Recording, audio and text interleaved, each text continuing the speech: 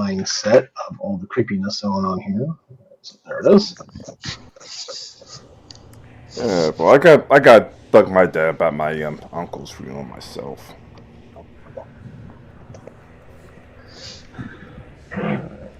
Before we get started, does anyone have any questions about anything involving the game that I can answer real quick before we get started? Comments, concerns, complaints?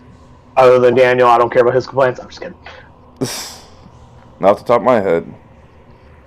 Nothing I can think of. Wow, Daniel looks like he's up to something. I'm pretty sure that's his default state. Oh, Spencer, get longer arms. Got it. I'm lazy, I didn't want to get up.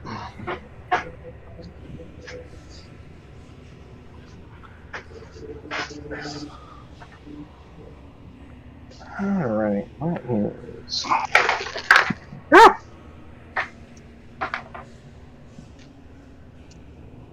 The dice of destiny! 1, 2, 3, and 4. Chimpan! You have been chosen by the dice of destiny to regale us with an epic tale of what happened last time. Tell us of your titanic struggles. We attacked the house. Yeah? And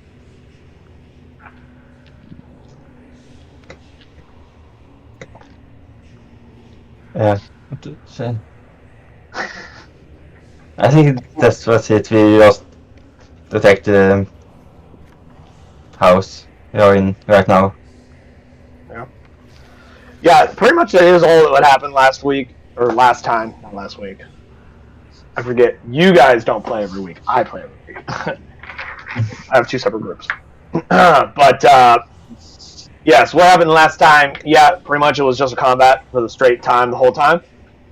That being said, as a reminder, the last thing we left off as, which for Kiri's benefit, because he wasn't here, was that after you guys explored the house for a little bit and kept getting ambushed by chokers as you've slowly whittled down their number, or at the very least made it to where they're not as inclined to jump you as much due to the fact that they've tried that a couple times, and while they have fucked some of you up a little bit, for the most part,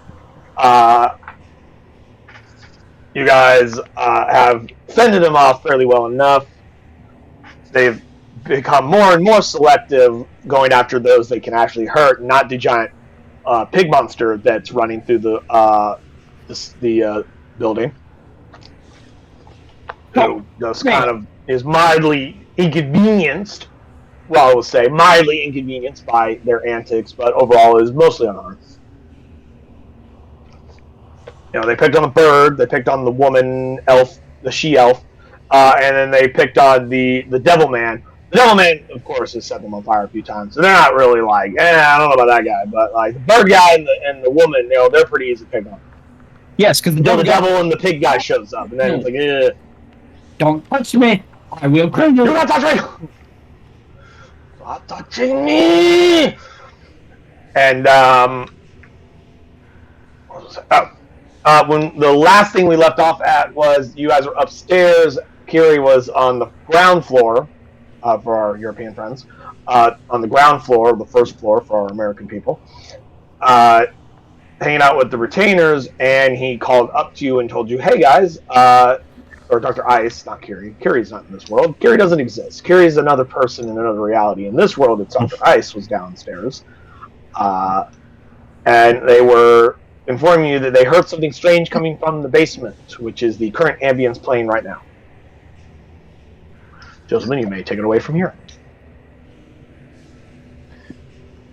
What's up that soon? There we go. Alright, so looks like everything's downstairs. Of course. Of course you want. I'll be downstairs. Of course. Yeah. Can you hear me? Got everything set up. Got everything set up. Okay. Like, I think Jim Pan was trying to say something. And Yep, you gain 14 plus 4 temporary HP. Wow, burning quite a large number of your pool. I see. to 10. who? I'm pretty much still Jim at Pan. max. That was for Jim Pan. He had 3 hit points when we just started. Just now. And 4 temporary HP. Yeah, make sure you keep track of that 410. Yeah. Yeah. Well, Ty, for a change, has not taken really any injuries in any of these combats so far. Which is... Yay? Yay, indeed. Oh boy. Well, I'm the Chank. Let's go. All right, crew. Let's finish this off. So we can actually go back to pirating again. Everybody go ahead and roll me a perception check real quick.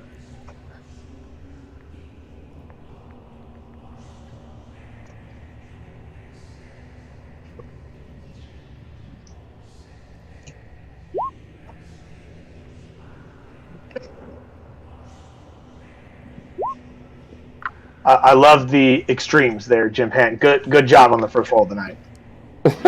You get an inspiration dice for that? Nah, no need. It's a group check. I just need some of you to make it. Cool. Kiri, outside you hear those little whistles that you know city guards have. You hear them like off in the distance. You're the one who hears this because they're still kind of far away. But you hear like the whistling of like guards calling out to other guards and whatnot. And you hear whistles responding to those whistles, and you hear those whistles start to get not quickly, but gradually they start to get louder, as if there are people starting to converge on this location. Guys, I think we might want to hurry our ashes up, because sounds like the city watch is getting close. Let him hurry him fast. I'm going straight downstairs. All right. I'm going to send the... Should we send the troll down first? A troll? The troll. Oh, cool. The one that Sariel's controlling. Oh! This one. Yeah, send him down first.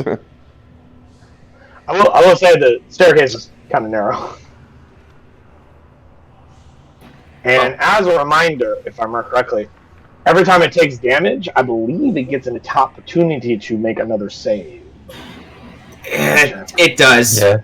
Yes. I should go down Just first. giving you that information as you see fit. So we're familiar with it. Go ahead. Just kill it now. Could certainly just kill it now. Okay. Kill yourself. No. Well, you can't command it to kill itself, but if you all say we're just gonna jump this thing and just gank the fuck out of it, I'll just remove it because I ain't gonna make it go through a whole fucking Let's gank combat it. rounds. Alright, let's just Gank gank it. Like if you all just immediately attack it all at once and just beat the shit out of it, I'm just gonna. It's dead. Everybody get it. Okay. Alright. Now, do you want everybody to go down to the basement, or do you want only some of you to go down to the basement? Because the basement, one, the stairs are kind of narrow, and two, it's a basement, so like you can imagine how much room is down there. So you may not want everybody down there because it may make maneuvering more difficult. You may want to leave some people up here as like perhaps a rear guard, or you all just come busting down in there like a fucking flood of people. Up to you. At the very least, the captain should go first, because they'll probably have normals. Yeah. They have normals. Alright, I'll go down first. Anyone want? We'll follow you, Captain. Of course.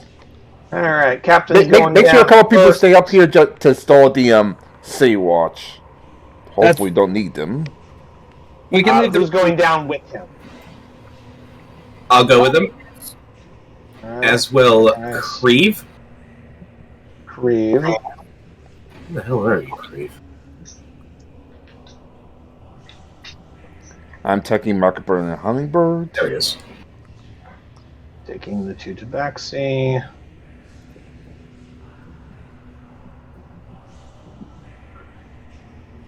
Anyone else? Master Creed will go down last. Okay. I'll get a marching order in a moment. I was just getting precisely who was going downstairs. Yeah, let's send Sariel down as well. I feel like she needs to be there for this. I don't know why.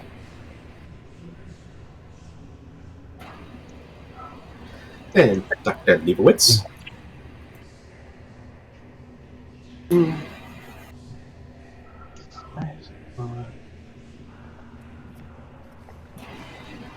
Can the Draconic Spirit come with us? You can't even get into the house, first off. Have the drone patrol outside, then burning Sea Watchmen that try to approach. It's a concentration spell, so he may want to let it go. Oh, right. That's weird. I have Jimpan's token on another map, and for some reason it still has it listed as 3 hit points, even though I have it all linked and connected properly. So when you change your hit points on the other map, it should have updated it on this token, and I don't know why it's not doing it right.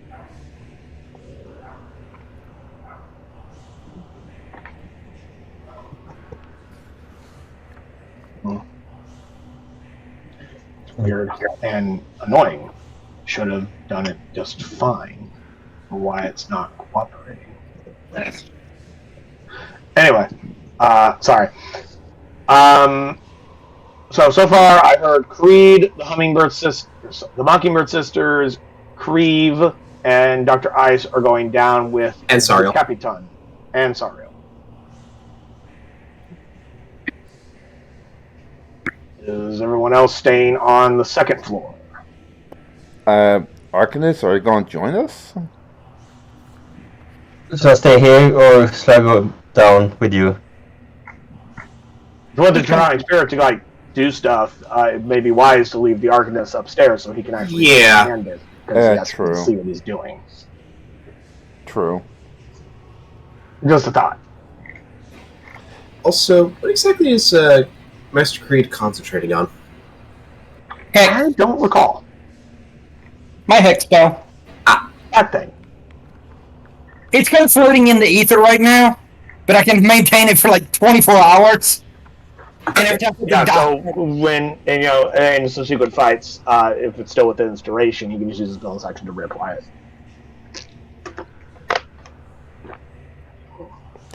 Alright, Arcanist, you take care of things up here. Hopefully we'll be back before you have to fight. Alright, so I'm assuming the captain's going first. Who's going behind him? Who's number 2? There are 7 people. Who's number 2? You have to go down one. Leibowitz. No! He has the highest AC of us all. He wasn't in the group that was going down. Why would he be there? Alright. Let's see then. The people I heard that was going down the stairs was Captain Torg, Mockingbird, Hummingbird, Dr. Ice, Creve, Sariel, and Master Creed. Those are the 7 people that I heard names of. Then Creve goes down. Okay, Creve's number 2. Then Sariel. Then me. Sariel number 3. Then Dr. Ice. He was no longer concentrated on this spell anymore. Number 4 was Dr. Ice, is what I heard. Who's number 5? I guess the Hummingbird. Mockingbird, then Humming. Thank you. The Songbird Sisters, okay. Mockingbird, then Hummingbird, and then Master Creed coming up the rear. Yes. Okie dokies.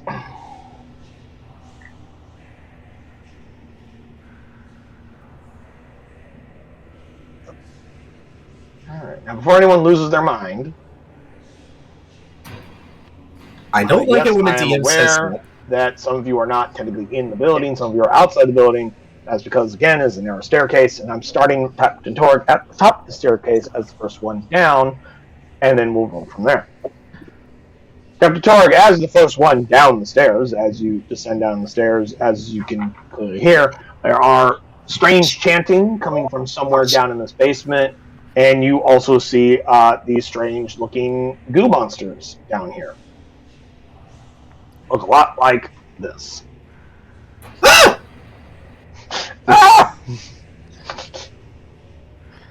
Yeah.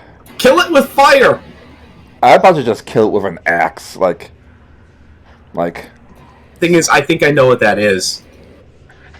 You could kindly roll initiative, gentlemen, before you move, Captain Torg.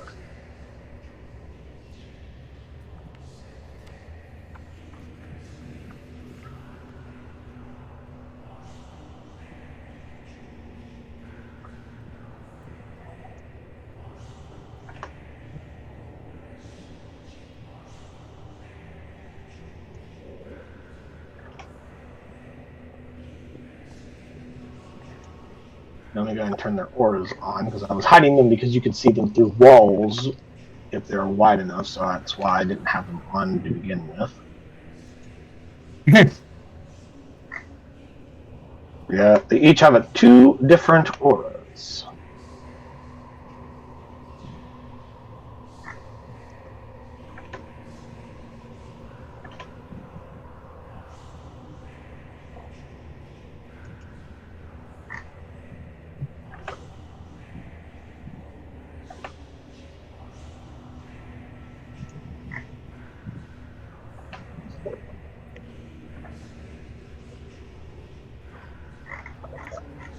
I'll have them roll initiative. Shabam. I'm suddenly very scared. You should be very scared. Oh god, it was what I thought it was.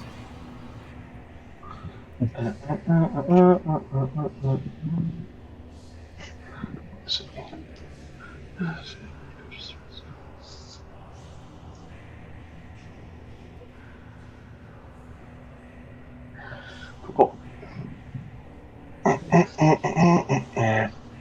Captain Torg, you are the first to act. I would like you to roll a wisdom saving throw, please, as you are starting in one of their auras.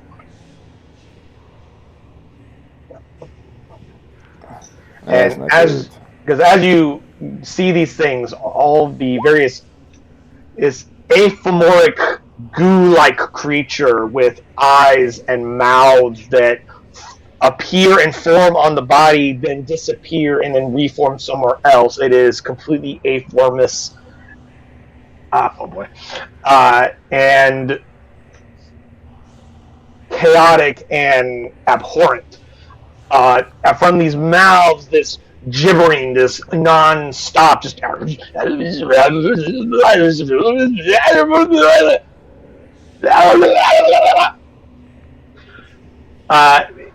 from them. And since you failed the DC 10 wisdom save, you see, on a failure, the creature can't take reactions till the start of its next turn and rolls a d8 to determine what it does during its turn. Please roll that d8 for me.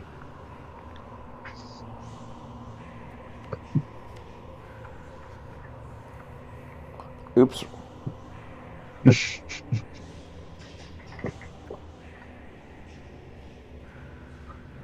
Alrighty. Let's see. On a 1 to 4, the creature does nothing. You will stand there in the stairwell as this insane gibbering enters into your mind and confounds and befuddles it, and you are confused for a moment, momentarily mentally stunned. Lame. Master Creed, you're like way in the back of the line. You don't know what the fuck's going on there. You hear a lot of like strange noises down in the basement, but like it's hard to tell because there's a bunch of people in front of you. As you are the second farthest person away from the battle, the most farthest person technically being Jimpan, who's not even in the initiative order. That's how far away from the fight he is. Jimpan was like, I want to go in tight quarters. Bye. Fuck you guys. Sucks to be you. He's like, Jimpan's like, no, fuck you. I've learned my lesson. I ain't going down there.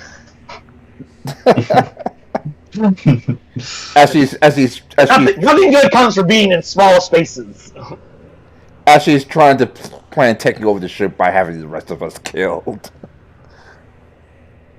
He was the one who was originally of an evil alignment, although I believe he's switched to neutral since then. I think he's good. He's the only good character.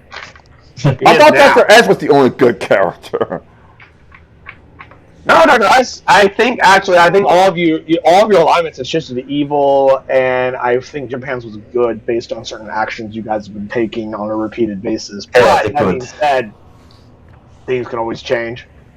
I mean, I saw a true neutral, went neutral evil, then went back to true neutral. Alright. Huh? The only one I care about is law, and that's the only one that Creed follows heavily. Yeah, Dr. Ice is true neutral at the moment. But speaking of Creed, what is it you would like to do on your turn? If anything. You just say, nah, I'm just going to hang out here. I just had a thought, what did the song Burton Sisters do? Stand by until further notice.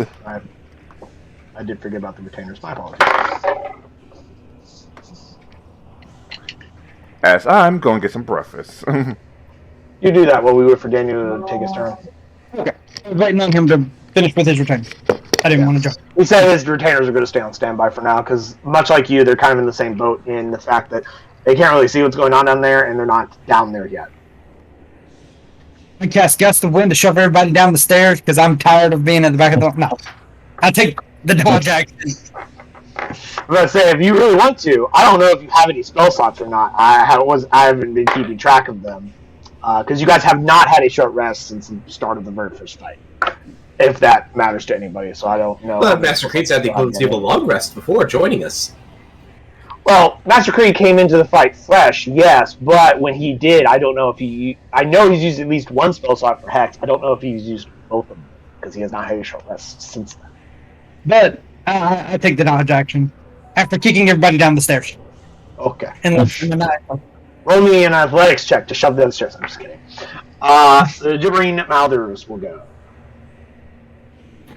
Plural? Oh, yes, plural. You don't see it, but Captain Torg does. Why do you hate us so? You guys thought you were playing in a piratey adventure game. Joke's on you, it's been an Eldritch horror game this whole time. Or at least it became halfway through when I thought, hey, you know what'd be funny? Some Eldritch horror monsters. Just to see what would happen. Let's see, it makes one light attack. And if it can, uses its blinding spell. Blinding spittle. The Mouser spits a chemical globe. At a point you can see within 15 feet of it, the glob explodes in a blinding flash of light on impact. The creature within 5 feet of the flash succeed on DC 13, dexterity saving throw, or be blinded to the end of the Mouser's next turn. Cool. I would like Captain Torg and Nyrix's Creve, because he's the person directly behind Captain Torg, to make me dexterity saving throws, please. He's getting lunch or breakfast. And I shall roll for him. But you said dexterity for Creve. I'll take care of that one. So we already did that one. Okay. Yeah, I took care of that one. Oh no! Anyone that got below a 13 is now blinded. Blinded by the light. Blinded by science! She blinded me with science! That says these abominations of God and men should not exist. We will use that symbol for blindness for now. Because we're already using the weird eyeball-looking thing for dark vision. Anyway, so Captain Torg is now blind. This one goes squelch, squelch, squelch. Let me check their speed real quick. Yeah, thought so. They don't move very fast.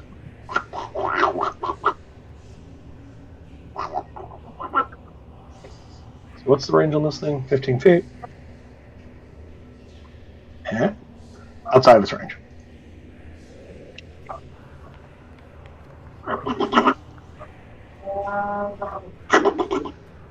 Squelch, squelch, squelch. I was scared.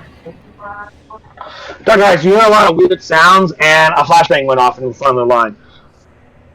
Although you can't really see what's going on down there, but 'tis your turn. Okay, I'm going to take my hooded lantern out. I'm going to turn it on.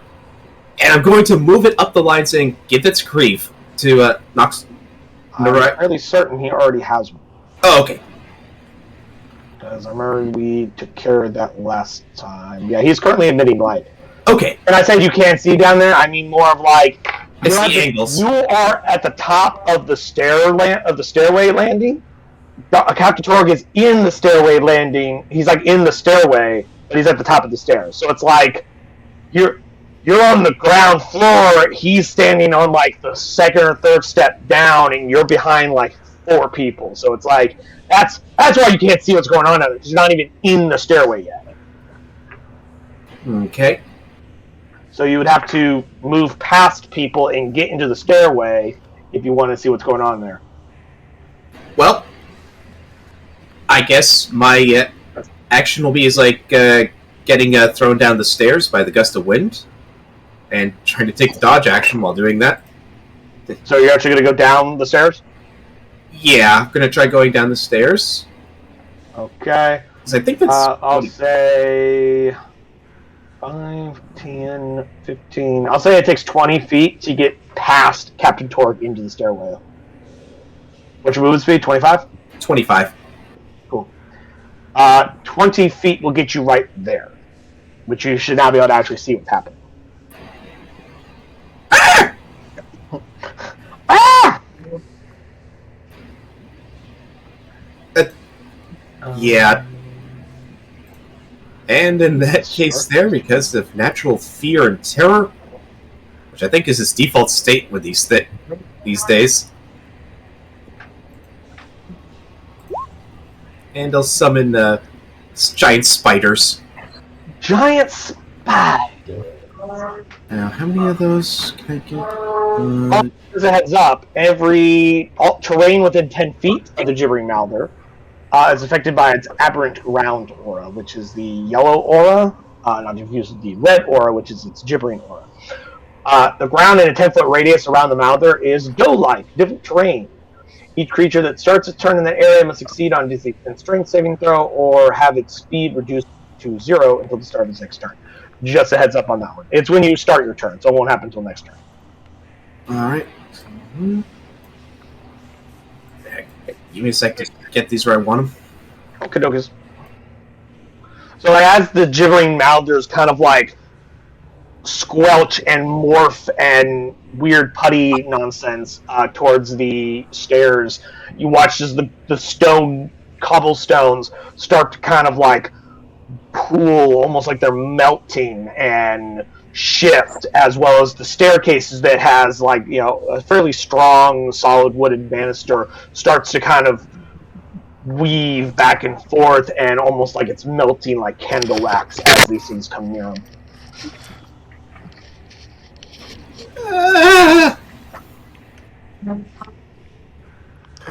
Alright. I'm almost afraid to ask what happened. You were blind. Who, all of us or just me? Just you. Oh, that's nice. Creve will move down a bit, just so he can at least... however much space would it... How much space would it be for him to move down? Wait, yeah, I was right there. It'd be like 5 feet that way. Do I have, like, line of sight with, like, any of these gibbering mouthers? Hold on. He would have to be in the stairwell, so he'd have to move past everybody else. So 5, 10, 15 feet would put him right there. So then he'd be able to see things. Like, in order to see what's in this room, you have to be minimum on the stairs, and you can't occupy the same space. So you guys got to come into the room. You have to clear the fatal funnel. You got to get into the room, guys, if you want to be able to do shit. That's Kill the way it it with is. fire! Kill with fire. I believe, yeah, he still has his Draconic Breath weapon and his Fire Breath. No. Yes, maybe. He does not have the Draconic Breath. I used that one. Okay. Wait. But he still has his Fire Breath, right? Yes. Or at least some uses of it. I don't remember if he used the Fire Breath at all last time, but but this is a new encounter, so even if he does have some uses of it, he can at least use it in this one. Right, it's probably been enough time. Yeah, because it says once every 10 minutes, but essentially what that means is they are encounter powers, as if it was like 4th edition, where it's like you can use this power once per encounter / per fight. Excellent. And this counts as a new encounter because I had your mission. But I do know it's once every you can use it 3 times a day. So most likely you have 2 uses left on it. Okay. Well, I believe you also still have access to Dragon's Roll. I don't believe you've used Dragon's Roll. I have not used that at all. Okay. So you had him go down here. My assumption is... Okay, I see. You wanted him to roll Firebolt. Yes. Cool. Well, unfortunately, I don't know if 10's enough. Yes, actually it is. Which one did you want to hit? The one that's, like, right in front of me. One So, right like, at the staircase? Yeah. All right, the foot stairs. Cool. 18 fire damage. Check to see if they have any special resistances. Let's see. Nope, not against fire. Okey-dokies. Alright, is that all for you, Dr. Ice? Saria will be, like, right behind Creve. So she probably won't be able to see what's going on. Can't be behind Creve because Dr. Ice is standing there. Then behind Dr. Ice. Basically, get further down the stairs. Torg is there. Garrett, this is the top of the stairs. There's Captain Torg, you, and Creve. In order for Saria to be in this room, she has to be right there. She cannot be on the staircase and still occupy one of your spaces. You guys have, if you want to all be in here, you have to go into the room. That's the way it works. You gotta clear the doorway. Saria will just take the dodge action then. Alright. I'm right there for right now.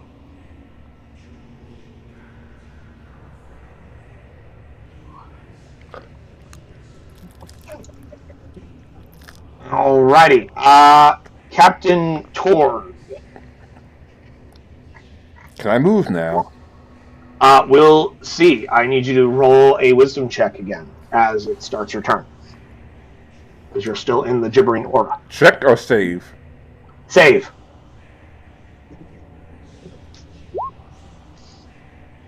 You passed. You get to do stuff now. But you're blind. Huh? You are blind. You are blind. You know relatively where they are, but that means that you have disadvantage on attack rolls to, like, attack things. You can just follow the sounds of their gibbering. You'll find them eventually.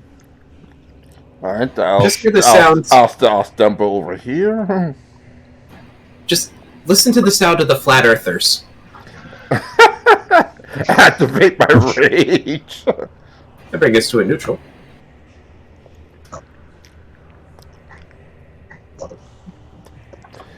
Wishman Storm Order. Yep. You assume there's something near you.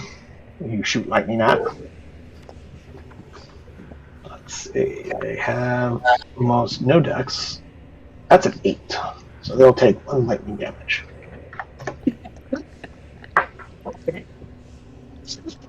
Like tusk attack?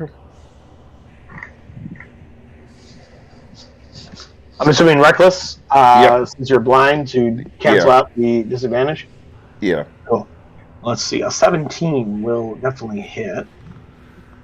Yeah, might as well go reckless because you blind. Everything has advantage on you. Might as well just get something better out of it. So, what level does your Storm Aura's damage increase? Increasing to 2d6 at 10th level. What level are you guys again? 9. 9. Okay. No. 9. Alright. So you Alright. damage on that. Alright. Ah! And... Ah! 24 and 20. 24 and 25 is what I see. So that's another 25 points of damage.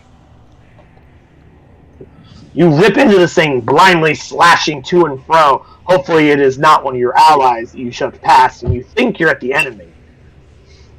And you're like, excuse me, coming through. You start to take a sword up, and you feel like Creeve's hands on your shoulders, and he like slowly, and he like gently just kind of turns you slightly to the right towards the enemy. So it's like,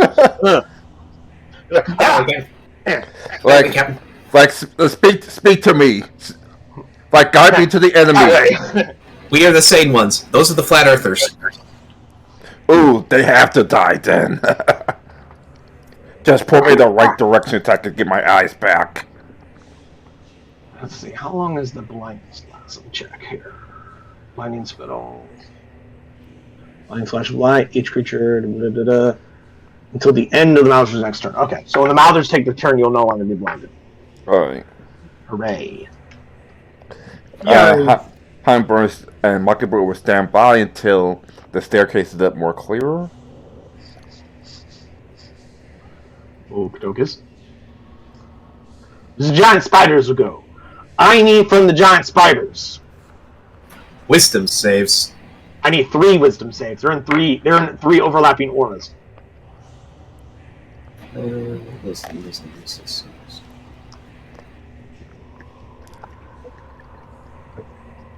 From each of them, by the way. Oh, so 3 for each? Yes. Okay, so that first... They both make their own separate sets. Yep, the first set was from the one on the right. Now let's do the one on the left. Cool.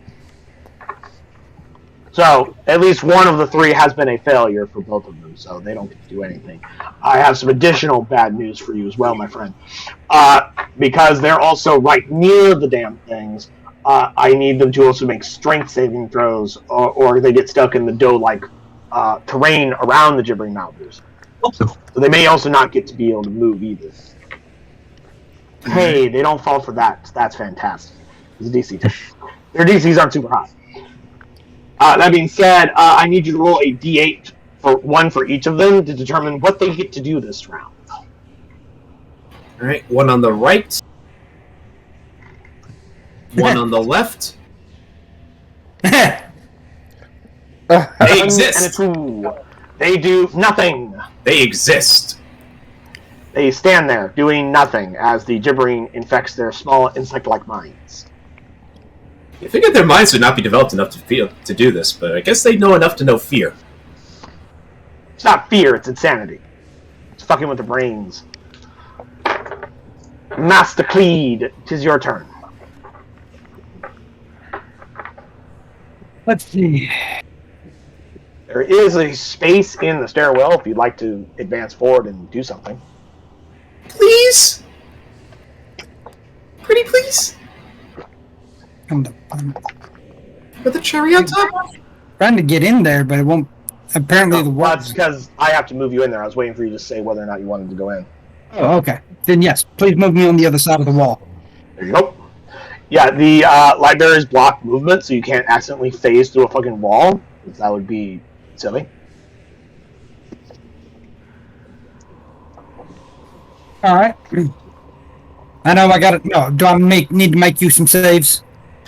No, it only happens when you start your turn in it. You haven't started your turn in it. You were up at the stairs when you started your turn. All right. This one is going to be hexed now. Okay.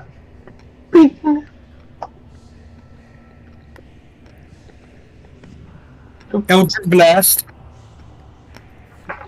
Alrighty, that first shot hits and finishes it off, so it dies. Okay. So the second shot can't be redirected at somebody else if you'd like. Okay, then it just takes 8 damage the second one. Okie dokies.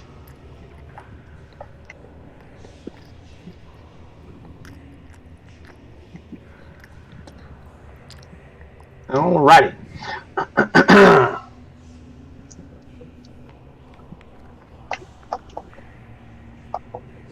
There's a lot of words down here. Anything else for you, Master Creed? Let's see. No, that's it. The Gibbering Mouthers go. Hey, you won't be blind at the end of this turn unless they. Assuming they don't hit them again, because all of them can do that. with the whole not doing nothing, does that mean I can't do any opportunity attacks? Or Let me check. Mouther, any creature. If other creature cannot take reactions until the start of its next turn, so no. The spider gets no reactions. damn.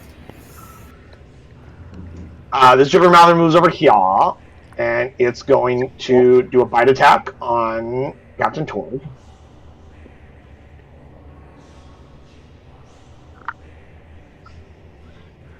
That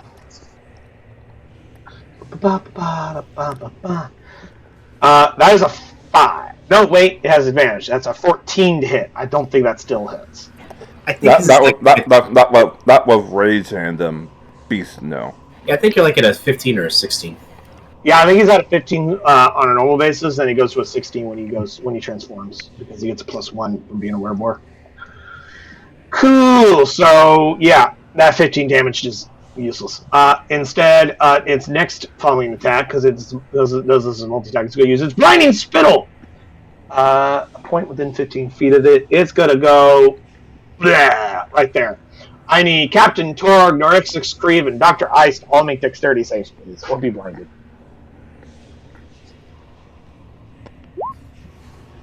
Fail. Pass.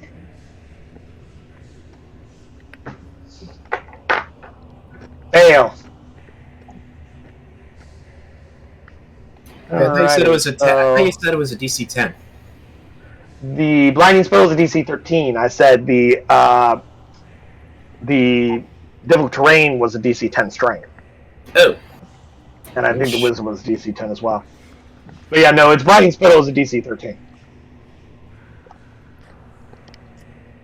Loop.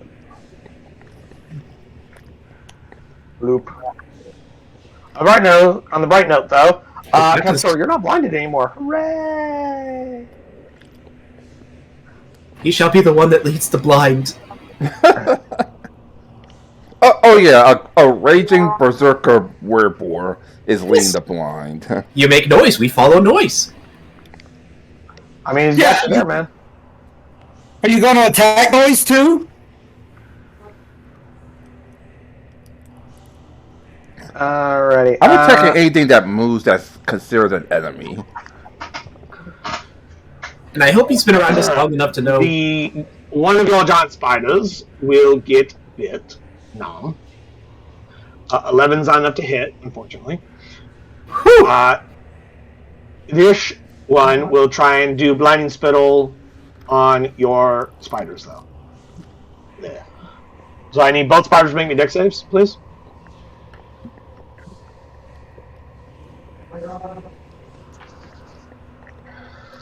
Cool. Yeah, one is blinded. The other one... No, actually, no, they're both blind now. For God's sake. I mean, multiple eyes makes you easier to be blinded, apparently. Well, mechanically, I think technically, normally it would make it harder, because most creatures that have more than one set of eyes have an advantage on it, but it doesn't matter. That's the gibbering mouthers, because they only can move like 10 feet. Dr. Eyes, it is your turn. You're blind. What would you like to do?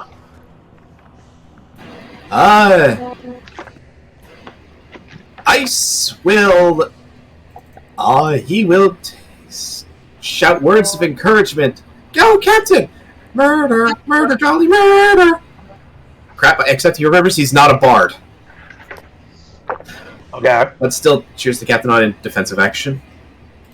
Oh, sorry. I did forget one thing. I need Dr. Ice to make a wisdom save and a strength save, please. I forgot about the orders that you're standing in. So you don't get to do what you think you were going to do. In his head. But you're not stuck in the ground, amazingly. I love the druid fails the wisdom but makes the strength save when he has no strength. Yes! How? And it's only like a DC 10. You only had to beat 10. I literally had to roll a 3. I had like a 85% chance of success. You had a 20% chance of success.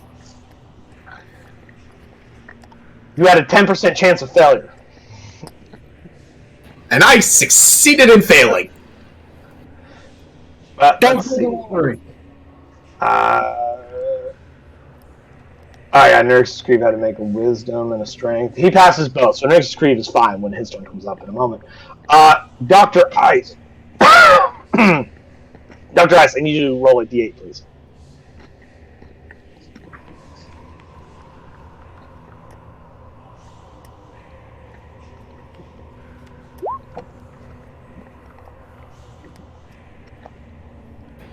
I'm very much liking these ones, aren't I? Apparently. Dr. Ice, you will do nothing. Moving to Creve.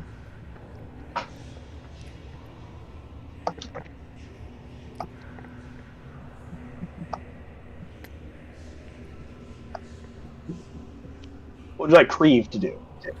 Well, first he has to make he first did the wisdom and strength save. You just did it.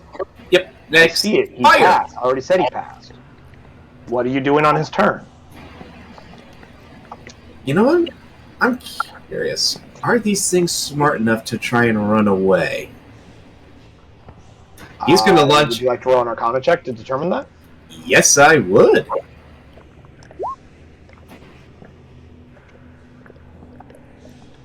Have Creve roll an Arcana check.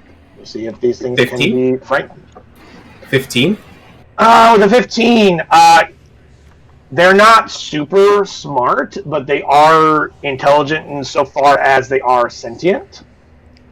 Alrighty. They are of sentient intelligence, but they are below average human intelligence. So Hopefully they're better than dogs, worse than people. So they got the lizard brain levels. So No, that's worse than a dog. I said better than a dog, worse than people. ah, Lizard brain will be intelligence of 1. Dogs are intelligence of 2. Average human intelligence of 10. alright. Be sentient. I believe you have to have a minimum of 3 intelligence. They're like a 5-year-old kid. I'm gonna Like a drew retarded dragon roar. human. Yes.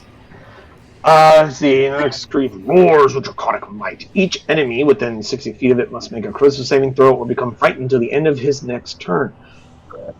On each of its, it says its. I should say his. I'll fix that later. A frightened creature must take the dash action and move away from Nurse's Creep by the safest route, unless there is nowhere to move.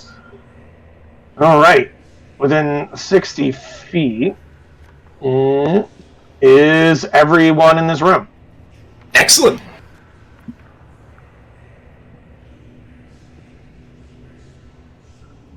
One, 2, and 3. He unleashes a draconic roar of might. And all of them just kind of shrink away like. And they're all frightened. Excellent.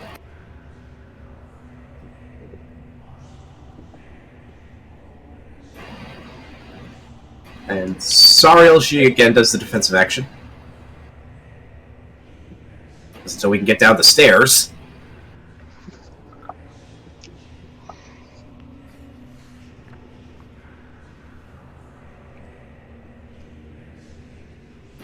So on each of its turns, it must take the dash action to run away.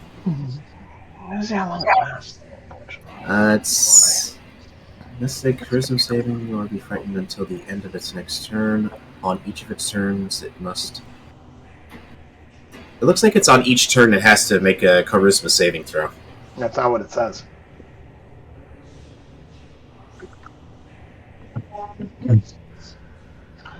So anyway, is that all for you, Dr. Ice? Yes. Captain Tor, it is your turn. Ah! Storm Warrior.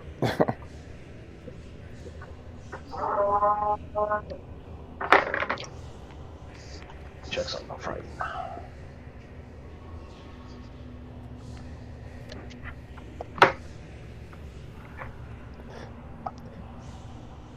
Hello? I'm checking something on.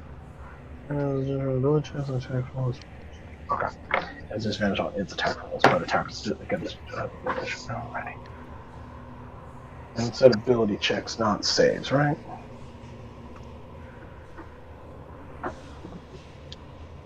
Ability checks, yeah. 7 on that deck save.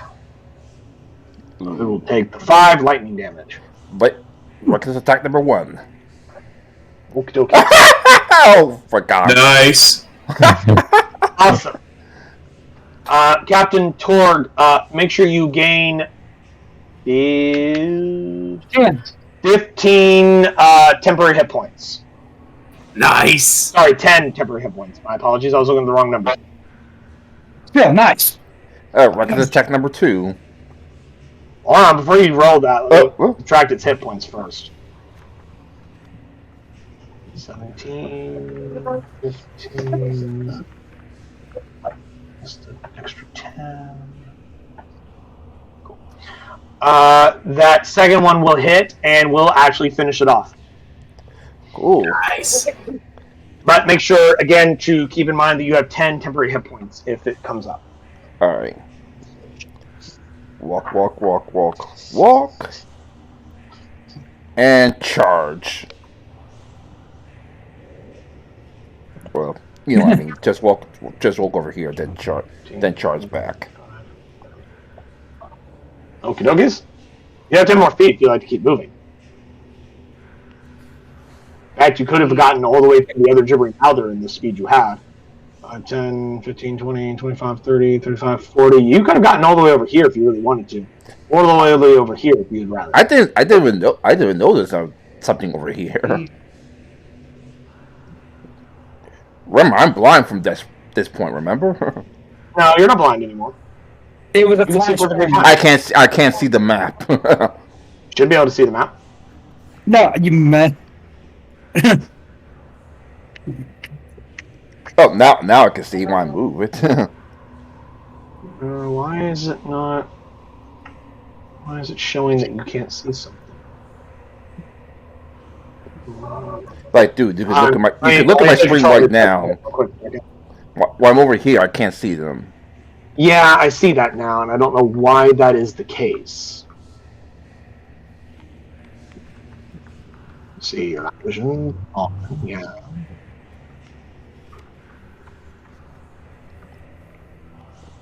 What the hell is there that's preventing you from being able to see? Well, that would just drive straight down to here.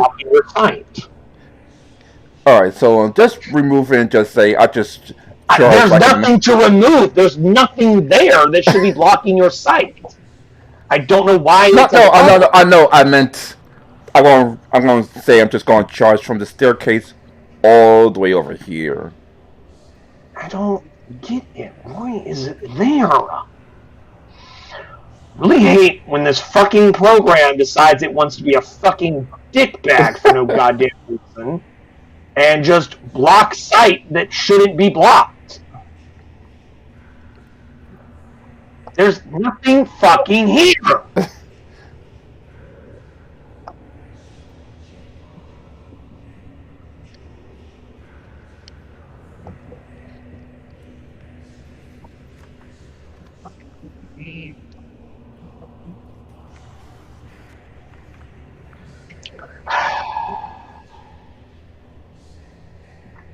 I don't get it. I truly don't understand what the hell's going on here. I don't know why it's blocking line of sight. I've fucked with as much as I can. There's nothing fucking there. I don't know why it's doing this. It's pissing me off. I hate when it does shit like this for no fucking reason. Like, there's no reason this should be a problem, and yet it is. And I don't understand why. There's literally nothing there that should be causing this. Maybe anyway, it's a... your second attack, what were we doing with it? No, wait, your second attack finished it off. You were charging with your tusk. Okay. It's a crit. Cool. Minus 24. The gibbering maw runs away and becomes a rare gibbering maw. Ha. It is an aberration, so therefore it cannot be affected in that manner. Yeah, that would make it too OP. If I just remove these walls, maybe then... Did that fix it? Yeah? But why were those blocking it? There was nothing fucking there.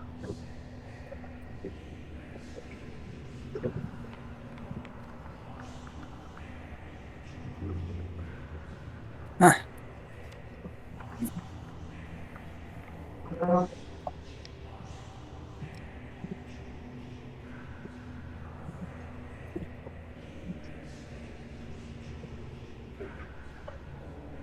There we go.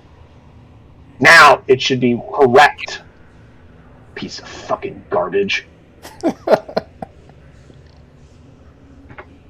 redo the fucking wall for some stupid reason. That better be the only damn thing that it's not working. Here, hold on. I'm gonna take your token for a second here. It is now mine. Checking something real quick. All of a sudden, Captain Torg just suddenly starts floating, Exorcist style. See, his god says he must go somewhere. Okay. Your token now. I just had to check to make sure there weren't any other mysterious walls where there were supposed to not be any fucking walls. Captain Torg, is that all for you? Yeah, Microburst Rumper will still stay on standby. They can make Just can't until at least people move out the steps. Well, of course.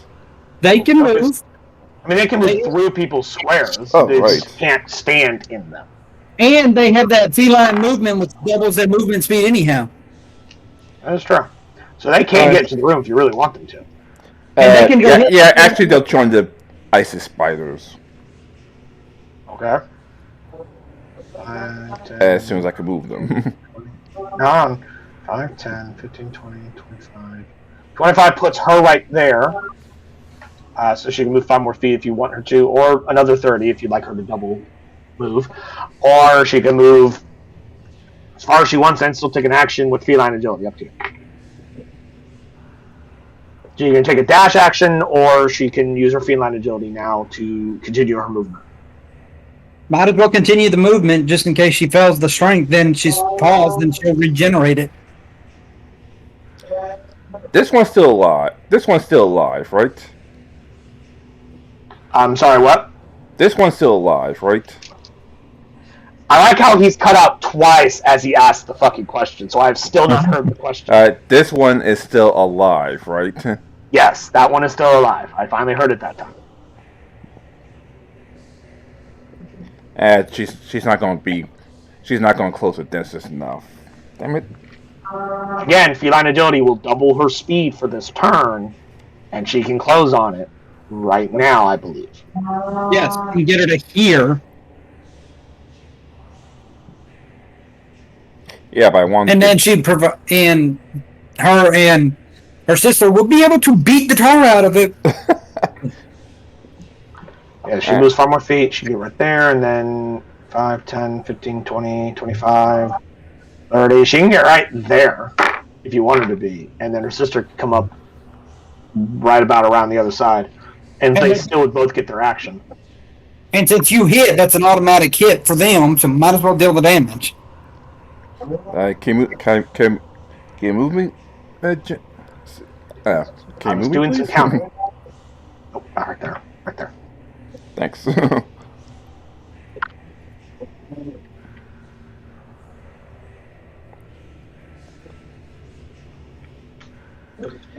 Five slashing. 6 slashing. And now that's officially the end of my turn. Awesome. Ice, I need both your spiders to make me a wisdom save, please. Just one for each, or? 1 for each, and I need at least one of them to also roll a strength save. Alright. One on the left. Really? Level 20. He is totally fine. One on the right. He is not so fine. Roll that one, the one on the right. That one also needs to make a strength save. I should reverse the order. No, it's fine. Cool. So not only does it not get to take any actions or reactions this turn, or rather, we roll randomly. Go ahead and get that D8 for me when you while I'm talking. Not only does it not get to have its reactions, we're going to randomize its action. It also has 0 movement speed this turn. It runs away. Can't run.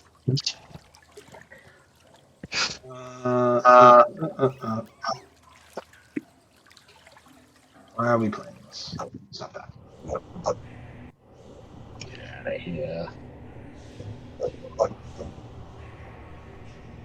Okay, with a 6. What happens on a 6? Let's find out. Let me get the gibbering aura. Let's see. On a 5 or 6, the creature takes no action or bonus action, uses all its movement to move in a randomly determined direction, of which it has no movement because of the failed strength save. So the spider just stands there and like it wants to move, but its feet are like stuck in the ground that is now much softer than it was a moment ago, and it's just like.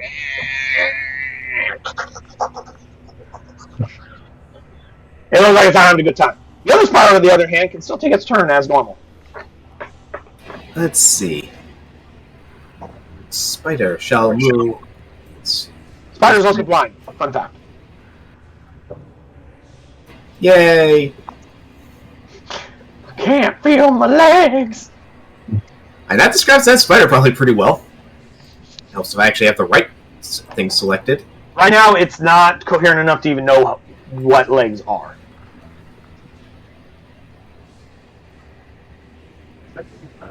So what is this spider doing? Oh, okay. Okay. Move over there. And was it 30 or 40? It was 30. Yeah. Uh-huh. And so that gibbering mouther's just out of range. Is it? 5 feet. Out of range of what? A bite attack.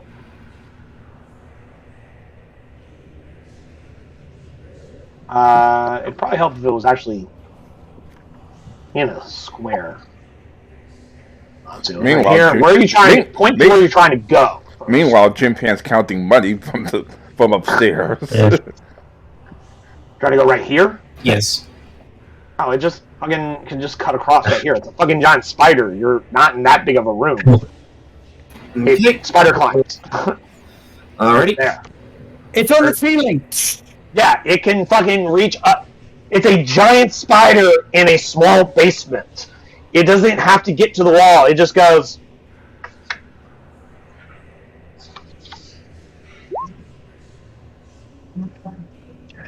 It just reaches up and grabs the ceiling. Yep. And then can just plop back down. So it's right there now. That's where you wanted it to be. Yes. And he's going to bite this gibbering mouther. Cool. Do so with disadvantage because it's blind. 12. 12 is enough. Let's see. 10 piercing damage. And 9 poison. Please It tell me. is immune to poison. Oh. Why is Never every- mind. Nope, sorry. It was condition immunities to prone, not damage immunities to poison. Oh, thank My God. apologies. Oh, thank God. It still gets a con save, though. Of which it passed. 11 Constitution saving throw, the poison damage on That's taking half the it on a poison damage success. on the failed save, or half as much on success. So we'll only take 4.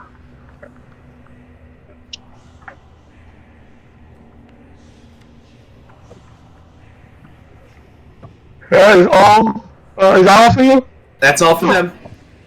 Cool. Master Creed, it's your turn. Cool. Unlike your friends, you're not in any aura, so congratulations to that. Yeah, I have not started my turn in an aura yet, so I'm still good there. Because your turn's late enough that by the time it comes to your turn, the ones that are near you are dead. Out of curiosity, can I jump? Is there a railing that I can jump there? You want to slide down the You can railing? lower the railing down to the ground if you want, yeah. Cool. And yeah. Give me either athletics or acrobatics to control your descent. I have wings. I flap. Okay? We'll say that's 10 feet of movement then. Cool. Eldritch Blast now on this one here. Okie dokies. I just wanted You to now get just cover because you're on the ground and there's a spider. I'm just kidding. I just wanted to get around. Let's see. Are you using your bonus action to cast a hex on it first or no? Yes. Yes. Okay. Yes. So, Eldritch Blast Hex on it with there. Hex. Alright, that first one is a total of 8 damage. It's still standing. Ouch. Oh, hey. 30 to hit.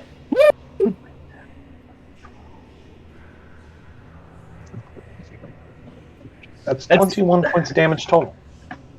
Still standing, but it certainly hurt that one.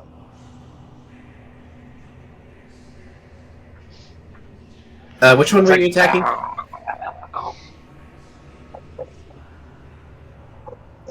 The one that Stormbreaker are double teaming. And that ends my turn.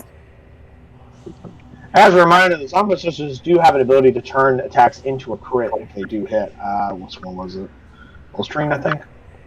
It's one of these. I know. Bolstering praise. In case you guys forgot, I was just informing you, making sure you remember.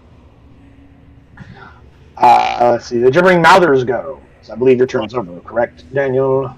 Yes. Alright, let's see, they are frightened, so they must take dash action if they can to flee, so...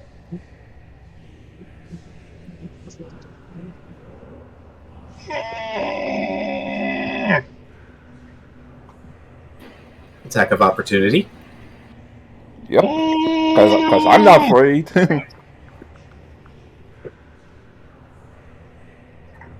Go for it! Oh, 17 damage! And 3. That the other Gibbering Mouth is probably going to die from the severe audacity of attack. Possible. It's possible. I need 3 op attacks. One from Hummingbird, Mockingbird, and the Giant Spider. Alright, I did the giant spider. and he just got them right now. See, the Giant Spider got a 9, so that's going to be a no. I think we got an 8. Yeah, because it's still blind until the end of the Mother's turn, so the Spider got an 8. Oh, 8, shit. Mockingbird and Hummingbird got 8 and a 20. Hey, one of them hit. So, had all 3 of you hit, it might have died. But Only one of them. you guys got to roll better than a 9. Or rather better than 8, because it has an armor class of 9.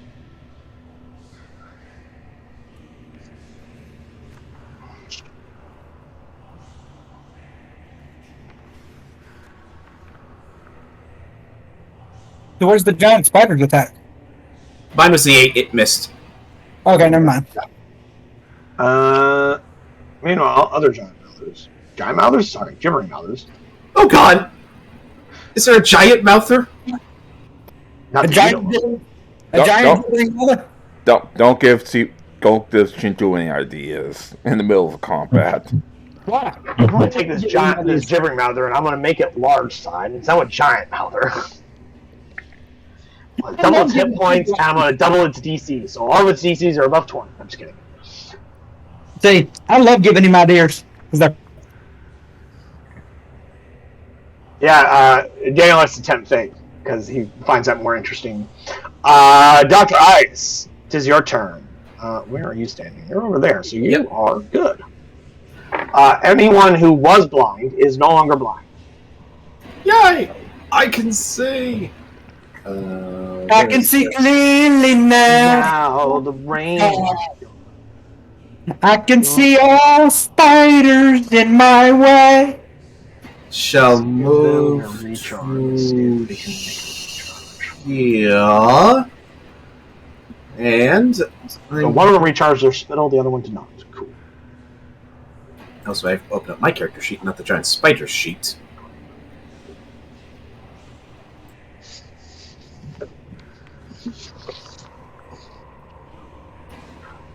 Okay, you moved, and now what? Okay. Going. This area here kind of is a nice little cluster. Yeah, it looks like there's a little like weird looking cave thing is in the wall of this basement. Kind of goes down into it a little bit. I'm centering my attack on this Givering Mouther, Nice. and I'm also going to need them all to make dexterity. Which one? This. The one you can't see? Oh, I can't see these guys? Not the ones on the left. You can see the one on the right, though. Barely. It will have 3/4 cover. How about the one over here? Yeah, that's kind of what I was trying to aim for, was this one. But if I can't see it, then I'm just going to have to readdress my... You pinged the one on the... You pointed at the one on the left. I said the one on the right you can see. Not the one on the left. Okay. The one on the left is completely blocked from your line of sight. Alright, so... On the right you can see barely, but it will have 3/4 cover. So that gives it a +5 on the bonus, just so you're aware. Alrighty, so... And now looking at your roll, a 20? Does not matter. Cool. So you hit. Let me see the full screen. Range spell attack. On hit, the target takes 1d10 piercing damage. Hit or miss, the shark explodes. Target in each creature within 5 feet of the point where the ice explodes must make a dexterity saving throw or take 2d6 damage. Cool. So I'll go ahead and subtract its 10. Sorry, it's 6 points, and we'll have them all roll dexterity saves, which they don't have super great. 1, 2, 3. Your DC is a 15. They yes. all failed. Excellent. So they'll each take an additional 6 cold damage. Excellent. Please don't tell me they're immune to cold. It's just They're not. They're not. They're only immune. The only immunity they have is their immunity to being prone. Because they're weird goo monsters. So like where is their head? Where is their torso? What is there to not prone? We go for the leg sweep. They don't have fucking legs. What do we do? They're aberrations. Like John Aberrations Kreese's are worst. weird with their anatomy. John Kreese's worst nightmare. He can't order his student to sweep the leg. Sorry. Creve. Okay, there it is. Alright. Looks like I could just see you. 10, Not the one down there. 10, 20, 25, 30. If you had had him move right here, he could see most of them. But then I'd have to make a bunch of saves. But only at the start of his turn, and that's only if they're still alive. It's like he started right here. Start of the go. Oh, if that's the case, do right here. And hello, people in breath weapon shaped area. Yeah, because breath weapons, go around corners and shit. Or I think they can. I don't know. I'm gonna say they can. You can hit all 3 of them if you want with your fire breath, if you wish.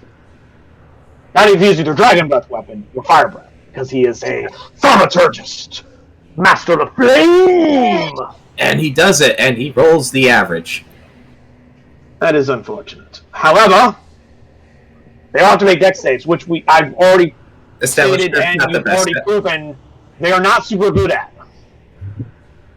Because they're blobs. They don't move very quick. They're not very dexterous. 11, 13, 15. Wow, I actually rolled pretty good this time. Creve. What is Creve's DC at his level? He's level 5 now. 14. So only one of them passes, but I believe he still takes half. It's half. Yep. Okay, I'll say the third one in the row. So 1, 2, and this one will be number 3. That one will be the one that saves. So he'll take half of that. So he'll take only 4 fire. The others will take 9. Which, funny enough, is enough to kill this one. Oh, thank God. Got one less. So he comes over and and just burns into that tunnel. You guys can also hear the echoing starting to increase in volume and in pace. At first they were just slowly chanting, and now they're like, Gotta hurry up. They're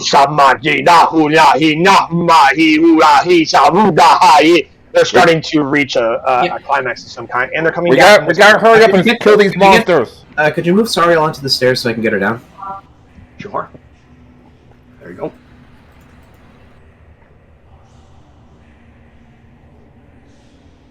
And we'll do the dash action. And move to... Yeah. She uses the dash action to move down to there. Okie dokies. And that's her turn. That's my turn. Alright, Captain Torg, 'tis your turn. Alright. Go over here and charge.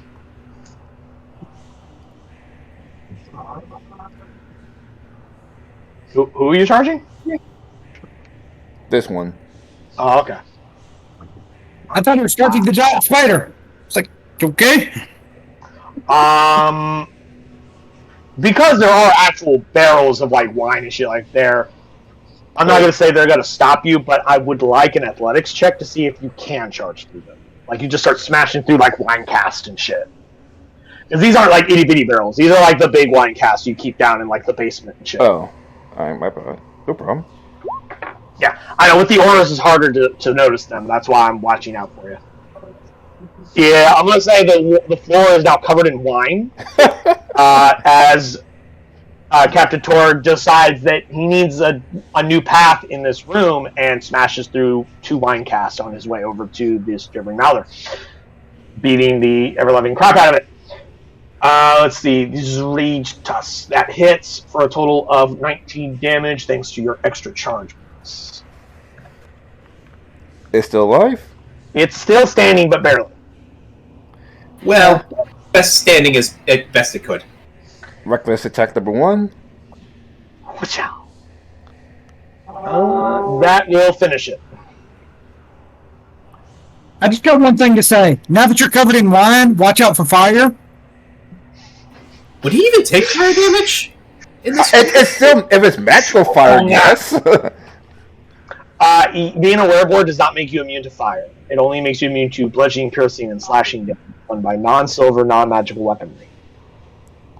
Also, while wine You can still be smart fire. I think that's the furthest I can move.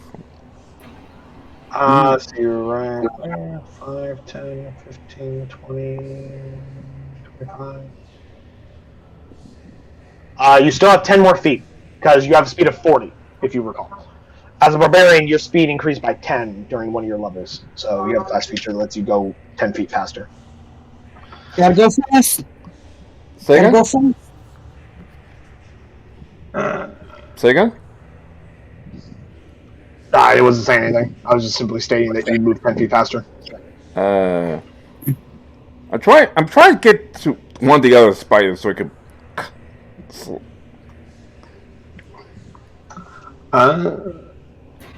Okay, so Mockingbird's going into the barrels.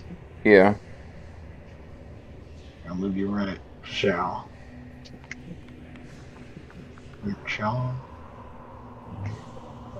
You're technically in the wall, but I'm trying to get you out. Actually, Oh, okay. But it's fine. You're not in the wall. You're not literally in the wall, but in terms of the map for right now, you're technically in the wall. But you can stand there. Unfortunately, that means her sister can't help her jump it, so, yeah, just attack. Well, I mean, you guys could kind of squeeze in, like, right there, I feel.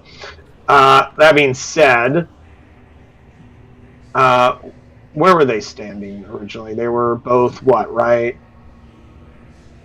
Like, one was right there, the other one... It was like this or something like that?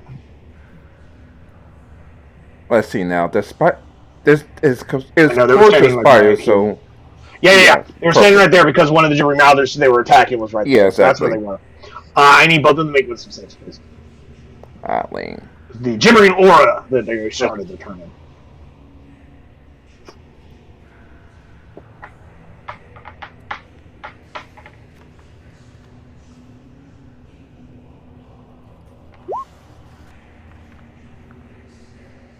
Pass.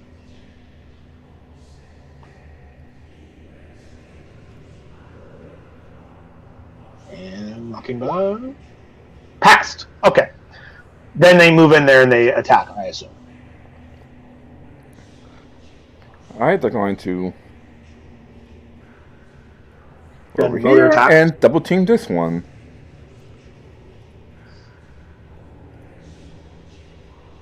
Seven damage.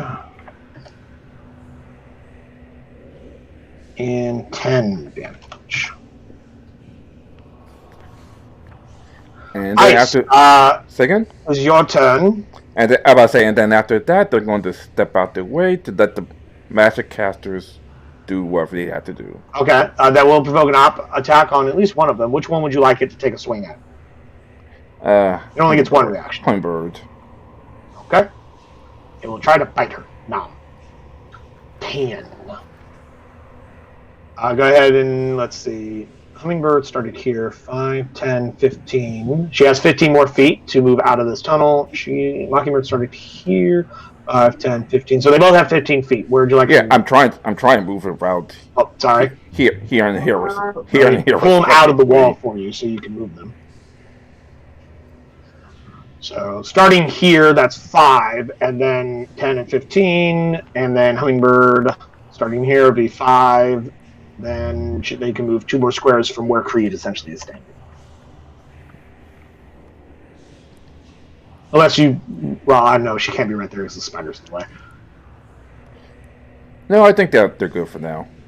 No, Hummingbird cannot stand there. The spider is there. It takes up right. It takes up 4 squares. So somewhere in this room that is within 10 feet of where Creve is standing, because that would be the first square they move through. Right there's going to be fine. 10, 5, 10, 15. No, within 10 feet of this square. Because that one would be 5, and then 2 more squares past that. Because he's standing at the entrance. So right there is where she could be. So here then? Right there is also 5. Alright. Kiri, your spiders are next. Okay. I need one of them to make a who's it? Wisdom. Yes, that thing. Yeah, I just didn't know how many I need. If I needed just 1 or 2. Just the one. I know it's hard to tell because they kind of when ores start to overlap, it's hard to tell. But with my slight color deficiency, strangely enough, I can't actually see I can better see the lines and separate them. Well, one failed and rolled a 6. Q with a 6. It will use all of its movement to move in a random direction. I will roll randomly for its direction. Up, down, left, right. The D8 roll and choose which way for the D8. It will start to climb up this fucking. It will run over here and start climbing up the staircase. Coward! Okay. Now, question: is it possible for the my spider to crawl through like this opening, or no? It can squeeze. Well, actually, if it was more than 5, if it was at least 5 feet wide, I would say yes. Technically, you guys going through this is squeezing. The spider is too large. Because as a large creature, it can only squeeze through a space half of its base size.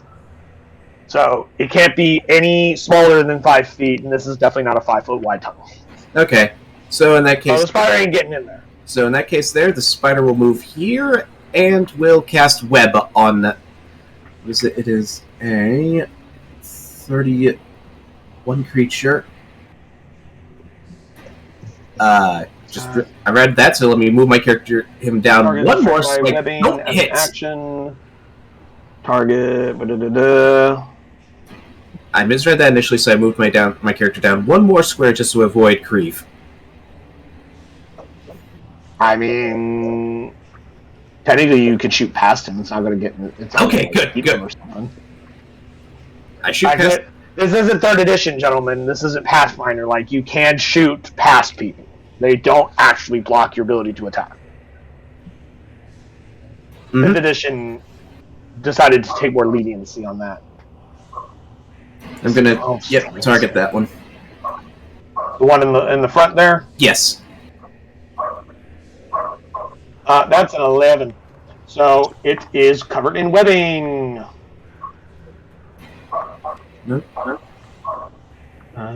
Target is restrained by webbing as an action. The restrained target can make a DC 12 strength check. Oh, so never mind. It hits and it is restrained. The DC 12 is for it to try and break out later. Okay, never mind. So it doesn't roll at all. It's just restrained. Mm-hmm. It's now covered in webs. Yep. That's the spider's turn. They'll be lashing for the coward later. Use that one. Master Creed, 'tis your turn. What do I need to save? I know I'm in part of an aura. Oh, wisdom, please. Okay.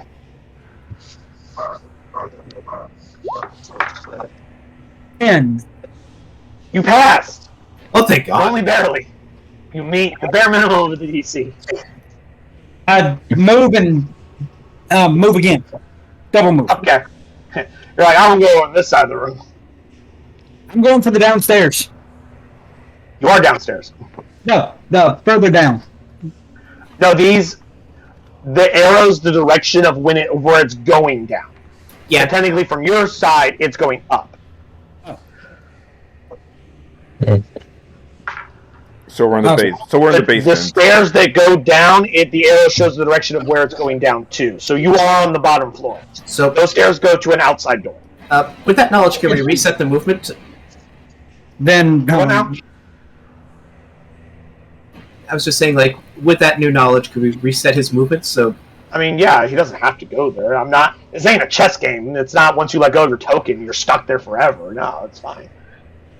I will move to there and move Hex onto that one and Eldritch Blast it. Okie we need to bully these things. Go for it. Wow. Ooh! Oh damn!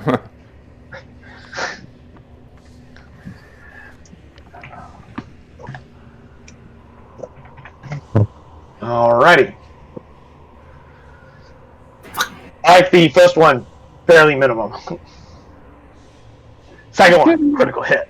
I'm shooting into the wall. The first one is my practice shot into the wall. The second one is my true. I'm finding my range. Only I could start with my second arrow. Is that all for you, Master Creed? Yes.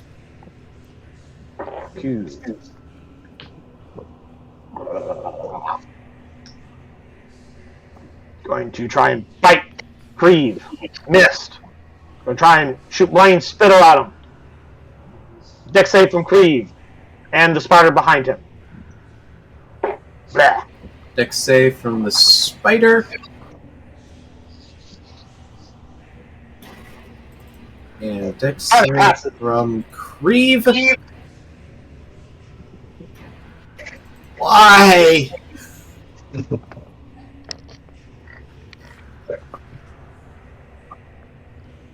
Cool. Creed is now blind. Maybe you can get a recharge and just breathe in there again. What? Yeah, I could do that. I still have the other one. Yes, you don't need to stay to breathe. Breathe fire. That is true. Cover your head in the crack and breathe out with it will thunder. Well, actually, you've already used your fire breath this fight. No, I still have the other one. You used Draconic Breath weapon last game. Yeah. That's like once per long rest. The fire breath is 3 times per long rest. See, there's Draconic Breath weapon he gets from being a Dragonborn, and there's fire breath from his class. They both do the same thing, although one does 2d6, the other one does 2d8. But only one of them can be used 3 times a day. The other one can only be used 1 time a day. Yeah. I've used up And being that I counterpart. remember because I know for a fact you used both of them against the Chules at one point. Because he got grabbed and you started just fire breathing the shit out of this thing. A very reasonable position, a reasonable thing to do. Of course, it is perfectly reasonable. But that just means that as of now, he has 1 more use of fire breath for the day, but he can't use it in this fight. He's got to use it in the next fight. Also, what exactly? That being said, the During Mouthers are pretty much done. Okay, so Dr. Ice, wisdom save. Don't fuck up this time. Helps if I open up my sheet and not someone else's. 12? You passed. Thank God. Do something useful. Duck. Kitty! Kitty? Where? Kitty? Oh. And here I go back to Discord to try and see the kitty. Tease. Alright. Okay. I am going to cast Fairy Fire, and I'm going to grab a cube. Why are Discord? Why are you being so slow to me? What was it? 20 foot? And 20 why foot. is Daniel showing us an upside down kitty? Cat butt.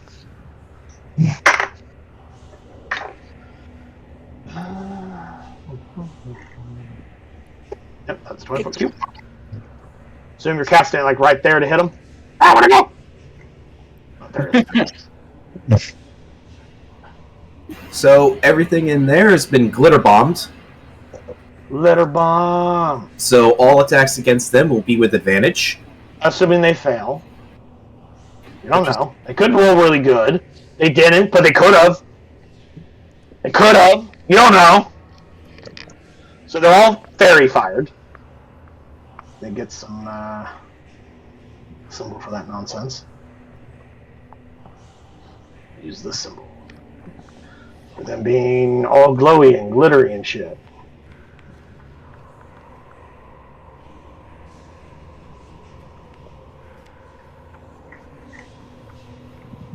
Okie dokies. All attacks against them have advantage now. So do they get to save at the end of each of their turns or no?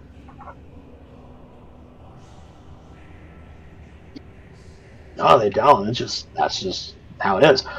Make sure that you are aware that you are concentrating there. Yep. I'm getting that down. You got it before me. Yep.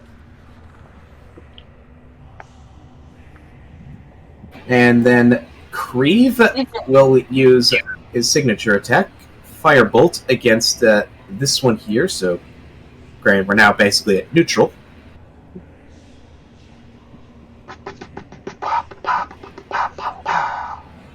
19 hits for 19 fire damage. It dies.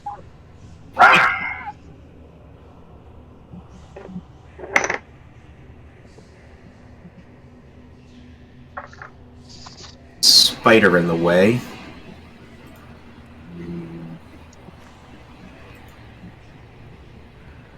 Yeah, she'll move to here just to stay out of the wisdom save thing, because I'm not trusting my ability to make wisdom saves with high wisdom characters. Yeah, characters are going to be really fucking good at this shit. Sorrow even has advantage, fun fact, because this is a magical-esque like effect, and she has magic resistance as a mind flayer, fun fact. I'm trusting that I'm going to roll 2 nat 1s. Of the glitter bomb gift there. I am good at wisdom saves as a warlock. I'm just trusting based on the training of my friends. It is your turn. Right? I'm assuming.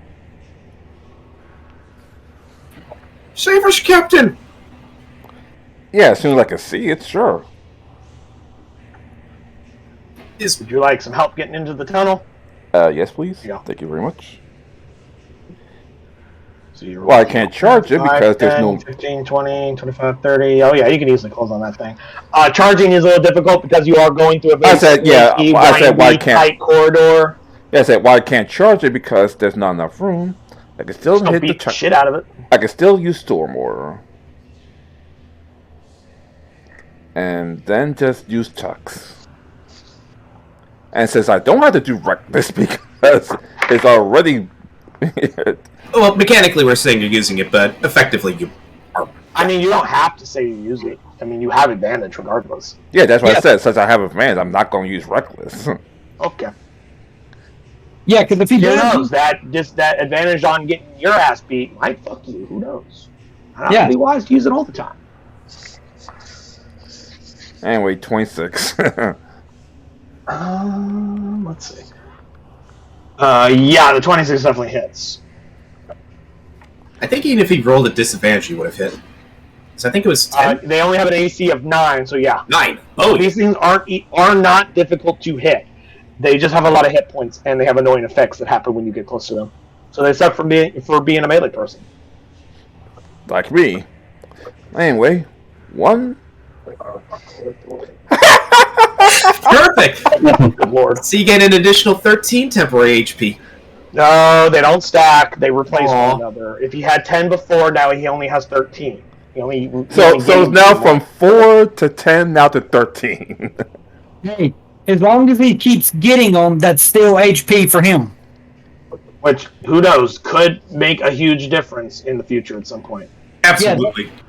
Yeah, 13 is literally one attack. Anyways, it's still alive. I doubt it. Let me check. Yeah, no, this thing's dead as fuck. Alright. Sister, search the... You have search 10 the more room. feet if you'd like to keep going. Say again? You have 10 more feet of movement if you'd like to keep going.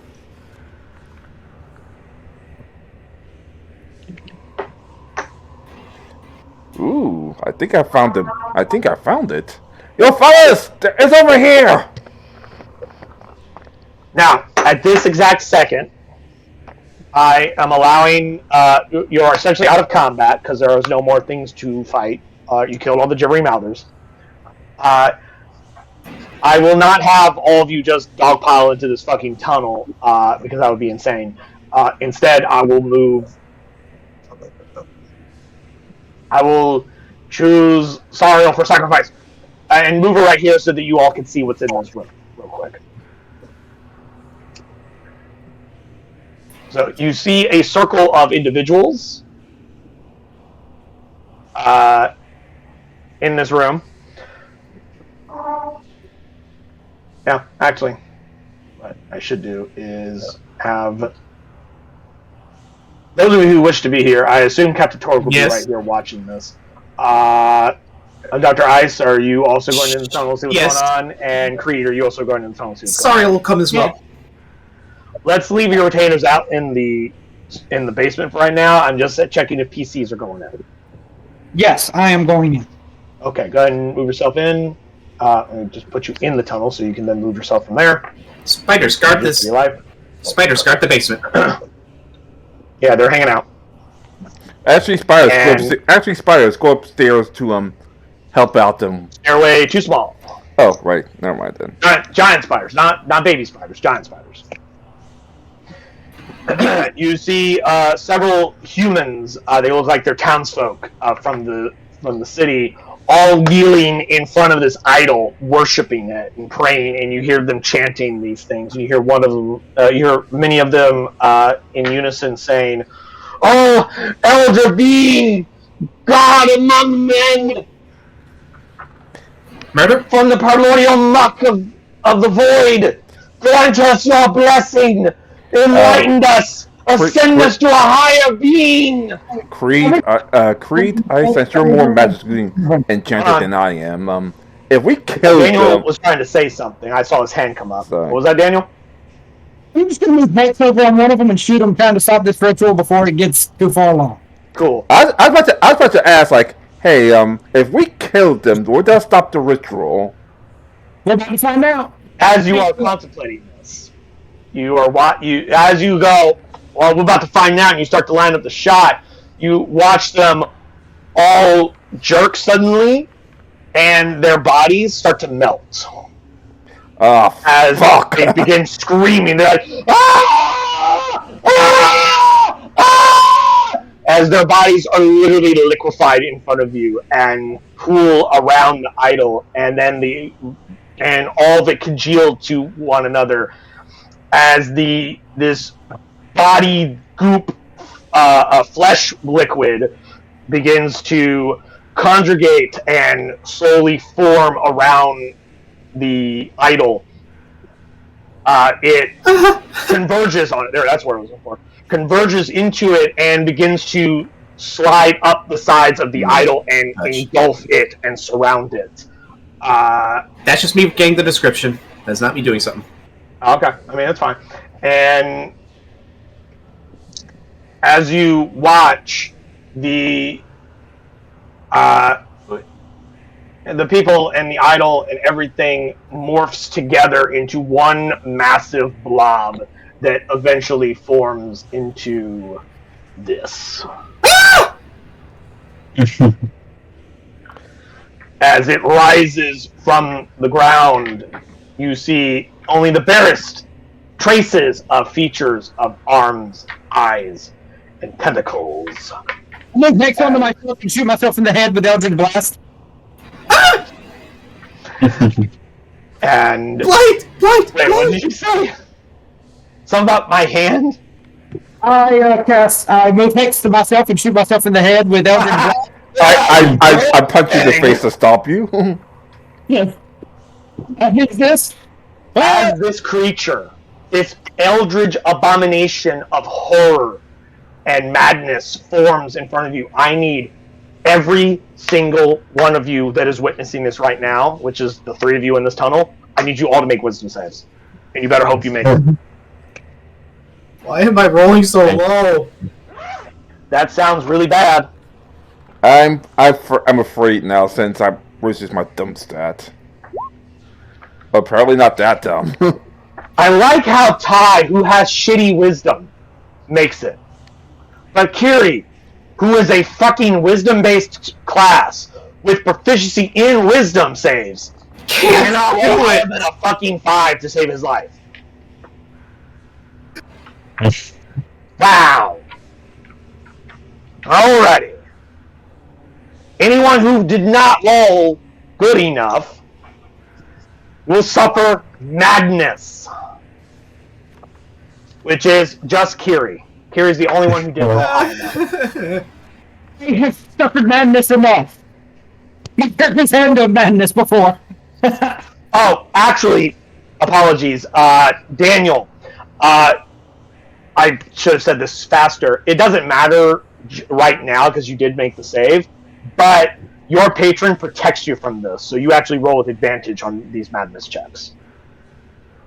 Yeah, all of a sudden you're just hearing that. Because, your patron is an ancient primordial being of the elemental plane and whatnot, and so, like, his power grants you some measure of protection. So, Eldritch Horror, Abomination, Madness rolls, you roll with advantage. All of a sudden you're basically just hearing Dr. Ice just screaming this stuff. Well, hold on. We'll see what Dr. Ice does. There's a table for madness. Alrighty, let's see. Should it be short term, long term? Let's see. I'm going to have you roll a D100, please. With a natural 20, Daniel, you will not have to make any more madness checks for the rest of this fight. The rest of you, we'll see. Yeah. And I was gonna finger blast myself away. You started to do it, and then you went, no, and I got this. I totally got this. Well, maybe I don't got this. Maybe I should run, but I ain't going to be screaming on the way out. 78. Let's see.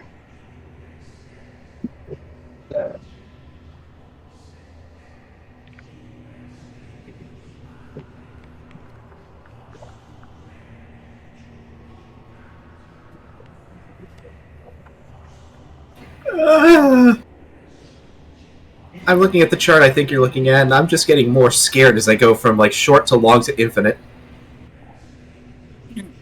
Although I'm pretty sure that infinite one is pretty natural, his default setting.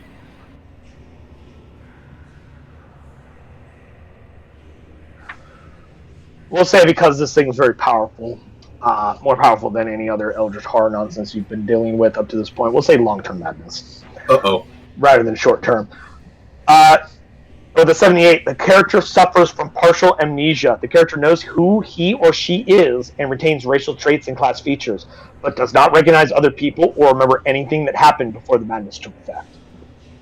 Dr. Eyes, you see this horror of nature, this creature that is the farthest thing from a natural creature you could possibly believe could exist. Like, beyond imagining, this abomination should not exist. It cannot exist. You cannot accept its existence. But it is in front of you. You must accept its existence, which is an anathema to all you believe, to all you know to be true. Where are you? You don't know. Who are the people with you? What were you doing up to this point? Where are you from? How do you know that this thing should not exist? Why do you know this thing should not exist? These answers escape you. All you know is you must flee this horror. I don't know who you people are, but run! And it will kill you and consume you into the primordial muck. I don't know who it is. Into the eldritch muck. It will make you a part of it, and you will become a part of the abomination if you do not flee. Or find a way to kill it. If it can even die. For such abominations may not follow the cycle of life and death, for they are against nature itself. At this point, he's probably just going to be reverting to Eric Cochran and going like, "Ah, run! Run! I don't know who you people are, but run!" Just scared bird noises. Well, we're not going to have a doctor for a few hours. No, I mean, he's still there. He just doesn't know who the fuck you people are. And I'm going to spider initiative again. I need all of you to roll initiative, including Jim Penn. Jim Penn, I want you to roll initiative too. Because odds are, I highly doubt they'll stay down in this basement.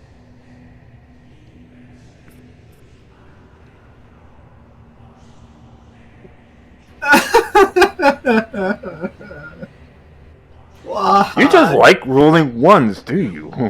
Why? He's too busy forgetting how to run. Alright, it's everybody. Let me get... I did better than this. Proper battle music that I had prepared just for this fight. Roll your spiders initiative. That's for there. And on your... I already rolled the spiders for him. Because I have a master token off to the side. So that one dies and I delete it, doesn't move from the initiative order. Does the dragon get an initiative order? Oh yeah, I forgot to roll. The Eldritch Horror? No, the dragon spirit. Dragon Spirit goes when Japan goes. Okay. Or goes after him, I should say. Yeah, it's called So a wait, token. puts it up to the second floor? Well, you know what I mean. Do you plan to stay here and take it on by yourself? Hell no! Would you rather stay here? I mean, you can if you really want. Hell no! Then let's go. Run! 1 moment, let me check something real quick. Make sure. Alright. Master Creed, you see this. What would you like to do about it?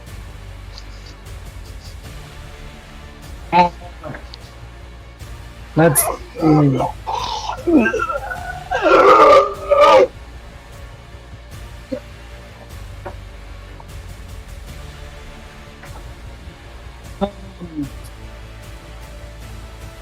Might as well move my hex to it. Okay. Blast it. In case it comes up or matters, what stat would you like to give it disadvantage on? Strength. Strength checks, got it. As a reminder, everyone, that is strength checks, not saves. It may or may not matter. And you're blasting it. Alright. Does 21... Both attacks hit. Oh, thank God. Wait.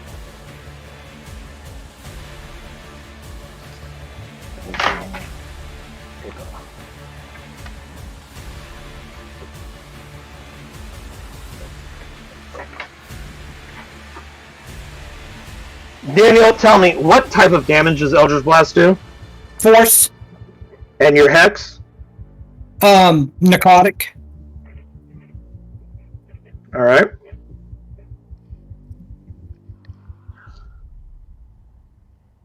The first hits, or sorry, they both hit. The first hit does your damage as normal. -5 for the total. Wow.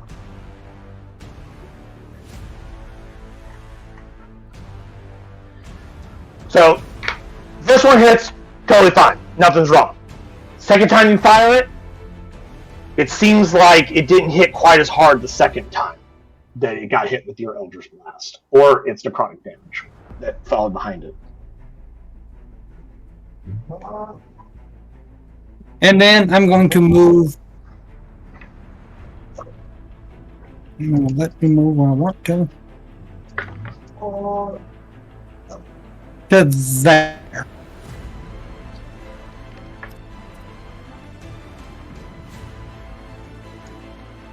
And that will be my action. Okay.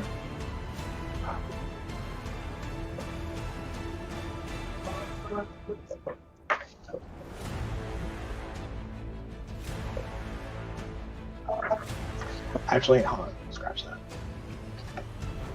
Sorry. I read my notes wrong. Both attacks did full damage. My apologies. I read something wrong. Oh. Master Creed, that was it for you, correct? That's it for me. Okay. Captain Torg, your turn. As best I want to bash this thing up with my sword, Do it. Huh? Do it. I dare you. I was about to say, even my dumb barbarian realizes he needs the full crew at once jumping this thing. So, Storm Aura, since it's still in range. It fails automatically. There's no way it can make it can make any dex saves. It's a giant blob monster. It has a dex of 1. I'm not even gonna fucking roll it. What type of damage is that? Lightning? Lightning, okay. And 2 pistols. 1. Damn it. 2. And what type of damage does your pistols do? Just blunt gunshots. Wouldn't that be piercing? Well, I believe it's piercing, isn't it? Yeah. Even we miss because it's 12 and 8. Oh, now and when the gun's jammed. Remember, one misfires. If I remember correctly how the misfire rules work. It's in the naval code, I believe. I think you have to spend like a full round action to clear it. There's no round action in this thing. Well, the equivalency of. Because I'm doing a bunch of other stuff, one of you could go ahead and look through the naval code and find the rules for the firearms. I believe the misfire rules are in there for the firearms that he's using. In the meantime, it has an armor class of 5, so even a 12 still hits. The natural one, of course, is a misfire. As soon as somebody pulls up the rules on them, we'll get a better reading of what that means. So I don't know.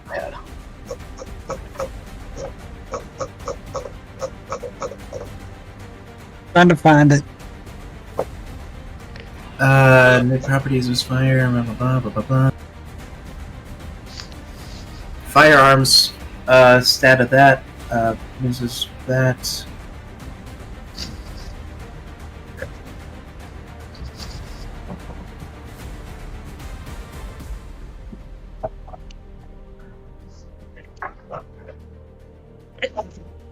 You guys grab it?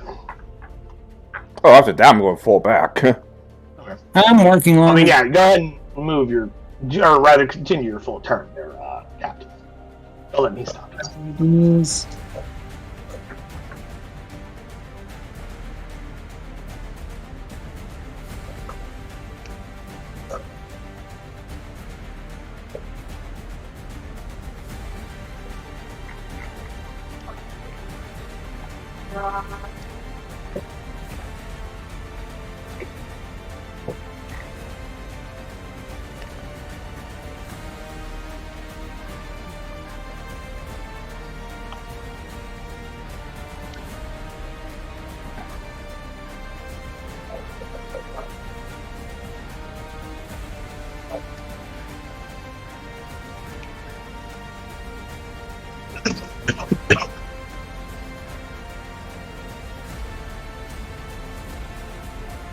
Where is this fireworks? Guess I was wrong. Maybe it's in the DMG then. I know somewhere there's some misfire rules. I know. I'm trying to find them, but it's not wanting to work with me. Trying to find as well. Yeah, like I said, it might be in the DMG. I may have misremembered where it was. Well, it's in here somewhere now. Misfire, D&D. Okay, here we go. Misfire. Whenever you make an attack roll with a firearm and the dice roll is equal to that or lower than the misfire, the weapon misfires. The attack misses and the weapon cannot be used again until you spend an action to try and repair it. To repair your firearm, you must make a successful Tinkerer's Tool check. DC equals 8 plus misfire score. If check fails, then the weapon is broken and must be mended out of combat at a quarter of the cost of the firearm. Interesting. Which will be, I would say, probably an intelligence check, most likely. Yeah, so I'll probably have only one weapon until... Only have one pistol until... Now, the question is, was it the magical one or the non-magical one? Non-magic. Okay, so we could just use mend and fix it. So, who are you going to cast mend in combat? No, when we're out of here. No, I'm pretty much putting the broken pistol away until out of combat because I know I'm going to not. Chances are I'm going to fail so hard that The fucking page I'm on about. Damn it! I lost my page of the madness rules. Where'd they go? There they are. Try to keep that page open. Well, I'm insane for 90 hours, though.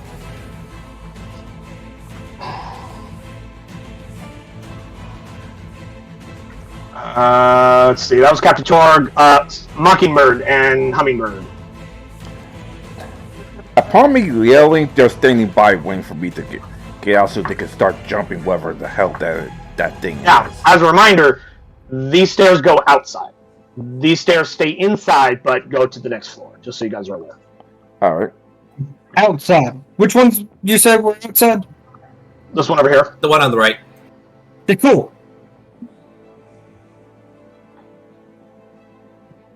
So, what are they doing? Because they're, as far as I can tell, they're still standing where they're standing. No, they're standing by. Oh. Okay. If that's where you want them to be. The Eldritch Horror goes next. I don't like that I'm the only thing here that's separating you guys. Don't worry. You won't be the only one getting attacked. It gets 4 tentacle attacks. And then uses its heal attack. Its tentacle attack has let me check its range, has a 50-foot reach. So, Dr. Ice, Captain Torg, and Master Creed are all getting hit. Or getting attacked. Right? This is gonna suck. So, Dr. Ice, 27 to hit you. Oh, yeah. Captain Torg, 15 to hit you. Just missed. Master Creed, 15 to hit you. That is a hit. As you watch this creature, it doesn't reach out with arms. It's just, its body has these, made of this strange slimy goo. Tentacles just slash out and immediately start grabbing and wrapping you around you, gentlemen. Anyone that got hit is now grappled. Until the grapple ends, the target is restrained and has disadvantage on strength checks and strength saving throws, and the Eldritch Horror can't use the same tendril on another target. That being said, you guys are grappled and restrained, and it's going to use its real attack. Uh-oh. Real as in R-E-E-L. Every creature that it currently has grappled gets pulled 10 feet straight towards it. So you go to here, you go to here, as it starts dragging you closer to it. If the creature ends adjacent to the Eldritch Horror, sorry, Carrie, they are dragged into its form and subjected to its adhesive and absorb abilities. So you get dragged towards it, and you go, and its body starts to engulf you, and it starts to try and absorb you. Strength. While you are attached to it, you are affected by its adhesive, which will supersede the tendril now. It adheres to anything that touches it. A huge responding creature adhered to the Eldritch Horror is also grappled by it. Escape DC 20. Ability checks made to escape this grapple have disadvantage. Essentially, it's a giant glue monster that you're now attached to. I am so fucked. Yep. No, it gets even worse. A creature affected by the Eldritch Horror's adhesive will take acid damage. Each round, they remain stuck to the Eldritch Horror. I made this thing a little fucking nasty on purpose. Each round, they remain stuck to the Eldritch Horror. The creature is dropped to 0 hit points by this effect. They are absorbed and engulfed by the Eldritch Horror, meaning it consumes you. Meaning if you drop to 0 against this thing, you will die. We can't, and we can't resurrect you. Because you are absorbed. You become a part of the amoeba. Now, that happens at the start of its turn, so you're not going to take any acid damage right this second. But, might want to consider that. As you watch Dr. Ice dragged into this thing, and slams up against the tendril, slams it up against it, and you watch as Dr. Ice is just attached to it, and as he tries to move, the consistent, slimy, glue-like substance of its being comes away with him, and he's just like,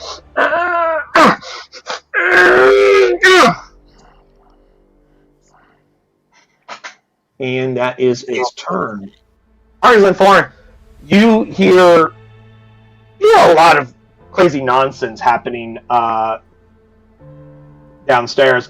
But what you also see, because I'm going to move your view to the other map.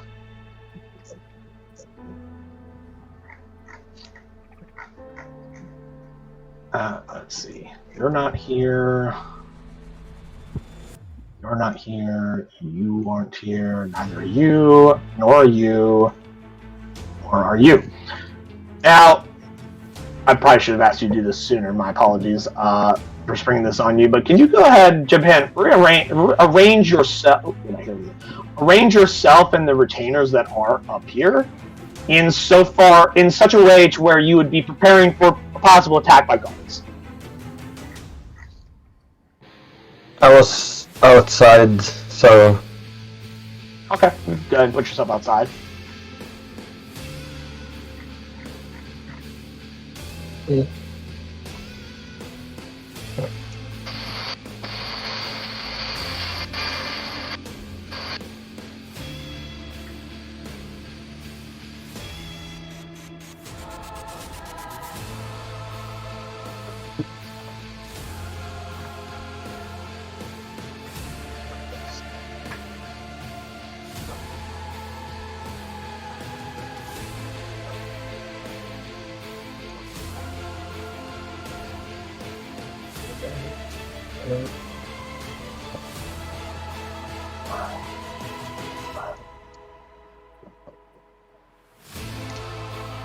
I think it was something like this.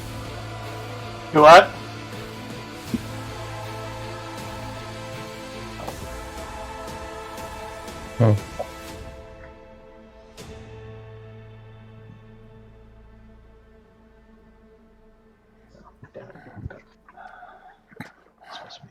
Right in.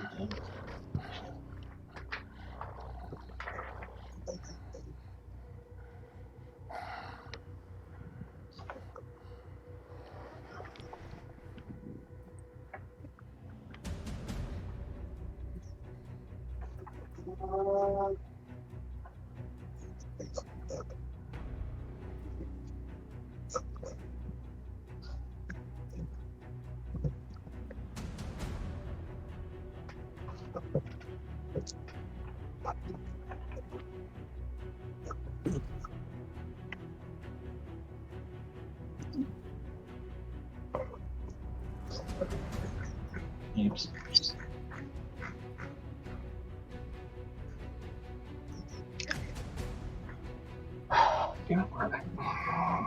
Let me see. City guards.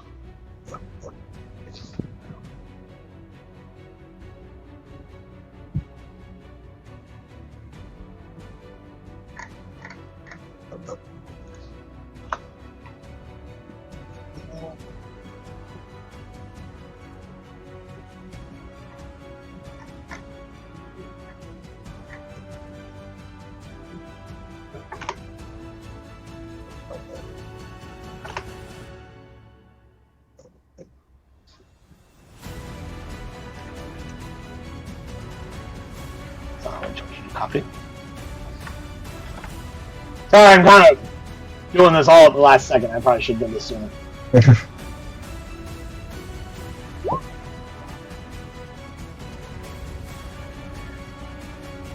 And when the spiders go, then they're trying to make them.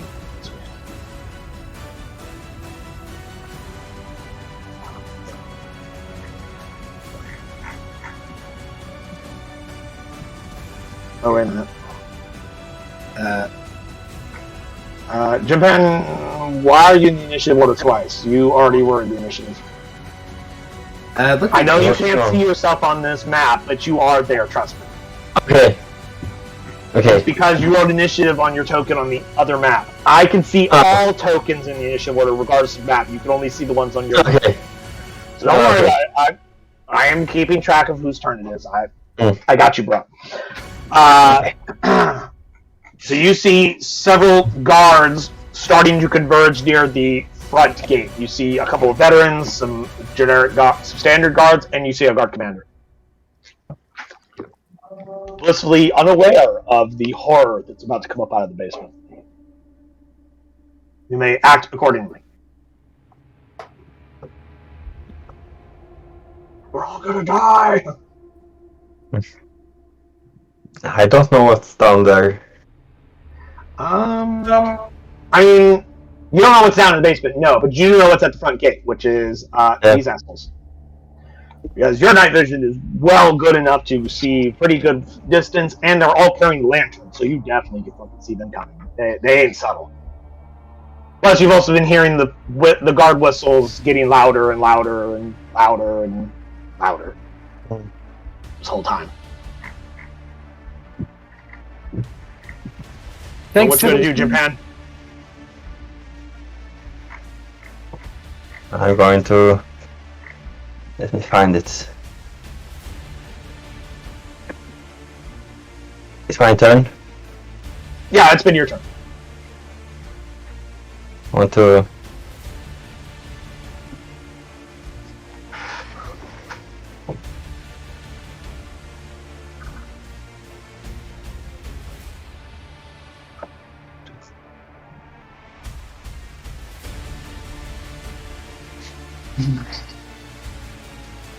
see my spell slots. Or...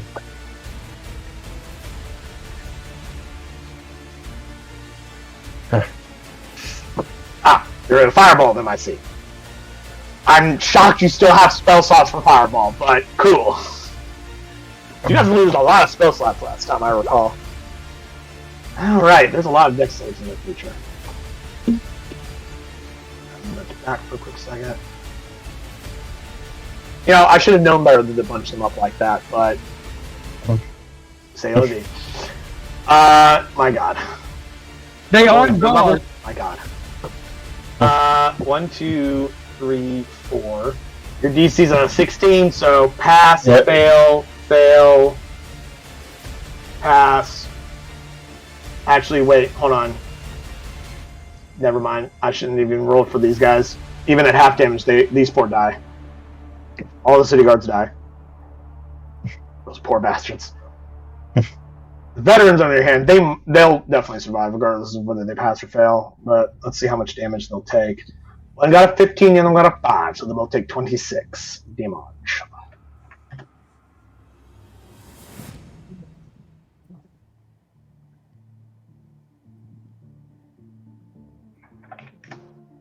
And the guard commander. Come on.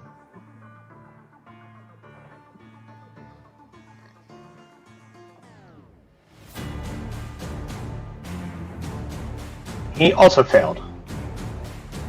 These poor bastards. So you hear from the front gates going, you hear the guards charging in, they're like, storm the building, go, go, go, go! And you look out of where they are as they're coming in, it's still in the middle of the night, and you're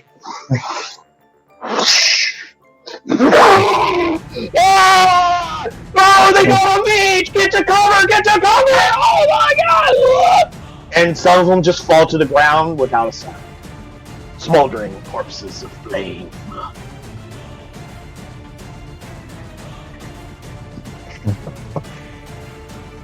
What was your alignment again? Chaotic good, I think. Chaotic good. Can you change that from good to evil, please? Since these are technically innocent people, one doing their job, two enthralled by an eldritch being, but still an Evil what? So I think at this point you're all evil now. Evil. Just incinerated them.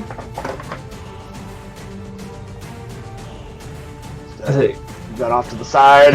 Hey, there's no time to apologize this time. Just saying. Good job. It'd be at the very top of your character sheet, where it also has like your class, your background, your name, and stuff like that. What evil? Lawful evil, chaotic evil, neutral evil. You are chaotic evil. Okay. Yeah. That was my question. I'm not changing your ethics. I'm having you change your morality. Yeah. Your ethics are still as they are. You're still a chaotic person. Okay.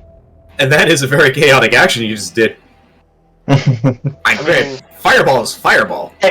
I mean, chaotic as in, like, you guys don't play by the rules of society. You make your own rules. You're pirates. So, with the exception, I think, Daniel, most of you are chaotic. To neutral. I'm true neutral. Daniel's character believes in the law, but only the law of the pirate code, which is the captain's word is law. So And technically, his job is neutral. to ensure that law is enforced. And I deal Apply here. with a very strict standard. But Argus, what would you like the rest of your retainers to do that you have out here, since none of yours went downstairs? So the dragon will fly here.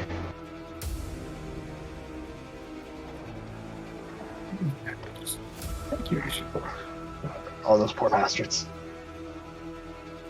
Let's see, if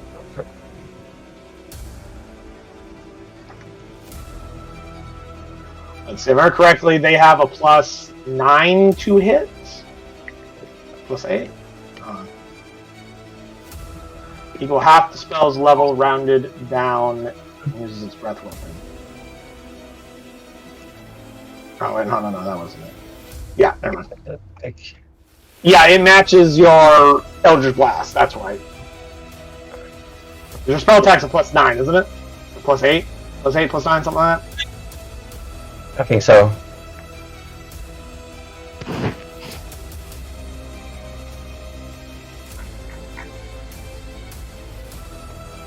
Might be a spell again. For the attack. For attack. Yeah.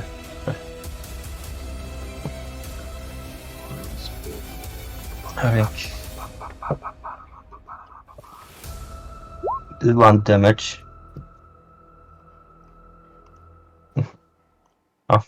Your spell attack modifier to hit, reach 10 feet, 1 target, 1d6 +4 plus spell's level. Okay, so it's 1d6 +9 of damage, and you roll an 8 for the attack. So that first rend hits.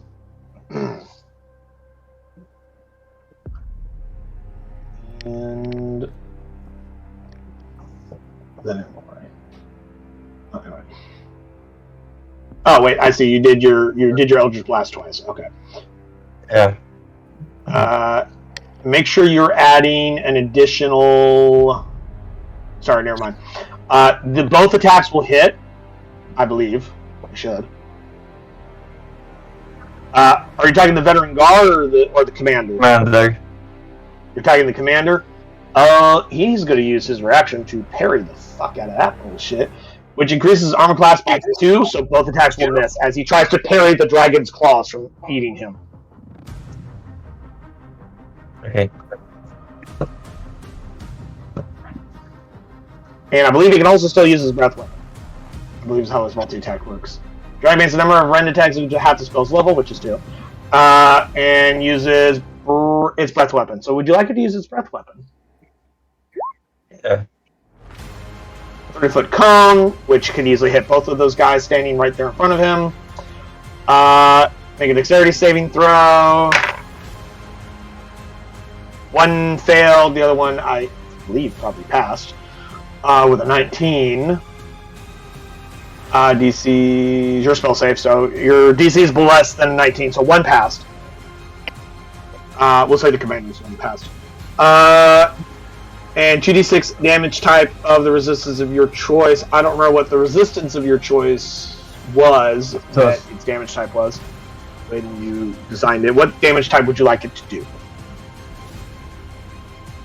Because you pick one of the resistances it has for its damage type, and you chose a gym dragon. So. Yeah. Necrotic. I think I did choose. Necrotic. Oh wow, only 3 damage on 2d6? Yeah. That sucked. Yeah. That was a poor showing for the dragon spirit. Your retainers, what would you like them to be doing? I want a sort of.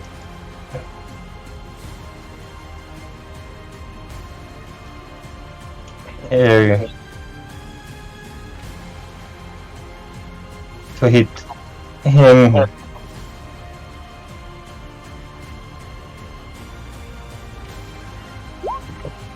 What's he doing? Oh, I see.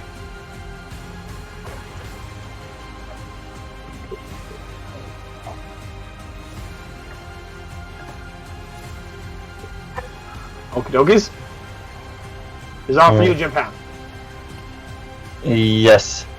Okay, so Iziel, Stone, and Ryota are going to just hang back for a minute. Yeah, dodge Take the action. front. Yeah. Take a dodge. Okay. Dr. Ice, down to you now. Whatever higher powers there are that are out there, please save me. I will do anything. Anything! And to try and break the grapple, I'm guessing is a strength check? Yes, 20, I think. Oh. You need to make an escape attempt, which could use either athletics, not strength athletics. So if you're proficient in athletics, you could use it, or acrobatics, your choice. You're either trying to muscle your way away from it, or you're trying to slip out of it. Is technically how grapples typically work. You will have disadvantage on this check because it's essentially a giant blue monster. Why? Why do I keep getting the ones? Because life hates you, Kiri, and this is your fight. This is your life now. And yes, he does, he's basically screaming, please help me, any otherworldly powers, please help me. So the attempt to try and escape does use your action, in case you were wondering. Yeah. Okay, but would that interfere with my ability? Is that all for you, my friend? Attempting to escape, would that interfere with the ability to try and beg for help from the higher powers? Considering petitioning your patron deity or higher power requires an action, yeah, it will. Alright then, I'm not even going to try and escape. I'm basically just begging for help. Yeah, you already made the attempt. Yeah. Yeah. Once the guy's at the table, you can't backpedal from there after that. Shit. So next time.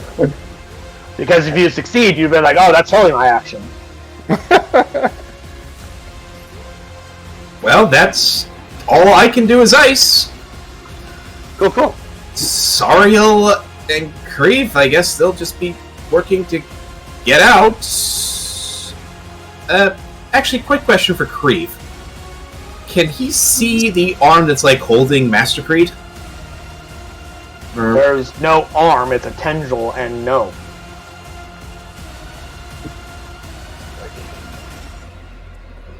Guessing even if he can. Okay, right here. He'll try and do a firebolt on the tendril in the hope of trying to get him free. One moment. Stand by.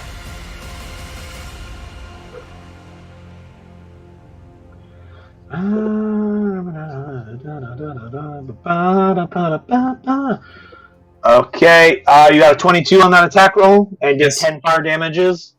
Mm-hmm. Your poison saget deals no damage to the other's horror, which can replace Best part is Creve cannot see this thing.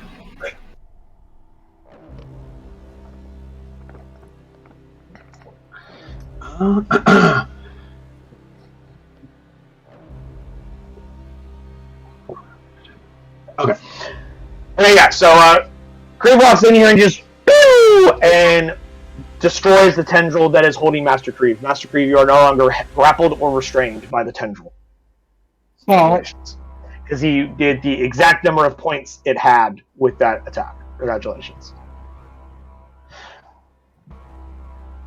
And that was 5, 10. That was 10 feet of move for Nerix's Creve. What would you like him to do for the rest of his turn? He will then... most likely hears the captain yelling, "Get the fuck out. Get out of the basement. Everybody run." He then moves right back to here. And he goes, "Bye. I'm going this way." It's a 60-foot cone. Do I want to make sure you are keeping track of the number of rounds that your rage has been going. It had a slight pause between one fight and this fight, so pick up from wherever you were at on the last round of the last combat. All right, we won't count the time between the fight. Now, Sariel... 5, so I still have 5 turns left before I have to re-rage. Cool. She will move. She can't see it. And can't do anything. I believe if she moves one more space, she can see it. That was what, 25 feet did you just move her? And right there is 30 feet. Yep. And this you can is... see it right there. What would you like her to do? This is probably going to be the send-off to Dr. Ice, but she is going to use Mind Blast. Okey-dokies. As a reminder, that will hit Dr. Ice as well. Yes. And that does psychic damage, if I'm not mistaken. Yes. Alright. Go ahead and have that attack go. I need Dr. Ice to roll an intelligence save, please.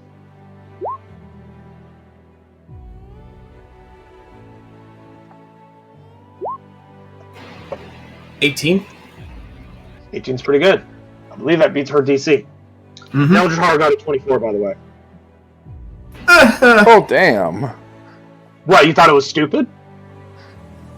No, I thought it The fucked up at eldritch least being once. of horror and weird goop monster. That means it's dumb. Has a really good intelligence. Let's see. Or to and be stunned for 1 minute. Will succeed on an intelligence saving throw or take 4d8 plus 4 psychic damage and be stunned for 1 minute. A creature can repeat the saving throw. So it doesn't even take half damage on a success. So Dr. Ice and the Eldritch Horror is unaffected. Yep. I like to imagine the madness saved Dr. Ice. He's too busy worrying about getting consumed by the weird flesh monster. Yep. Is that it for you? That's it for her. That's it for me. Oh, We have some spiders. Can't do anything You until don't we have a get... red dot on you showing you have concentration anymore. I don't know why.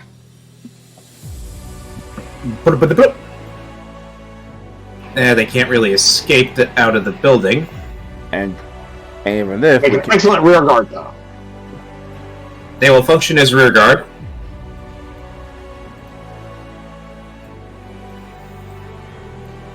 And, like, using spider legs to try and pull people out if they're in range.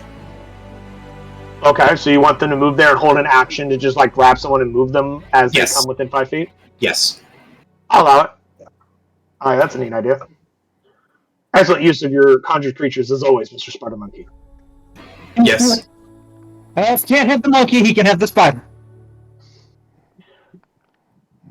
It's like, eventually you'll have to stop trying to use spider monkeys to solve all your problems. Well, then stop giving me problems I can solve with spider monkeys. Instead, I have a problem I can solve with spider. Every problem you've given me, I can solve by summoning spider monkeys. It's not my fault. Your fault. You're the one who makes the obstacles. Yep. The city guard commander will go, and he's going to use his leadership ability. He's going to use his action to make his leadership ability. And so everyone within 30 feet of him, they can hear him, will gain a bonus d4 to attacks and saves.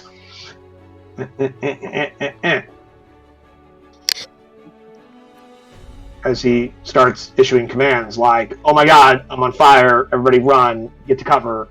This sucks! Why are we even here? Why is there a fucking dragon here? What the fuck's going on? Everybody flee!" And he'll move over here to try and flank your dragon, because he don't want to stand in front of it.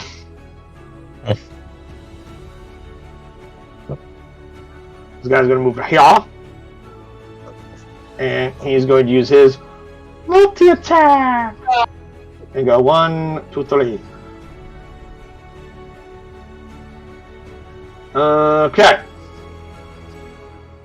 With advantage, he has a 17 to hit with the first one. Actually, sorry, got to add deletion bonus. That's a 20 to hit on the first attack, which I believe hits. Yes. For 10 slashing damage. Second one is 21 to hit for 4 slashing damage. Sorry, piercing damage, not slashing, piercing. And the second one is a 19 to hit for 5 piercing damage. Sorry, third one. So the last one was 5. 5 piercing, yes. So it's 10, 4, and 5. So a total of 19 points of damage total. 10 of which is slashing, the other 9 is piercing, if that matters. I do not recall the resistances of your dragon off the top of my head. That means... So I'll let you go ahead and calculate that while we move on to Master Creed. Master Creed, I've done that. your turn. All right, so let's start this off. I'm going to use concordance. Okay. Dear great master of the sea, your servant humbly comes. Possess him so he can destroy this abomination that's before him, so he can wipe it off the face of this earth, so you will not have to see it ever again. Grant me your strength, your power, your blessing.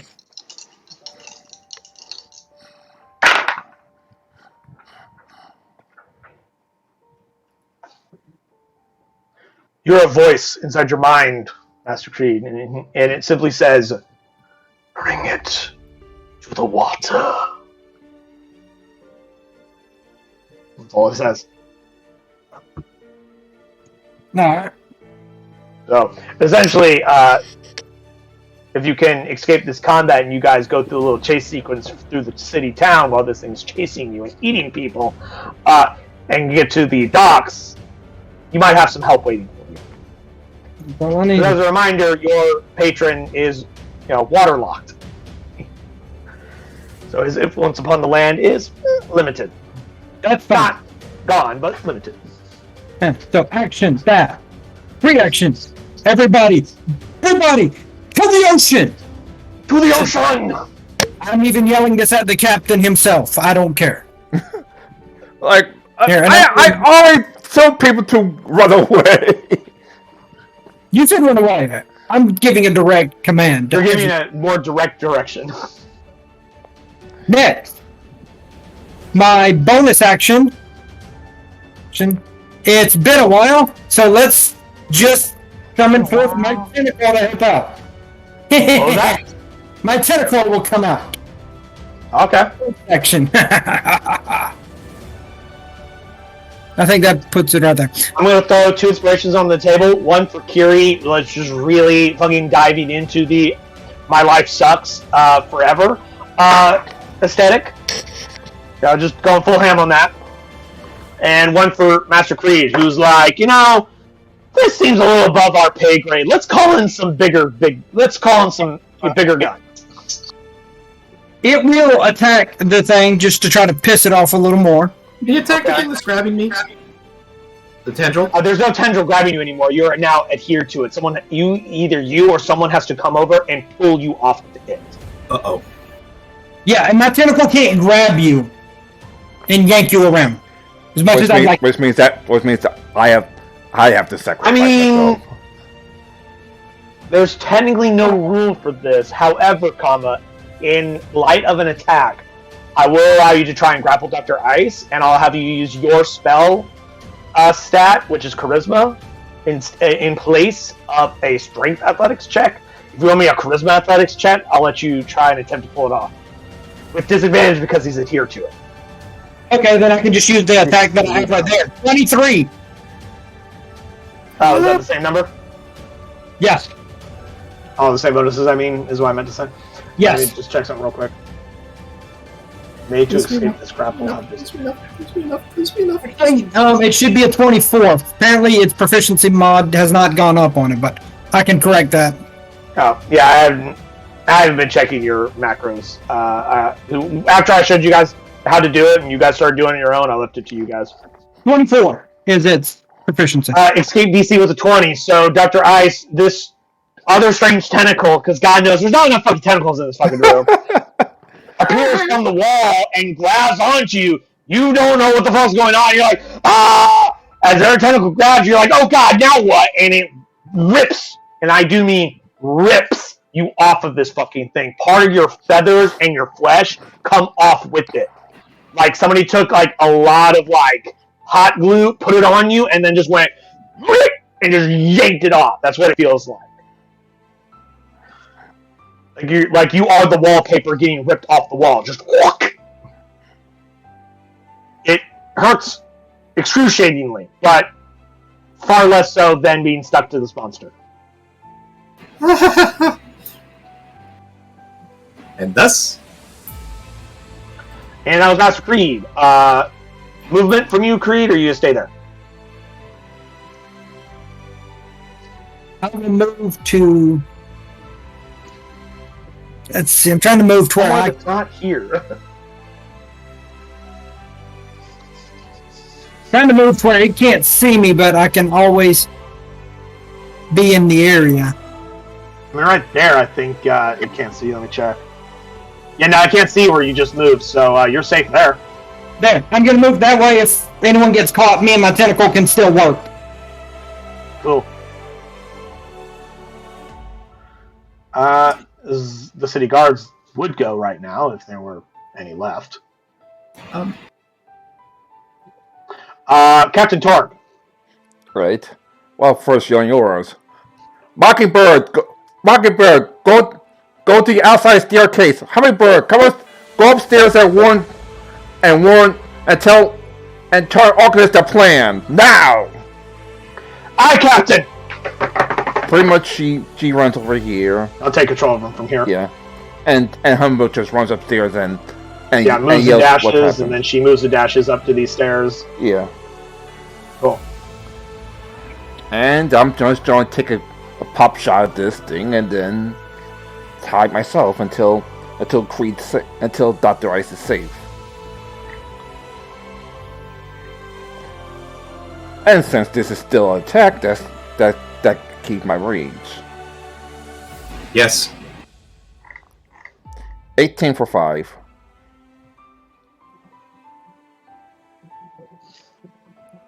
And then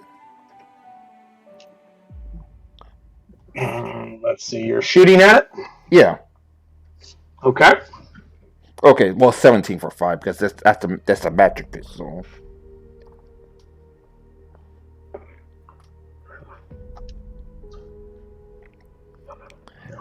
And with this, am I out of range of the horror? Yeah, I mean, it definitely hits. I was just tracking something down. I'm just testing something, so don't worry about this attack. I just wanted to make sure that it's... Go for it. No, it didn't take the proficiency. And so what did it not do right? Did you edit it on the front page of your sheet first? Yes. Cool. Click on that one on the front sheet, because the macro doesn't update from that. You have to you have to re-update the macro itself, but first you got to use that. So you click on that. So fire it from the sheet rather than the macro. Now click on the text box, hit the up arrow key and the formula that appears, copy that, then go back to your sheet, go to the macro page, open the macro editor, and then repaste the new formula over top the old formula. And then go ahead and, close the check mark and whatnot, and it should work then.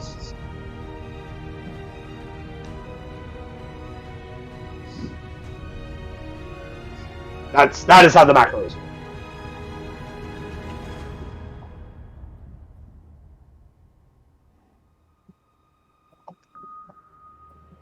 Anyway, you shot your 2 pistols.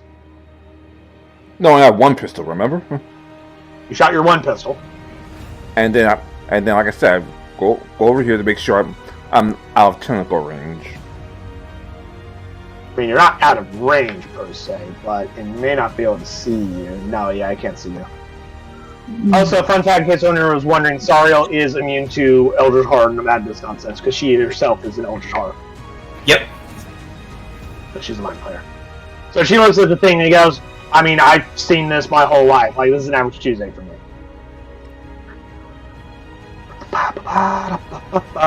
Is that all for you, Captain Tor? Yeah. Okay, that fixes it. Do what? I got it fixed. Okay. It's going to try and grab some people now. Tendrils. Yeah. 2 for Sariel, 2 for Dr. Ice. 1, 2, 1, 2.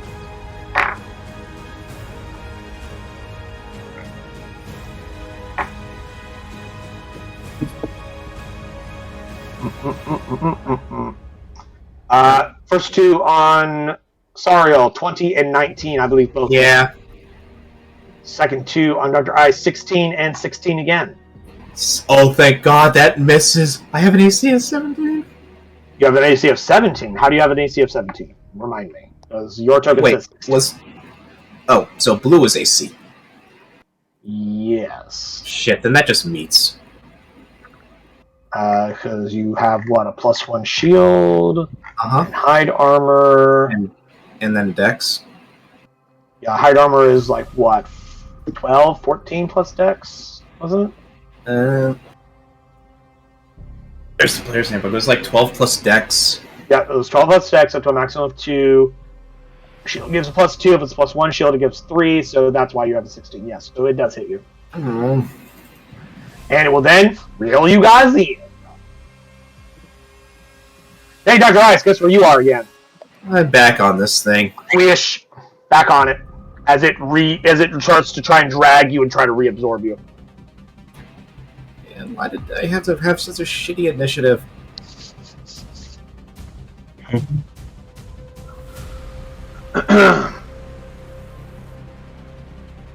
Argos and Foreign. Back to you. What you up to?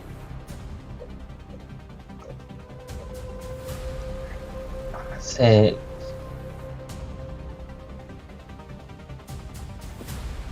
I'll use blast on him. Okie dokies.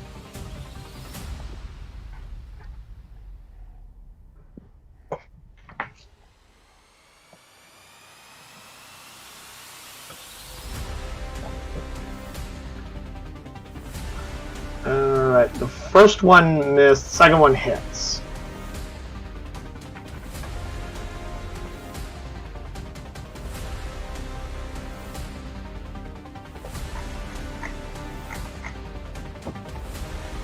The dragon will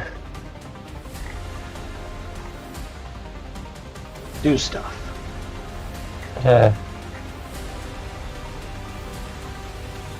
24 hits. And will not. 14 doesn't hit anybody.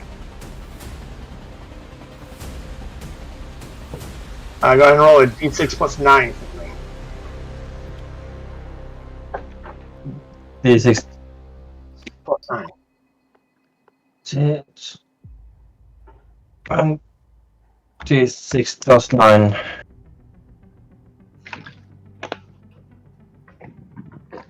Nice. He does. He wasn't doing too hot.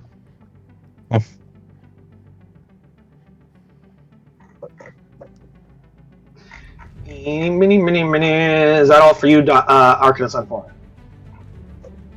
That was you and your dragon. You have your retainers, if you want them to do something. He will try to attack him Okay. and miss. No, he hits, remember?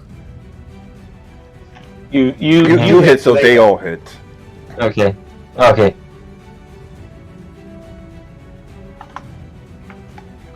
I'm done. Okay, no, because Arms, go ahead and roll me a perception check, please.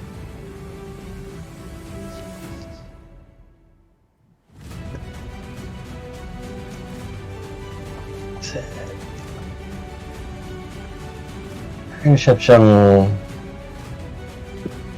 9. Cool, you don't hear shit. Dr. Ice, your turn. Okay, You don't hear shit.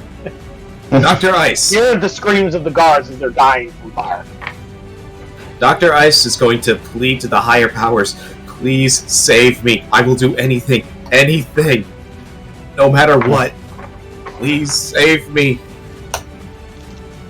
That is his action. He's gonna spend like his turn like just basically begging and praying for some miracle.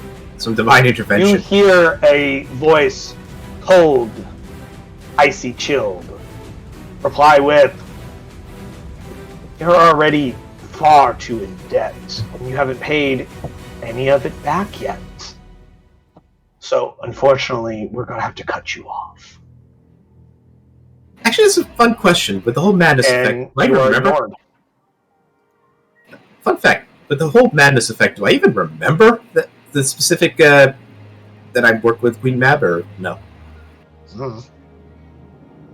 You're calling out for something. Something replies with, "You're already too far in debt, and until you pay some of it back, no more favors." Well, In other words, your patron said, "Sucks to you, guy."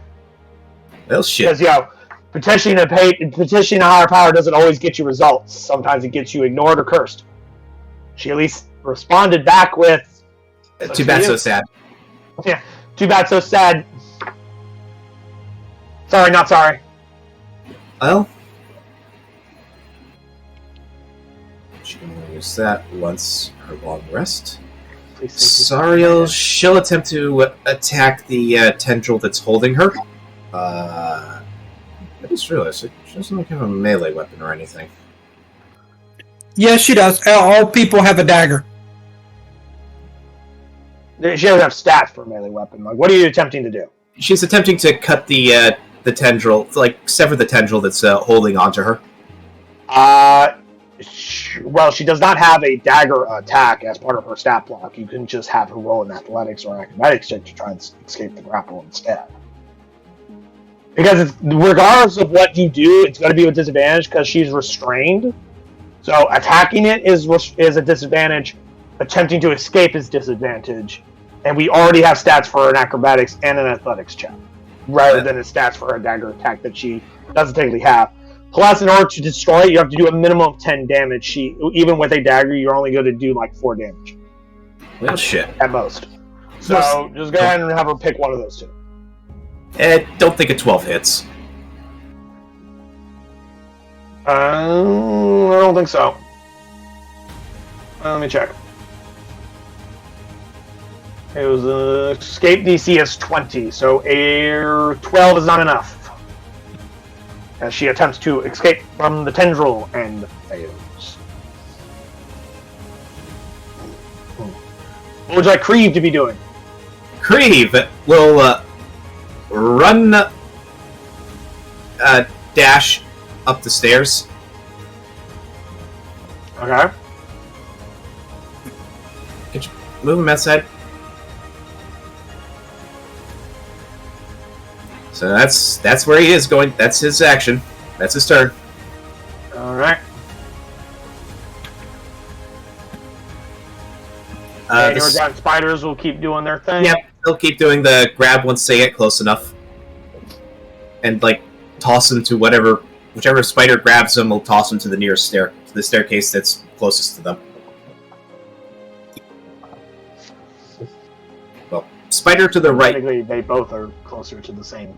Well, okay. The spider on the left will throw him to the staircase on the left. The spider on the right will throw him to the staircase on the right. Okay. After you murder their commander, these guards say, "Fuck this shit," and they run away. Like, nah, we ain't doing this bullshit anymore. Which brings us to Master Creed.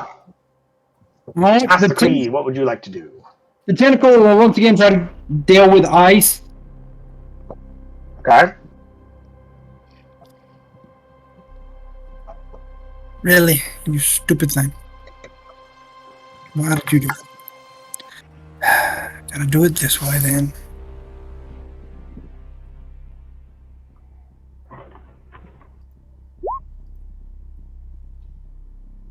Trying to snatch him out with a 24.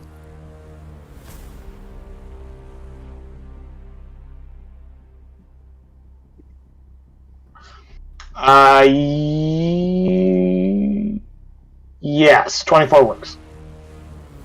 You don't have disadvantage on the check. Only the people that hear it have the disadvantage. So, with the escape being a DC 20, you pull him off of it. I will go here. I'm gonna hold my Eldritch Blast to attack any tentacle that latches onto one of these two. Oh. You're going to hold your action to try and start blasting tendrils? Yes. Okay.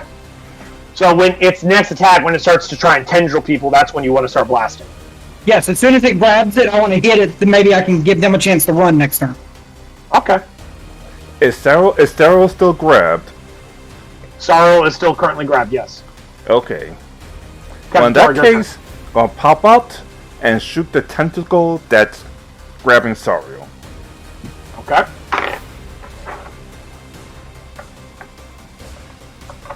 12. I think it has an AC of 20. Yeah, it has an AC of 20. It's a very thin tendril. It's hard to hit. We have inspiration. Use it, Tom. Maybe we can. Four of them, yeah. Alright. Would you like to use one of them? Yeah. Alright, one's off the table. 21. On my forehead. And 11 damage, hits. That's enough to 11 damage breaks it. Get back here. and once again, and after that, I go back to hiding and standing by. You're going to get out of the tunnels and clear the doorway? Yeah. Oh, once you get close enough, the spiders. When you walk next to the spiders, they just pick you up and move you. I don't know. Like I said, I was waiting for Sorrow and Dr. Ice to run so I could run behind them. So you're holding the exit. Yeah. Huh? So it's all for you, my friend. Oh, let me just make sure I'm not in tentacle range, or at least makes it very difficult for me to grab. There we go. Trying to stay out of the way. You're like all trying to like press up against the walls and shit. We're like, stop looking at me! Stop perceiving me! Well, for once, melee attacks is actually against it. We'll attempt to grab Dr. Ice with one of its tendrils. Let's first see if it will hit. 16 does hit. Daniel, fire your Eldritch Blast, please.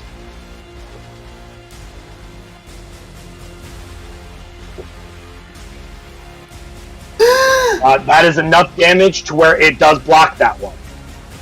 Second tendril. 24 to hit. Daniel, your second Eldritch Blast that you have held. Oh, that's gonna grapple you. I'm sorry. I couldn't do nothing on that one. You are grappled, but it has 4 hit points left. Dan, you might want to also fix your initiative because you actually hit the initiative button, so change your initiative number. It's third and fourth. It will attempt to tendril Sariel because she's right there. 24 and 21, and we'll use its reel, dragging her into its form as well. Jesus. Almost like it's hard to get away from this thing. It will then, I'm going to move you two off to the side for a quick second.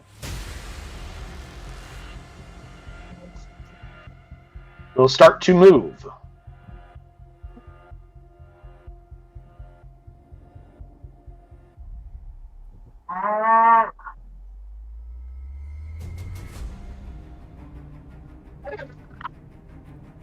It's going to put you guys on top of its token because you guys are essentially attached to it right now.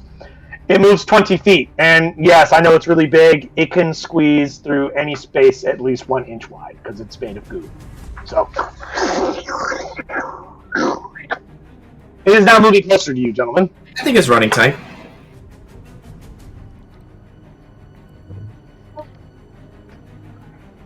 Alright, Foreign, can you roll me a perception check, please?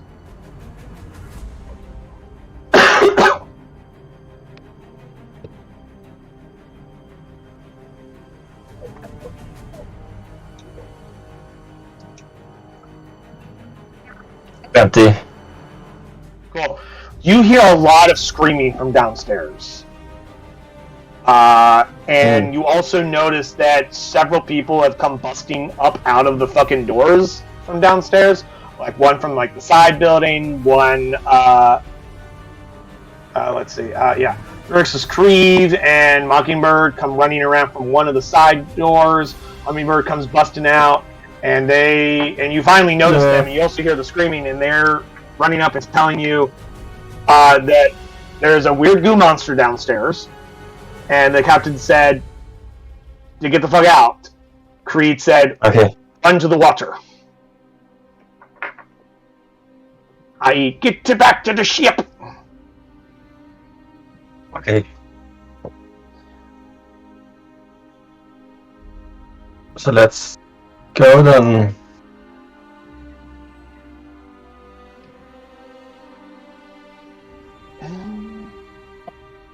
So my question is, are you going to wait till everyone comes upstairs first, or are you going to start pulling out with the retainers? I will make myself ready to move, but wait. Wait for everybody to get out of the building? At least wait a little bit longer. Okay. Dr. Ice, 'tis your turn. Okay. I have basically accepted I have no chance of trying to brute force my way out of this thing in any way, It is shape, very hard. So, from the inside, why the hell not? Is that higher level? Do you have a wild shape left? I've used both of them, unfortunately.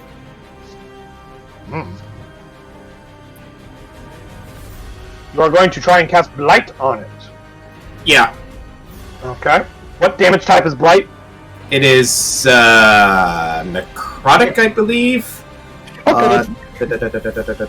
Necrotic, yeah. This thing's immune to necrotic, isn't it? No. No. I've hit it with necrotic several times.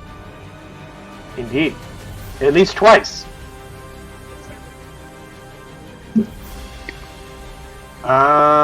Constitution. 16. 16 and my save I believe it does half damage. Yeah, half. So it'll only take 15. I don't know why it's saying spell DC 14 when it should say 15. I'll take a look at that later. Probably because that's the base save of it versus what yours is. Maybe. It's 8 plus your wisdom plus your proficiency. Wisdom modifier. So, whatever that number is. So Yeah, but proficiency DC plus is wisdom 15. DC would be 15. It rolled over 15, didn't it? Yes, it hit. He said 16.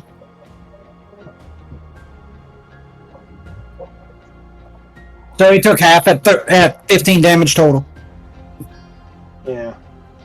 Why would it say 14 instead of 15?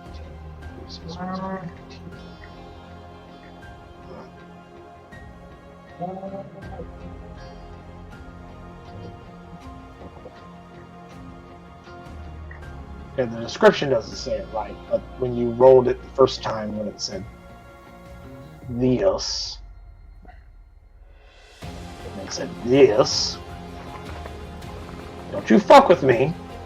Fucking roll what I tell you to, damn it. There it goes. Yeah, that says it right, but the description, the full description of it doesn't have it listed right for some reason. Okay. Anyway, it took 15 necrotic damage. Alrighty. All for Sariel. you, my friend.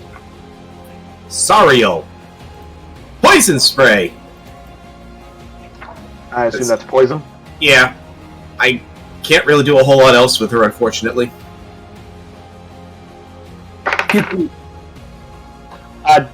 What is her DC? It rolled a 15. 14. Does nothing.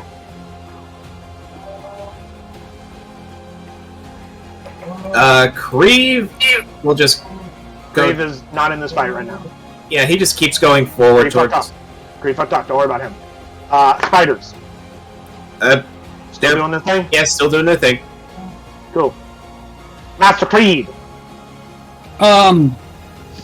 It's a hopeless cause with them. The tentacle will just attack the monster directly. Okie dokies. And what damage type does it do? Hold. Alright.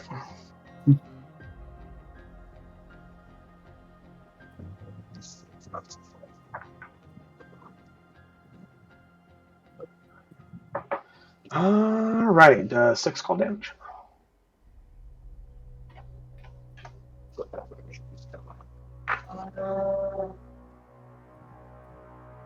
$20, $30.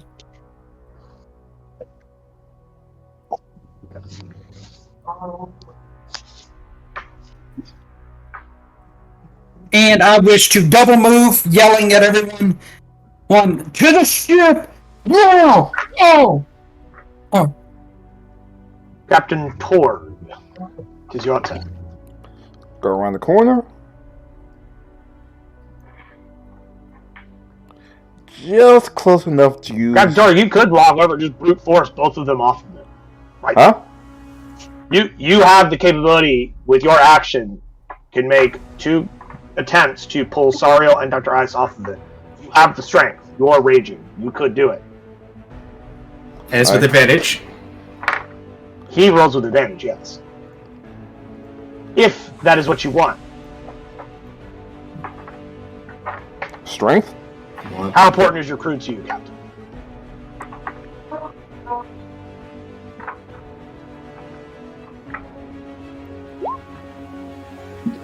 Oh, you gotta be kidding me. Wow. That was the first roll. Can you assume that's Sariel? I don't know. He didn't announce who was grabbing first. Did you reached in there and tried to grab somebody? It's a 50-50 shot. Either way, it failed. 19's not good enough either. Well, Master Creed, you might be getting a promotion. to try and Inspiration, do that again there, my inspiration, friend? inspiration. Do it. We have 3 more inspiration tokens. Quiet you, I'm not talking to you. Ty, Say again? would you like to use inspiration to try again? Yeah, please. Okay.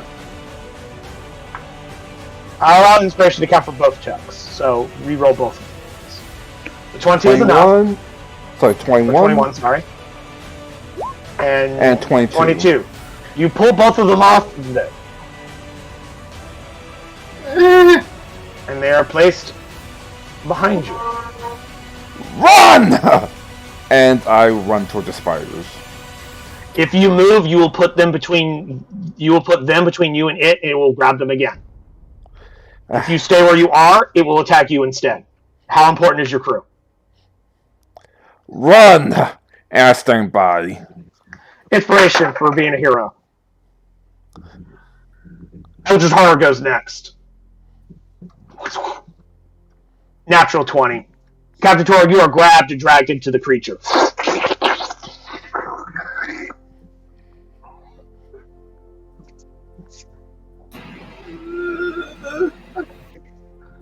Argus and Fern. Any fun prep stuff you want to do up above? Let's move. You start to move away from the building. Right. Alright, are you exiting this combat? Yeah. Okay, I will remove you from initiative for now. Run! And you're just not sitting staring at nothing, I will put you back with the rest of the group in viewpoint. So you get to see what's happening. Okay. God help us all. Yes. Dr. Ice, 'tis your turn. For the first time in the last 5 rounds, you are no longer attached to this fucking bloody thing. Right! Spiders immediately move you over here. Sorry, not yet. Okay. So that was 5, 10, 15, 20, and dash. He's going to use his action to dash. Okay.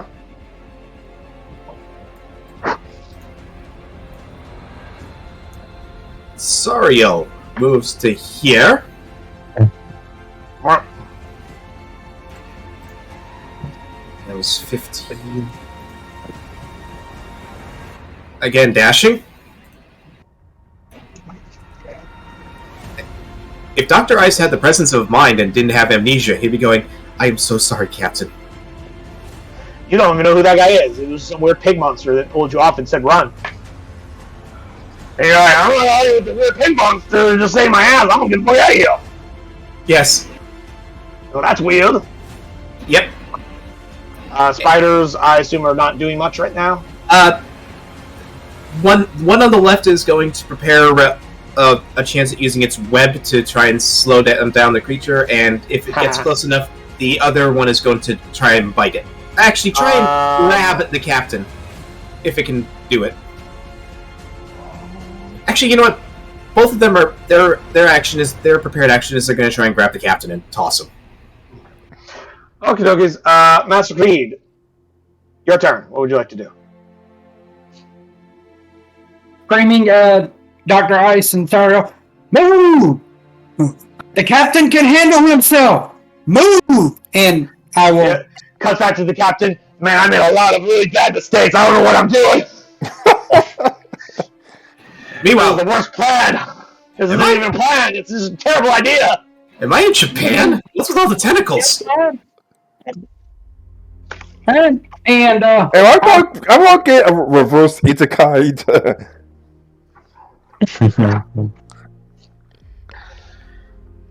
So, Master Creed, you are moving places, doing stuff? yeah, I'm moving to the outside because I should now be able to move out. Yeah, I had to move the door. And I will hold a dash action right now. Okie dokies. My assumption is all of your retainers, minus Sariel, because she hasn't gotten out of the building yet, is leaving with Argus and 4 and following their orders to get back to the fucking ship.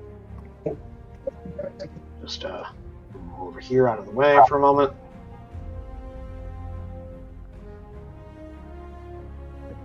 And Argus and 4, remind me, how long does your Dragon Spirit last? 1 hour. Okay. Well, probably be reasonable to say by the time you get back to the ship, it will probably have reached its duration at that point. Yeah. In the meantime, Yes. Captain Torn, it's your turn. Strength save? Strength. Athletics check if you'd like to attempt to use your physical power to break out of it, or an acrobatics check if you'd like to try and use your slipperiness. Alright, here he goes. So, Athletics with advantage. Please, it's with disadvantage because of the way the grapple So- works. so no- but so- you have so advantage no- because you have strong. So normal. You're a barbarian, so yeah, straight roll. 16. Inspiration. 16 is not enough. Inspiration. How about 11? Even 11, worse. also not enough. We have one last. Definitely not enough. One more. One more. 11. We have one more. You have Sorry, fellas. now you have one.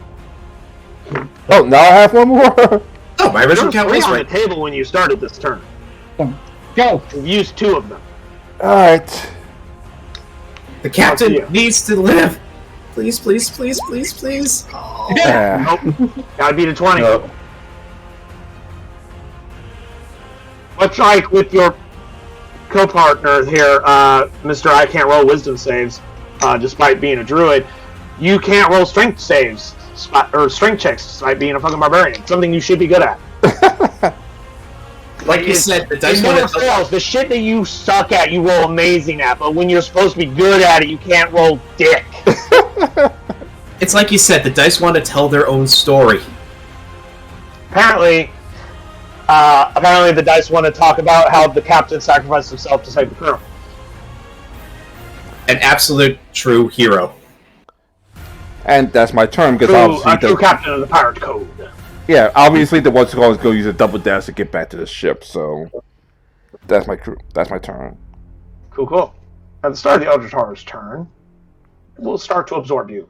Take 17 acid damage, please.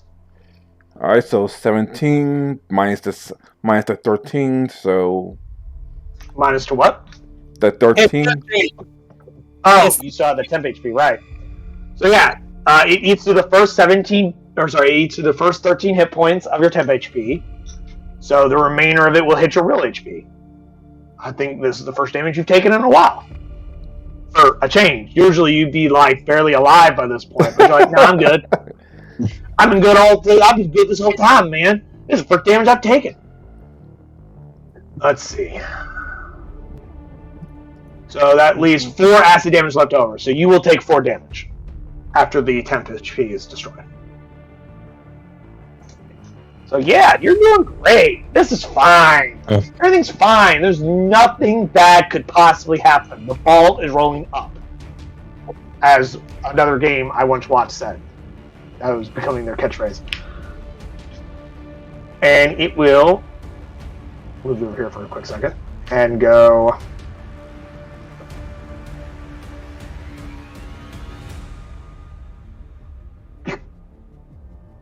Okay. And use its action to attack these spiders. The spiders also have their prepared action to try and grab the captain. If the captain was a willing subject to be moved, yeah, they could absolutely. Yeah, of course I'm a willing subject. But you are not, because you don't have a choice in the matter. You don't get to move to them because you're attached to the Eldritch Horror. So no, Ooh. they don't get their reaction because the parameters are not proper for that reaction to go off. Speaking of things going off, tendril attacks on the spiders, 17 and 22. Shindu, one of them had a web action to shoot the Eldritch Horror. Okay.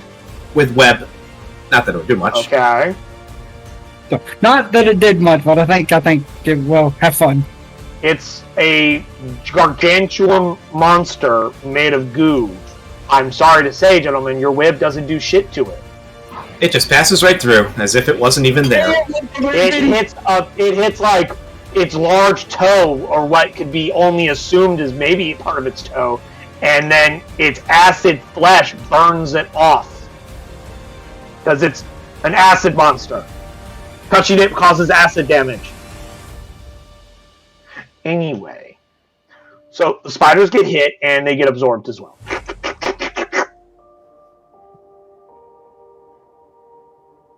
I'm assuming that they don't have a high armor class. Yeah, I know, their armor class is pretty low. Yeah, not that great. Roger Ice, it's your turn. Run! Run! I was told to run. I run away and prepare to dash to keep running.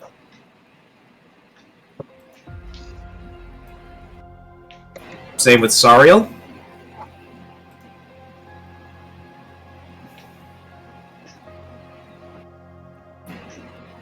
She's just basically mocking Dr. Ice because he can't run that fast. But now he's outside, he can fly. She doesn't look very graceful running. I mean, I don't know if you guys noticed this, but mind players do not look graceful when they do physical activities like running and jumping and stuff like that. So, like, imagine this beanpole squid monster trying to hike up its robes enough so its feet doesn't get caught on it, and then very gangly try to run and not look super great at it. And yet, that's better than the bird.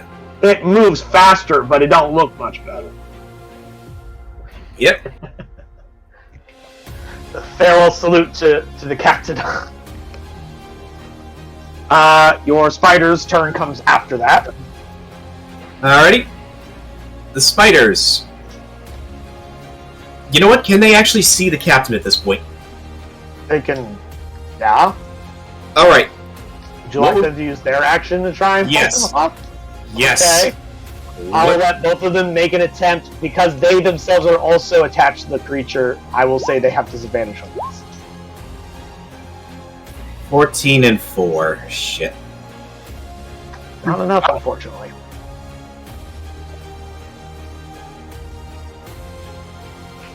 They're at least loyal to the captain. Well, because only because you doctor. told them to. Yes. Your last orders were to help people before you stopped knowing what the fuck these things were. It's like you came up and you're like, oh god, spiders! And they grabbed you and you're like, well, I'm glad those spiders were friendly, and you took off because you forgot they were your allies. Yes. Master Creed, what are you doing?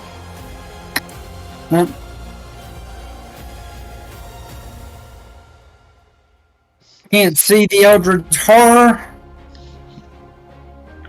Yeah, then they don't move very fast. I will move 30 foot down to here and hold Eldritch Blast ready. Okie-dokies. Captain Torg! Run to the ship! Go! To the ship! To the ship! To the ship!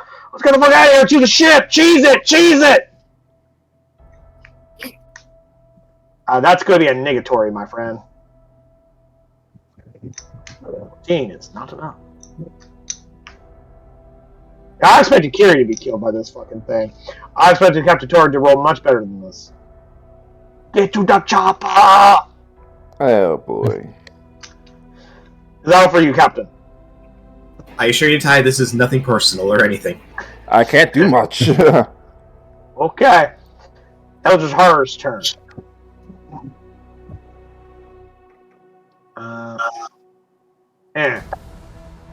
Both spiders and Captain Torg take 16 acid damage. 16, you said? Yes.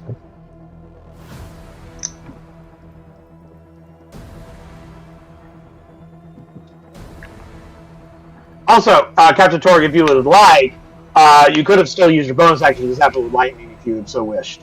Yes, lightning. It fails.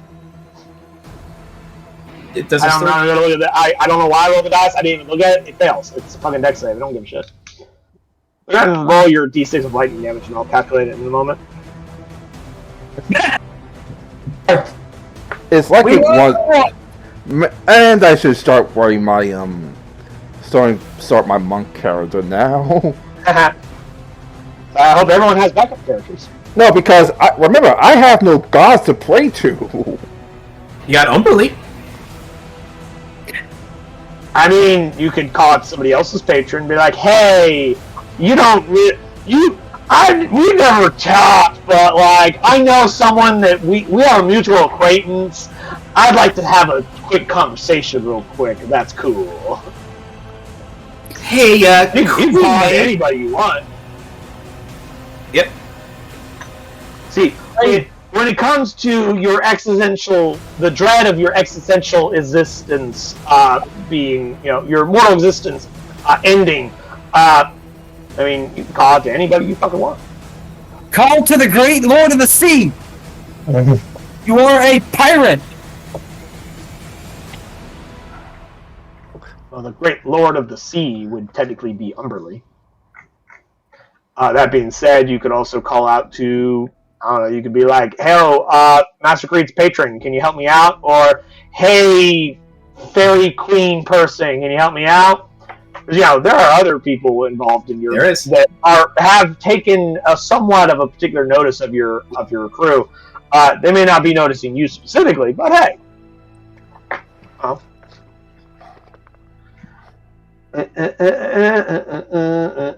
Dr. Ice. Continuing to run to the chopper while running to the boat. Cool. He's just following everybody at this point. Do you remember? Dr. Ice, as a quick curiosity, you could also fly if you wish. I'll fly. Yeah. Just out of curiosity, are you disengaging from this combat at this point? Yes. Yeah. Remove you from the initiative. Your spiders, on the other hand, they don't have that option. What would you like them to try to? All right. Their last orders were to help the captain. One of the spiders is going to attempt to pull the captain out. Okay. Not enough. The other spider is, as a prepared action, when the captain tries to escape, to try and help push him along. To give him maybe a little extra. He already has advantage, which is canceling his disadvantage. You cannot give him more advantage. You either attempt now or you don't do anything. 11. Cool. Master Creed. Let's see.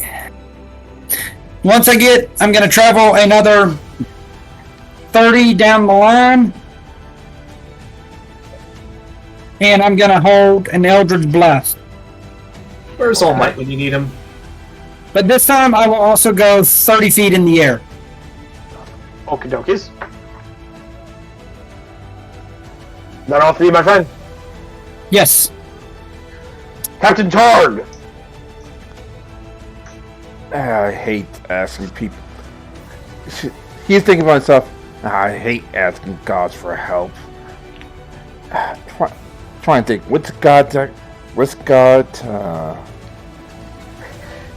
Pulls out the big book of religions, goes... Pulls out the Rolodex. Yeah, he pulls out the phone book of, No, I meant the god that Creed prays to, because I'm pretty... Yeah, for the 700th time, he does not have a god. It's a He has patron. a patron. Slarkathel the Kraken. There's also a wizard. You can call it to him, he might pay attention, he might give a fuck, I don't know.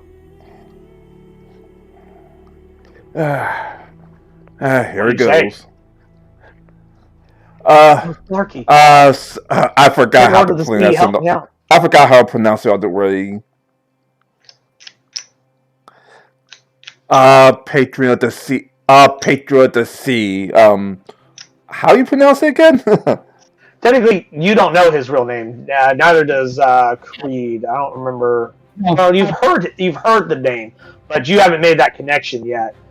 You know that he always calls out to the Great Lord of the Sea. You've never really asked him who the fuck that is. Because you only know of one goddess of the ocean.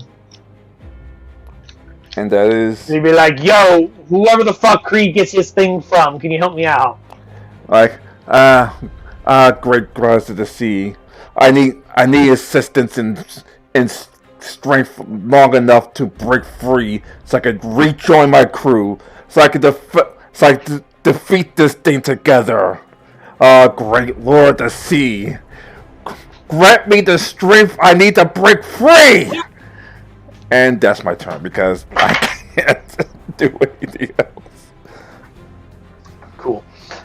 You hear a voice inside your mind. A voice you've never heard before. The one Creed is very intimate with. And replies with, what use are you to me? If I break free, I would do a few... I don't want to get trapped in this thing. I just want to ask, like, hey, if I could break free, I'll do... Hey, man, when you ask higher beings for favors, they don't give them out just for free. I know. I owe you a major favor. Mm-hmm. You Like, gonna serve? Anything you ask, I will do Your it. puny mind is so small. Say again. I'm sorry. Trade. Can't hear you. You think I trade in favors like Faye? I don't take just the favor. I take everything. Crap. Be my slave. Ah, Like the tiefling. crap! I can't. And in character, I can't do that because if he wants to be a slave, he'll still be in the Merchant Marines.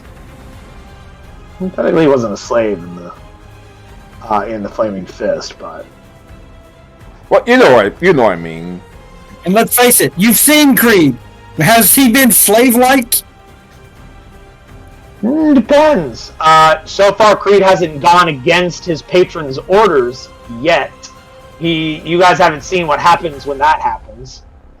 In case you're wondering, essentially he stops being a warlock and Daniel loses all class features. Except for, like, the basic equipment stuff. So, pretty bad when the warlock says, fuck you, patron. Patron goes, no, fuck you, my guy. Remove all warlock levels. Oh, shit! Bio barbarian. I just need strength and power to run around. But when you sell yourself to something, that comes with strings.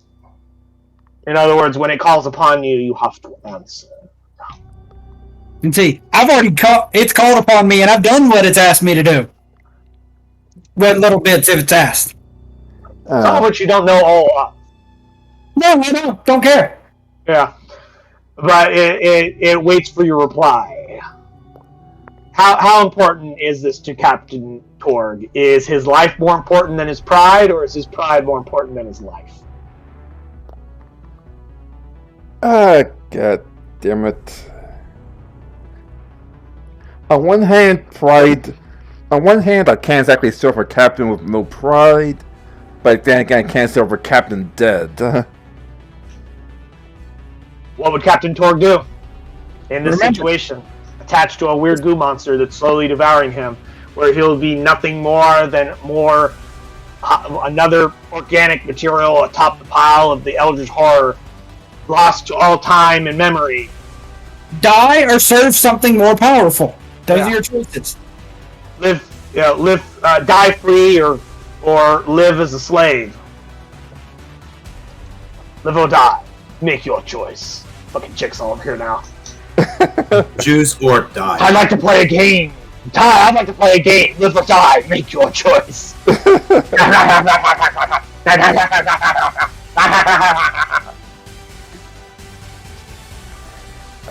Damn it. What would Captain Torg do? The play me says fine. So,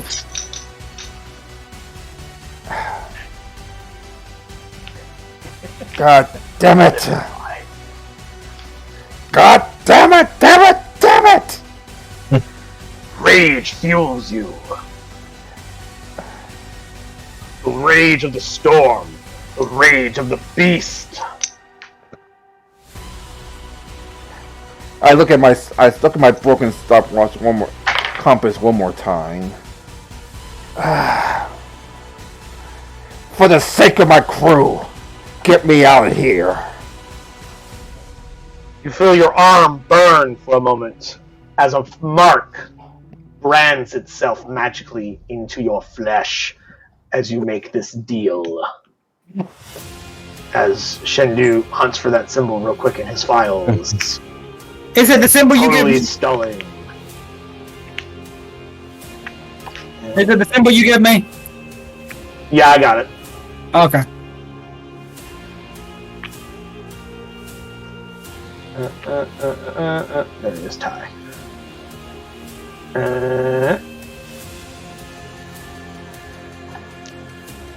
The symbol burns into your very flesh, marking you forever. I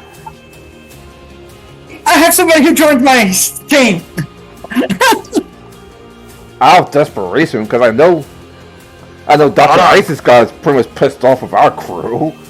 Captain Torg. For, let's say, what happens here?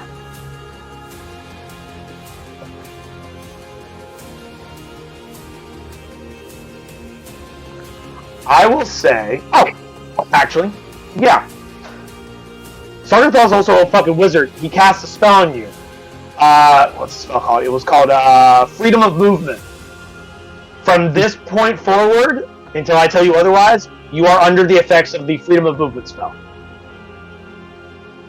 BTFO.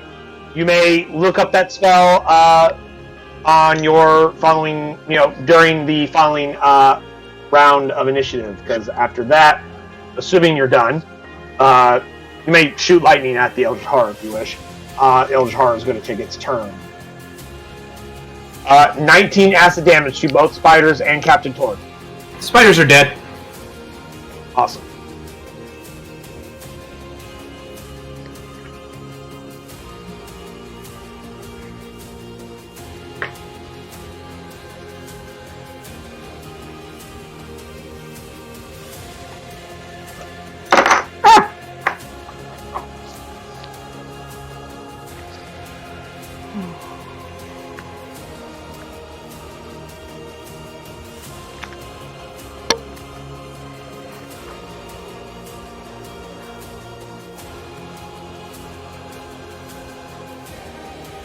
Master Creed, you have a voice inside your head and say, that the same voice that the captain was hearing, and you've heard multiple times by now. You hear it say, "The werebore is now one of mine. Retrieve my asset now."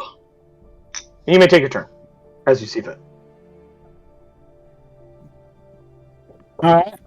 Flying back this way and up higher.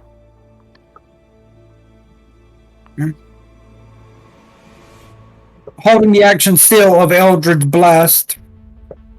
Because when it comes out, I'm going to piss it off so I can get it to chase me to the water. Okie dokies. Captain Tord, Ty, have you taken the moment to figure out what freedom movement does? You trust a winged creature, which obviously is myself. For the duration of the target's movement is unaffected by difficult terrain and spells and other magical effects that may reduce the target's speed nor cause the target to be paralyzed or restrained.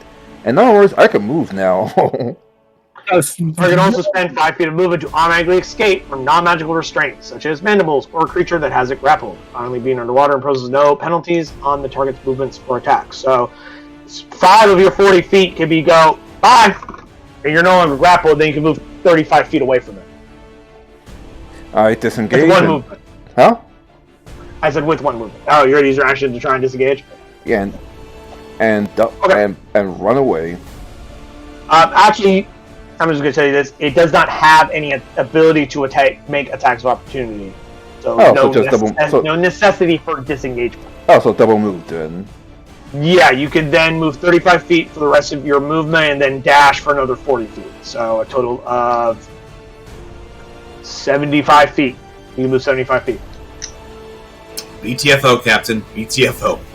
That's great. You see your captain come busting the fuck up out of there going, ah! Like, he knows it. He's, like, pissed, like...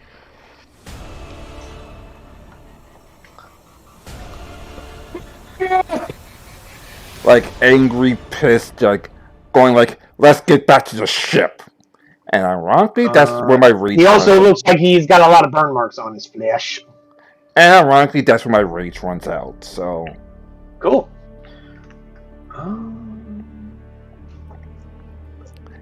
Now for shits and giggles...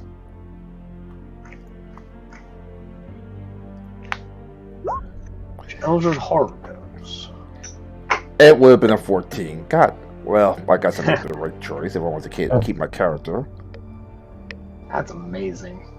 You guys. I'm gonna give it disadvantage on this attack to try and snatch you. Because while you can break from a grapple almost automatically, wait. Still can grapple. Wait, I still have a couple more feet left, right? I mean, you stopped where you stopped. I said you had 75, and that's where you stopped. I'm sorry. Are you gonna keep going? Of course I'm going to keep going. Okay then, well then fucking go, goddammit. Don't stop where the monster can still attack you and expect it to not attack you. Like, it's trying to grab you. Run, bitch, run! Get the fuck out of there, man!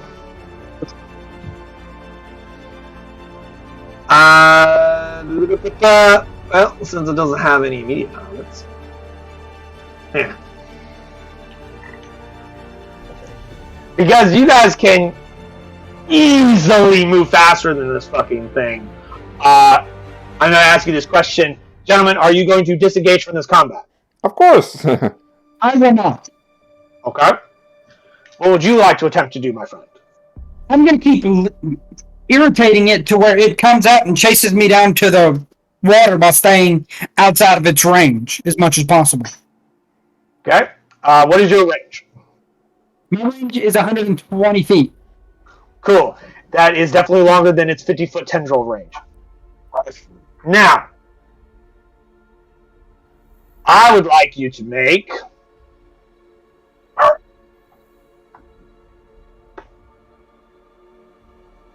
Let's call it deception. for this situation because you're trying to lure it into essentially a trap versus its insight. See if it will fall for it.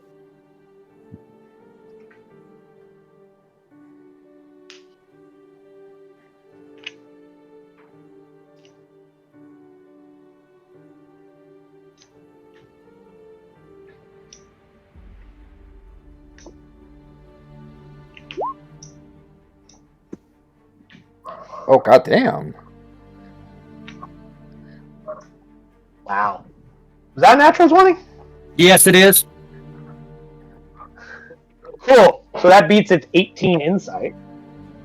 It also had a +5. Wow. So you start zapping it. Let me check something here. Would you like to also try and do damage to it while you're doing this?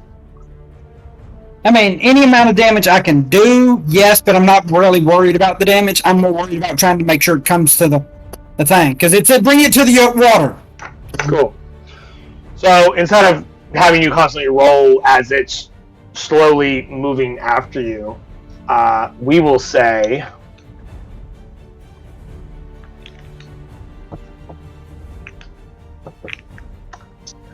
I would like everyone... It doesn't move fast, but it does not tire. So you guys are essentially in a fairly good brisk run to a sprint. Those of you flying are flying, of course. Straight non-stop, because if you at any point stop, the thing's going to catch up to you. But I would like everyone to make me Constitution saving throws. Just for shits and giggles. To see how well you guys can maintain your endurance and stamina. Everybody? Of course. Everyone.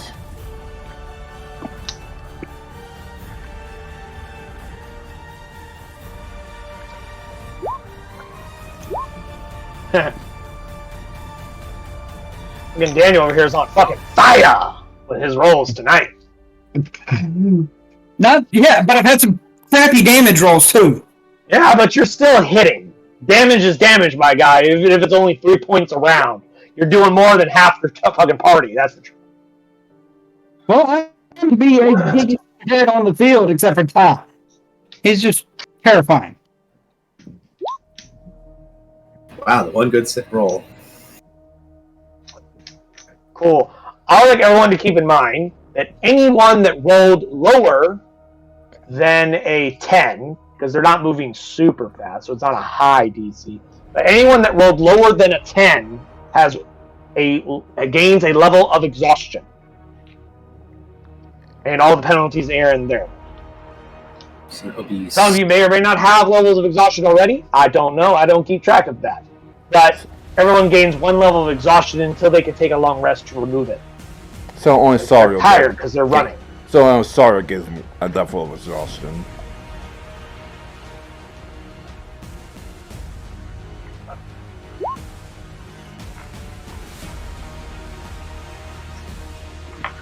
Master Creed, in the meantime, though, as you continue blasting this thing, you start to notice something. It's adapting to you. Every couple of shots you hit with it with Eldritch Blast starts doing less and less damage until your Eldritch Blast doesn't do anything to it. It ignores it. It still wants to kill you, and it still sees your crew running ahead of it. So it's still chasing after them. So See, what's it is coming to the water. Do what? What's its movement speed? Like 20 feet. Okay. Yeah, so like it's still chasing after you guys, but I was simply informing you that over time your Eldritch Blast stops doing damage and it becomes immune to force damage. Because one of the things I've been doing this whole time is I've been tracking what damage type you guys have done and how many times you've done to it with that damage type. After three times of the same damage, it gains resistance. After 3 more, it gains immunity. So after you've hit it with the same type of damage 6 times in a row, that damage don't work anymore. It was adapting. So I thought it'd be more interesting. We're dealing with Do the what? damage. Go ahead. It's the Borg. Resistance is futile. The Borg. Oh, Start. yeah. Yeah, except it's not mechanical, it's a Eldritch Goo monster, but, you know. Which means if I swap up my damage type, it might stop resisting one way or the other. It would then track a different damage type. The damage types you hit it with in this fight was Force, Necrotic, Lightning, Piercing, Psionic, Poison, and Cold. Were the only ones I have listed, and the ones that you've hit the most was Lightning and Necrotic and Force. And then a couple of shots with Piercing. But regardless, though, you guys get to the water. Yay! Get some proper chase music for this whole scene there. You guys get to the water. You're running through the streets. You watch this creature chasing after you. Other people come out onto the streets after, guards will show up and they attempt to attack you. I'm not going to roll anything for that. This is a cinematic cutscene, so everybody just sit back and enjoy. If I can animate this, everyone put your controllers down. There's a cinematic cutscene. You are running as fast as you can. Master Creed, you are guarding the rear as you are blasting this thing, trying to lure it to the sea. Guards come out, archers fire down at you as this creature's through the streets. The city guards are going, "Oh my God, what is that?" Because some of them are enthralled, but some of them, the horror of this madness is like, "What is that?" Get him off the streets as fast! Get him off the streets as fast as possible! Now! The tendrils snatch every single person it comes anywhere near it. Guards on rooftops firing arrows down onto you. Get snatched, dragged onto it, screaming. Ah! Ah! Absorb it into its form. Screams silenced. Citizens that witness this scream in horror as they try to run, but unlike you, they're not quite as fast, not quite as easily able to dodge as one after another, hundreds of citizens throughout the whole city get snatched and devoured. Eventually, you finally do get to the ocean. You see your ship. You see your crew that didn't disembark, the non-junior officers, the non-retainers.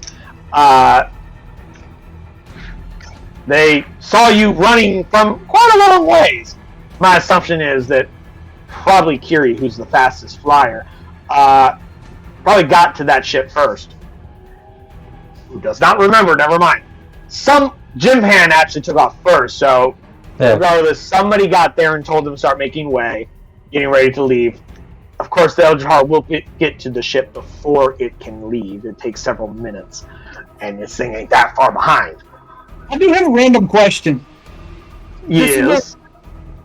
If Dr. Ice lost his memory, and Sariel has basically a permanent illusion, does he go back to remembering it as the illusion and not as the Eldritch? I think so. I mean, yeah, that makes sense. Yeah, the Once Upon a Time squid person, Mind Flayer Illithid, to you that looks like a fucking elf again. You're like, oh, sure glad there's this random elf chick with me. I think, it makes more sense that way. Why he's running with the elf. Not that it will matter, because it doesn't last forever. Eventually, his memory will come back. Yep, But in it's still 90 fun. hours. Eventually, though, when you guys get to the water's edge, as this thing, you all are running onto the ship going, "Oh God, it's still chasing us!" A large, not a tendril, not a weird goopy tentacle, but like a squid tentacle, comes up out of the water, massive in size. Almost as big, if not possibly bigger than your ship. Reaches up, snatches this creature, picks it up, and drags it into the water, and it disappears. That's what you got for your patron call, my friend. He just got rid of it for you.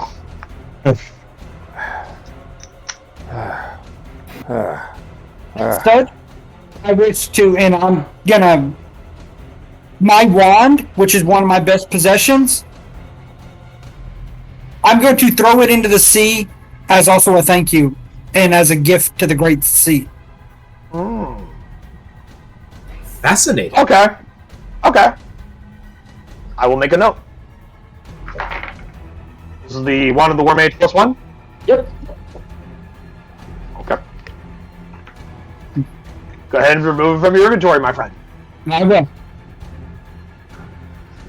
That makes some interesting possibilities in the future.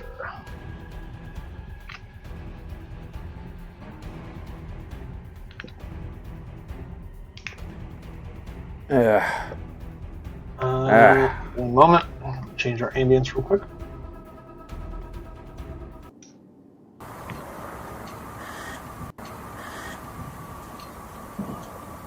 You guys are back at the docks. It's... hell if I know. 1, maybe 2 a.m. The horrible abomination is gone.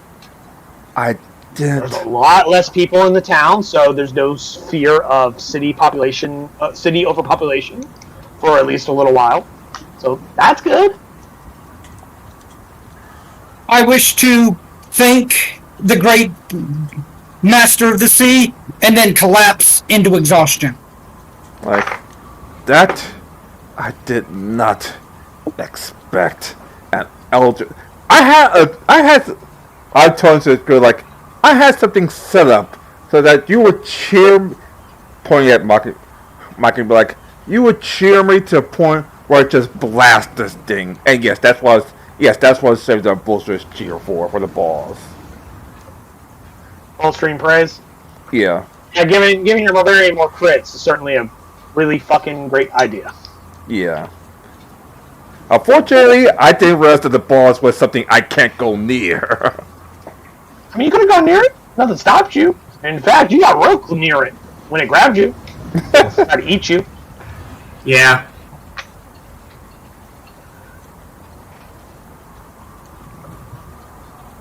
For those of you paying attention, you guys do see that your captain is sporting a new mark on his body. On his right forearm. Because unlike Master Creed, he does not wear sleeves. You see this branded into his arm.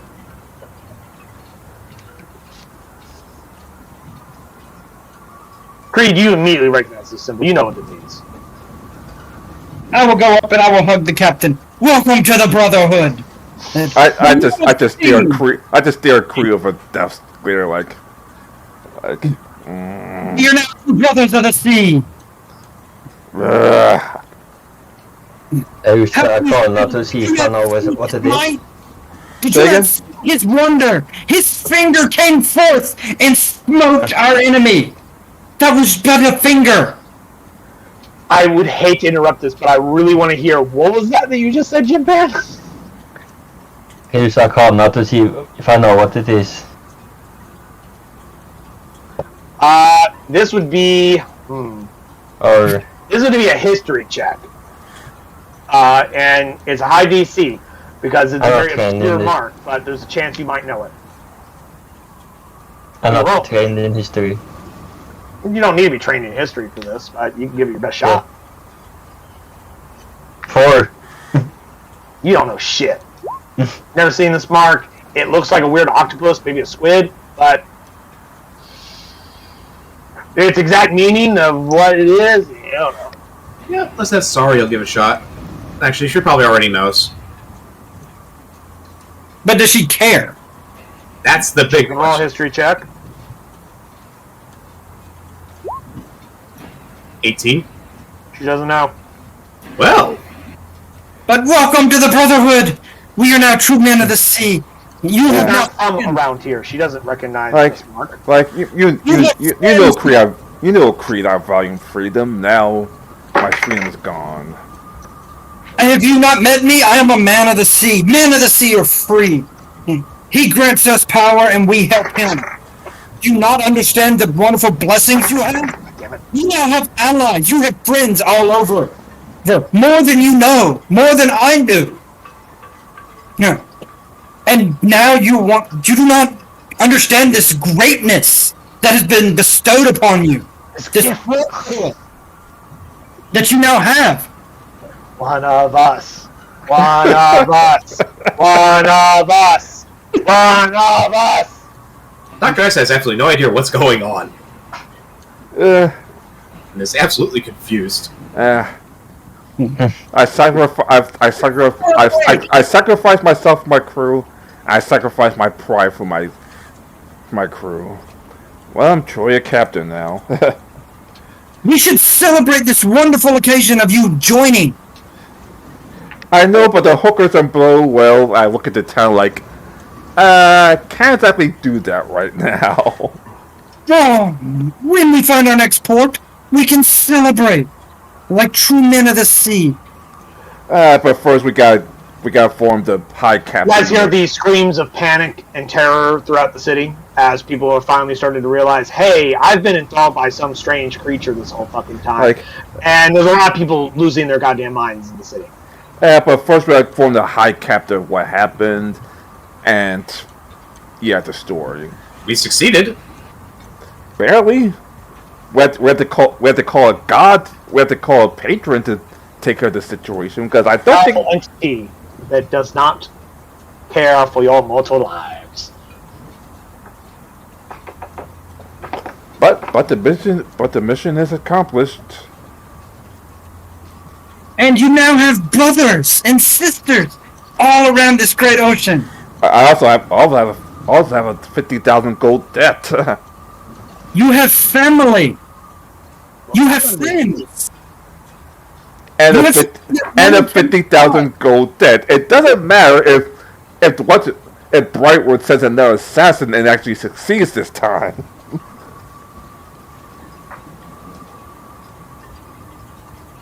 But you are now one of the children. One of the Watcher children. I just toss. I just look at my compass and just put it back. It's at this point, Captain Targ, you're starting to notice Creed's a little zealous. He's kind of crazy. Never really thought of it till now. You're like, this guy's essentially part of a fucking cult. As far as you know, it sounds like a cult. Sounds like you just joined a cult. And Creed is very much into rules, and you have let him run your thing, and now you became one of them. Out of desperation. Out of desperation. Yeah, but now, look. Cult's a cult. Protecting this ship. Now you get to join me, Captain. He's still captain, so. Unless you vote him out. I'm still captain. Yes, but now you're a captain as part of a cult. And you are now my brother of the sea. On a deeper level than anyone could ever know. If I want to do that, I'll still stay with the frickin' it. Now, that being said, it is like 2 a.m. and you are sitting on the docks of Luskin as the city is coming to realize the horror of their existence for a brief moment. Some of them are suffering from various forms of madness that may or may not be permanent. Let's pull away for a couple. Let's pull away so we can sleep for the night. Then tell the High Captain in the morning. Before we get that far, everyone who saw the creature, which is everyone except Jim Pan, who truly saw it and interacted with it. So everyone except Jim Pan, I would like all of you to roll wisdom saves. Those of you bearing the mark of Sarkathel with advantage, please. Oh, do I still have to do that even though I made that nat 20 the first time? You know what? Never mind. You're right. So, Ty with advantage, Kiri, straight roll. Dude, look at the blessings you are already getting. Yeah, we can actually roll above a 10. I know, it's amazing.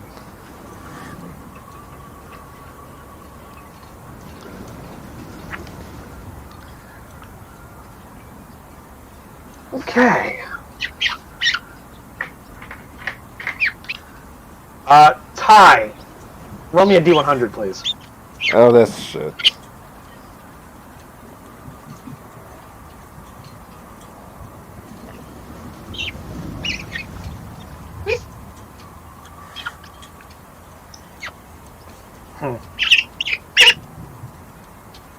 So am I playing with mice or something? What the fuck is that sound?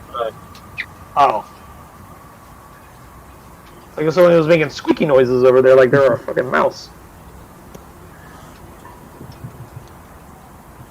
Ha.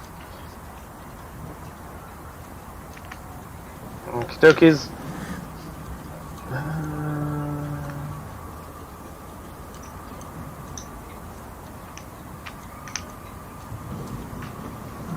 Ty, until it is cured, you will suffer the indefinite madness effect. I keep whatever I find. It's not the worst thing you could have gotten. You are just slightly higher than being drunk keeps me sane. That's 1 to 15.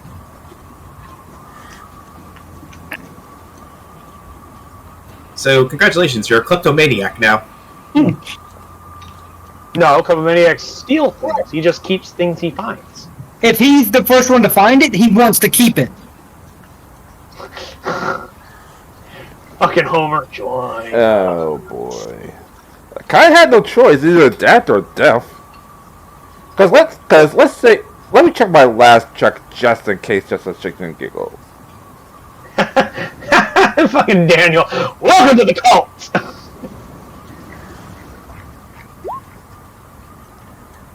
Oh, I would have escaped Now, I would when I have escaped first was designing this campaign, I didn't think Sargasso would be this important.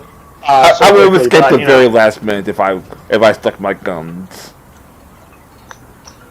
You probably wouldn't have made it. He would have. Essentially, what I would have had you have done would be to I would give you 10 rounds of an attempt to escape, followed by 10 rounds of you taking acid damage, and if you dropped to 0 at any point, you would die. Yeah, you know what my hit point was? Like, I don't know, like 30 something. 29. That was close. You're taking like 48 something acid damage every round from that. So yeah, your average rolls. Yeah, only had 2 chances to escape after. If I But, you know, I wasn't telling you you had to fucking make the deal. I simply asked, what would Captain Torg do? What's more important, his life or his pride? And at the end is his crew, which means technically he has to be alive to you know. Captain, now we can work on putting them to join us. I'm going to bed.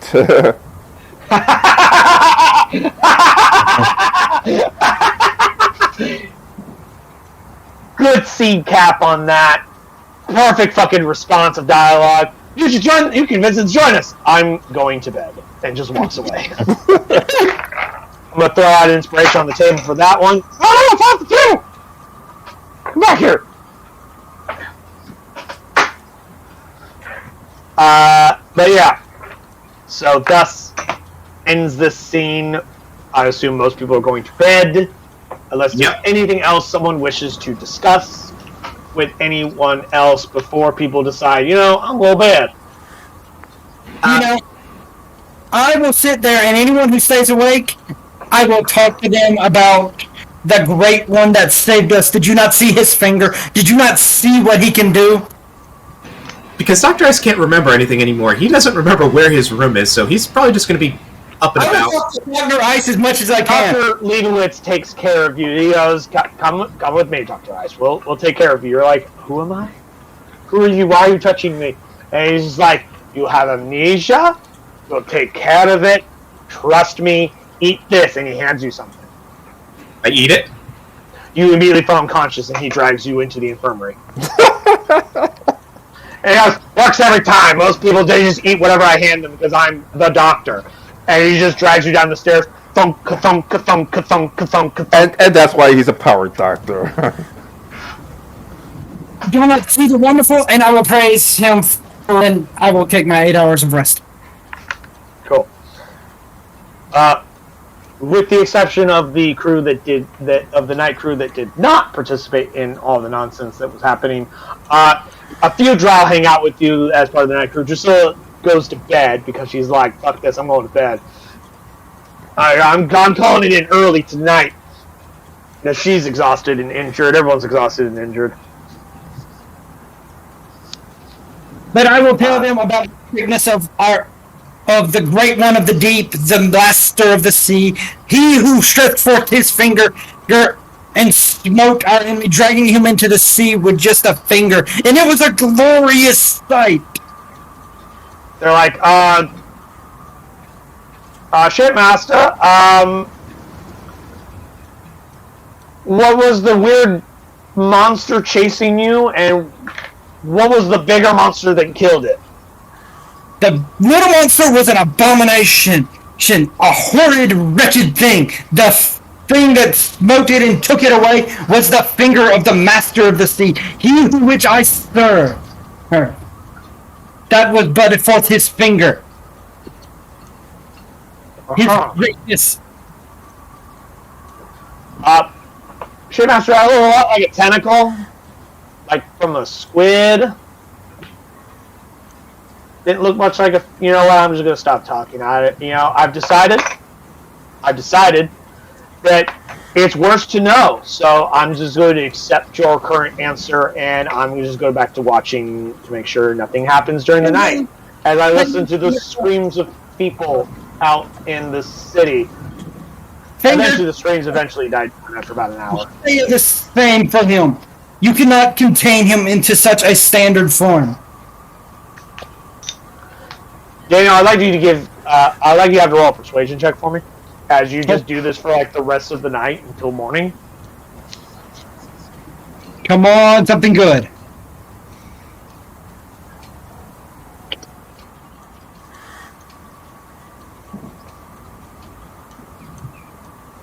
I love how this fucking bird just like flops over and he goes, "I'm dead." 21! It tries to lean against the hand, and then the hand is gone. And it's just like, wait, where'd the hand go? Oh, God! What'd you get? 21! 16 plus 5. Cool. They listen to you, even though they don't really understand what the fuck you're talking about. Now, imagine, like, you're a part of a cult, talking to people about your cult stuff, and they just don't get it. But they're listening. They're into it, they just don't get it. That's fine. Because, you're in a cult, essentially. Now, we put it up by saying secret organization of infiltrators, but it's essentially a cult. That's what everyone from the outside sees. They see a cult. I don't care. There's not too much difference. I don't care. I am still glad I got to tell them, and they could all, I got to see his might. And so I wish to share it. My experience. I was blessed in such a way that no one can take that away from me. That is true. No one can take it away from you. Alright. The next morning, you all awaken.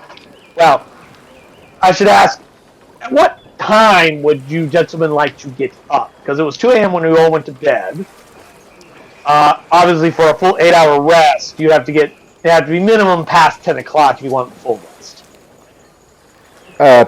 11 o'clock. After all the shit we went through. So we're sleeping in tonight.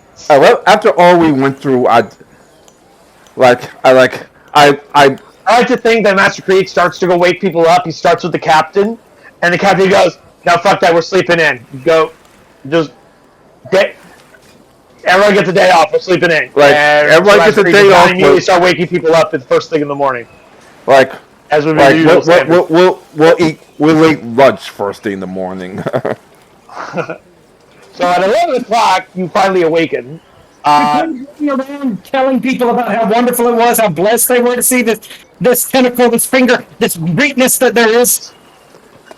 Creed, we just fought an eldritch horror and have to run out to the sea to have another patron know that word. Snatch it up and take it down. We're sleeping in. After that, we start to meet meet with the High Captain to explain that he had an Eldritch Horror in his house. Yes, but we got to have the blessing to see just the smallest bit of him. Do you know how wonderful that is? Speaking of the High Captain, at like closer to sunrise, a message will arrive to you, Master Creed, because everyone else was asleep at that time and nobody wanted to get up, but you were still up because you don't sleep. Giving you a missive informing you that the High Captain is pleased with your services and would very much love to provide a reward for helping ensure his city and the free city of Leskin remained free for all to enjoy its pleasures. And in about a week, he would love to see you at his home after it's been fixed and cleaned out and taken care of and refurnished and other things of that nature. Let's see now. What day is today? The 4th day of Ellent. Oh, okay. Okay, we can hang 7 out. days, it will be the fucking 7, 8, 9, 10, 11, 11th day of Ellent. Alright, so we can hang out for a week. Let's see what we have to do. Like, I need 4 days just to regain my memories. Oh, right. So we pretty much are stuck. Cut that in time in half thanks to Dr. Leibowitz' administrations of you using memory stimulation herbs and chemicals. Especially the dogs. He's helping you with that. Now, once I've spent a night telling everybody in a day, I wish to go into town and try to find my Dockmaster friend. Give me an investigation check. Meanwhile, it's in the cabin fixing my normal gun. 10.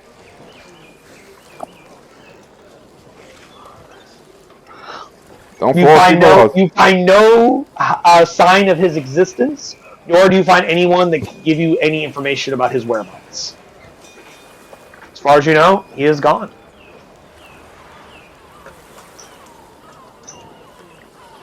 I wish to go buy some food, and I'm going to have a small ceremony of death at the thing if I cannot find him. In about 4 Presuming he's dead.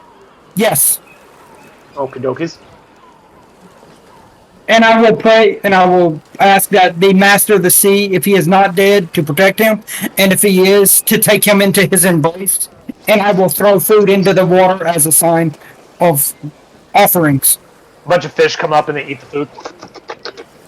And then they swim away. As far as you know, I mean, that's what you said the words. You don't know if he's listening or not. He didn't reply, but you said them. And I will pay 100, and that will be like $100 worth of, or 100 gold worth of food. I don't care. Okay. Go ahead and subtract that from your personal wealth as you see fit. I do.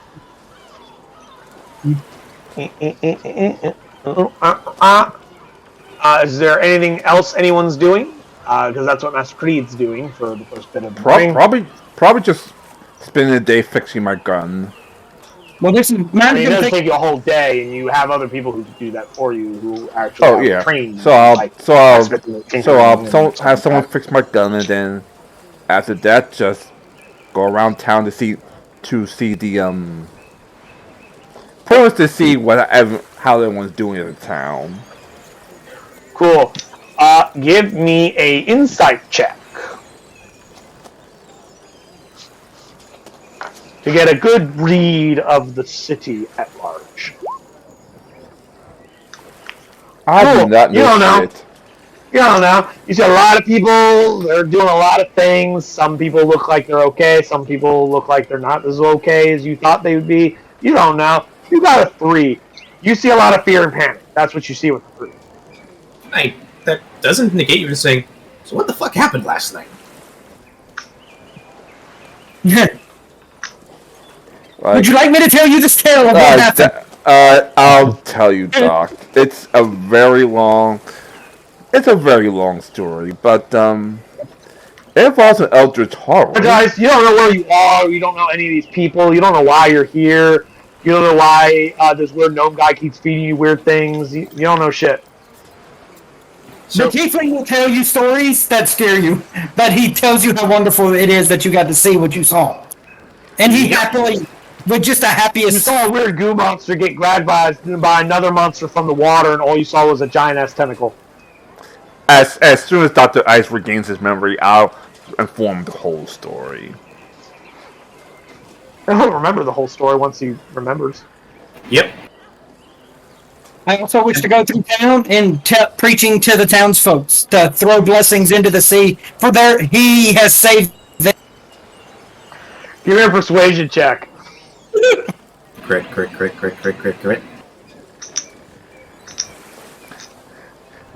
Like, it's not Seawall.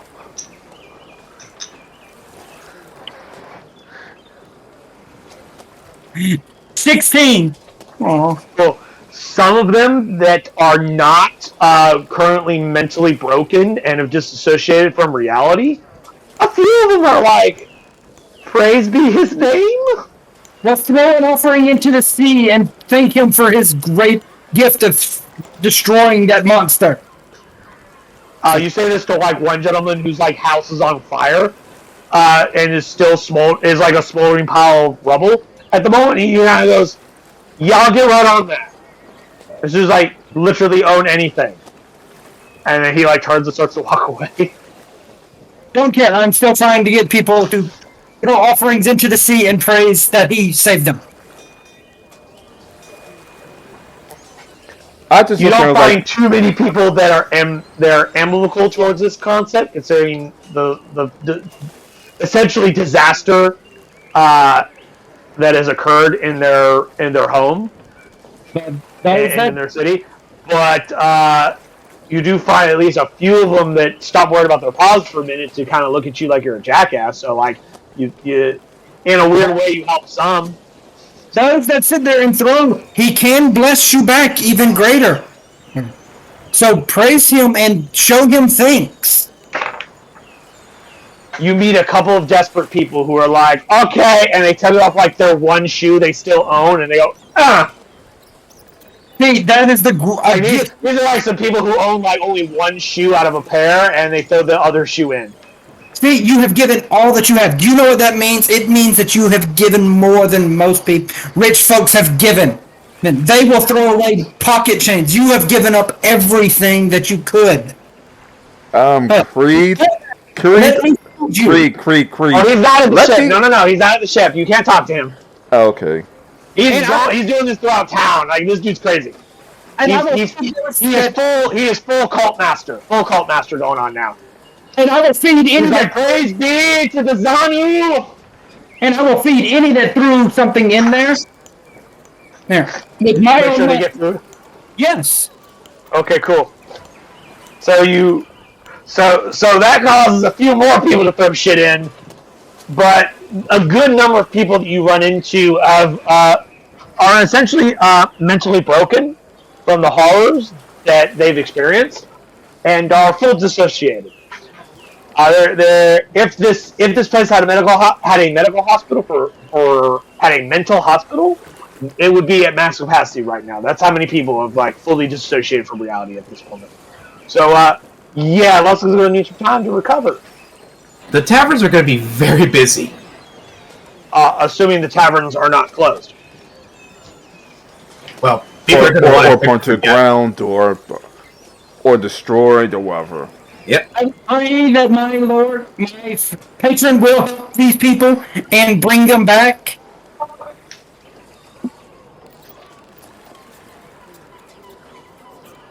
I'm going to get a cult going. Sorry. I mean, you are part of a cult. I'm going to get a cult going in this town better. Fun fact about the lore of Forgotten Realms, it's not the first people to worship him as a god. Yeah. There's another society that like throws their children into the sea for him.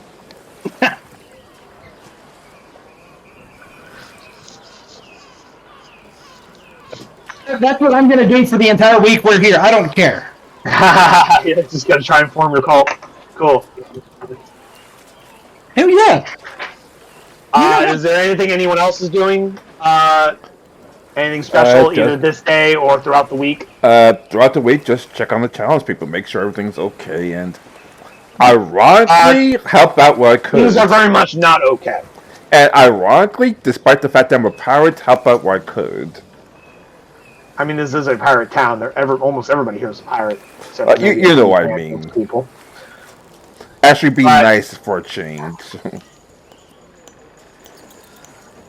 That being said, you spend time in the city. Things are very much not okay. Like I said, a good majority of the population are completely broken mentally because their minds were not able to handle the horror of their tiny existential existence.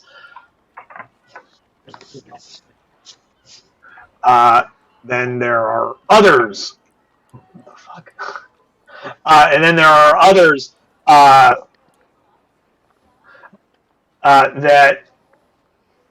have lost everything. There are some who have lost almost nothing. They're the lucky ones. Mind blown.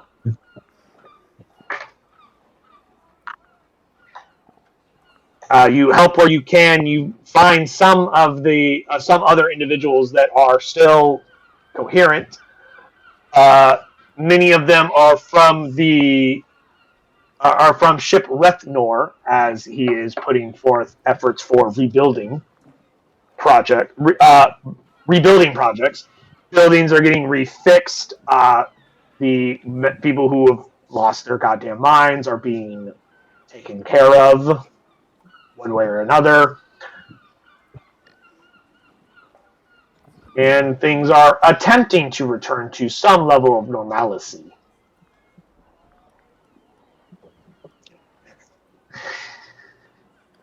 The leader is good. The leader is great. We surrender our will as of this date. Yep. Awesome. Anyway, but yeah, things are not super awesome. Did I just join a cult? I'm pretty sure the captain is saying that right now. Yeah, he's saying something. Did I just join a cult? Like you never really felt the cult vibes coming off of Master Creed until you became a member of this potential cult, and you're just like, did I just join a cult? I think I just joined a cult. Like, I think it's just joined a cult. I've been brave off of the Flaming Fist. God damn it. Now, the distinction between a cult and a secret organization,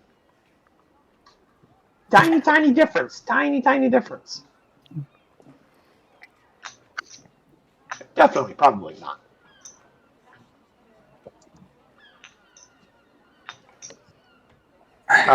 But Kiri and Japan, that's what Captain Torg and Master Creed are doing. Is there anything your characters are doing? I have like a mechanics question regarding like the madness thing. Like we mentioned, we managed to cut it down to in half, but like as time goes on, is it like do I remember like bits and pieces, or is it all of a sudden whoop, I remember everything? I mean, little bits of it come back over time. Like you have to essentially like rebuild up your memory through various memory stimulation.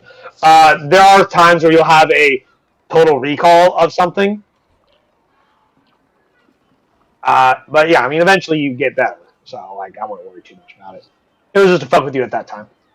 Okay. I do have a question about the indefinite madness. Those of you who may or may not be aware, a greater restoration spell or more powerful magic is required to rid a character of indefinite madness. So you can try to remove the indefinite madness that is Captain Torg, who you started noticing is starting to hoard things. Every time he finds something, he never lets it go. Yeah, I'm gonna go see if I can find like a place where I can get like at least 100 gold's worth of diamond dust. Good luck. Roll an investigation. So give yourself to the dogs. Roll an investigation check, please. Join us. You'll have a good time. 23. You find a shop whose owner is currently mentally checked out at the moment and can just get it. You just walk in, you go, Hey, you don't need this anymore, right? Yoink. Sweet, I take it. You have it. You only found enough for one spell, though. That's all I need. Hey, we At some should point, I assume you wish to cast Greater Restoration upon your captain. Absolutely. Once you remember how spells work again. Once I figure that part, so I remember that part. Kai, your indefinite madness of I keep whatever I find is removed after Greater Restoration has been placed upon you, as your mind is restored to its original sanity. Like, what the hell happened to me? I don't know. I kept pennies. I kept silver pieces and Found like shoelaces for Christ's a sakes. hammer at one point, and you never let it go, and you walked away with it. I remember helping build someone's shop back up. Your I pockets just full took of the nails. hammer. As every time you picked up a nail, instead of putting it in the wall, you just put it in your pocket. So you weren't very helpful at all. And you're not realizing, I wasn't very helpful. I should probably go get these nails back. Yeah, that's what I'm going. For the rest Show of up the with day, like 4 boxes worth of nails, you give it back to them. for the rest of the day, I'm about to do either give the nails back or actually do the carpenter's job. I set out to do. I also am going to Free Anything else you're doing, of Terry? charge, of course. Well, I'll mention the that shop where I got the 5-finger discount to the to my other crewmates. Say, hey, he has some stuff. It kind of was checked out. He probably doesn't need it. Well, we're all parrots. Cool. As you return, looters have already looted the rest of the place. Oh, shit. Because they heard you. News travels fast. Nothing travels faster than bad news. Mm-hmm. No, only one thing travels faster, and it's worse news. I think that's how the saying goes. Whatever. News travels fast, but nothing travels faster than bad news. Alrighty. Well, I go in, I see the empty shop, and go, well, shit.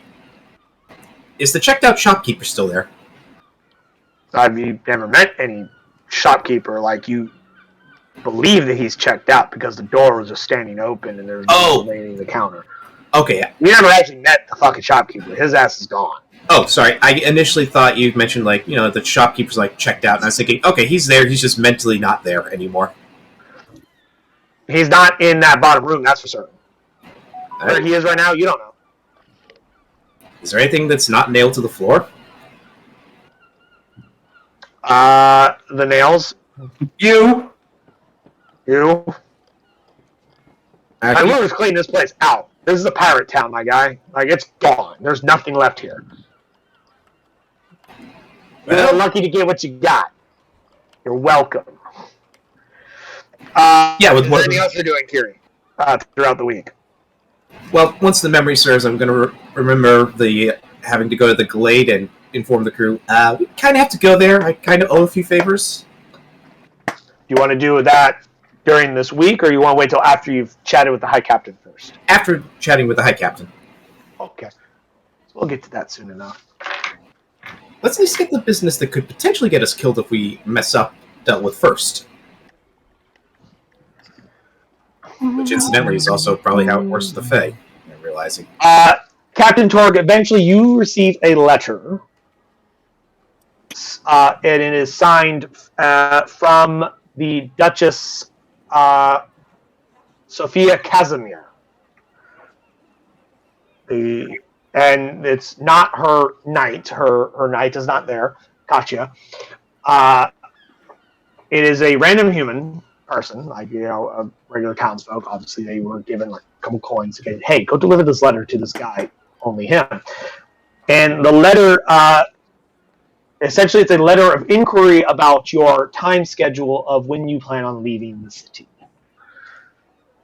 Because they, as well as essentially a business contract for hiring you to give them to book It's an inquiry of what your current schedule timetable is, and a business contract or proposal for booking your ship as a transport for her and for both the Duchess and her +1, along with their luggage Yeah. from here to Baldur's Gate. I was like, looks like we have some passengers to bring back our ship for a couple of days. A couple of days? Say again? I said a couple of days. I meant as long as for a little bit. Now, you can, of course, negotiate whatever you wish, but I will tell you their initial offer of payment will be the standard rate for booking passage upon a ship. Let me find that. It's in here somewhere.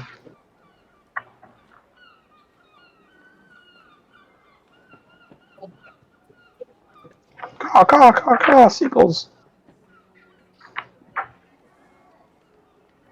Okay, here we go. In the right section. Nope.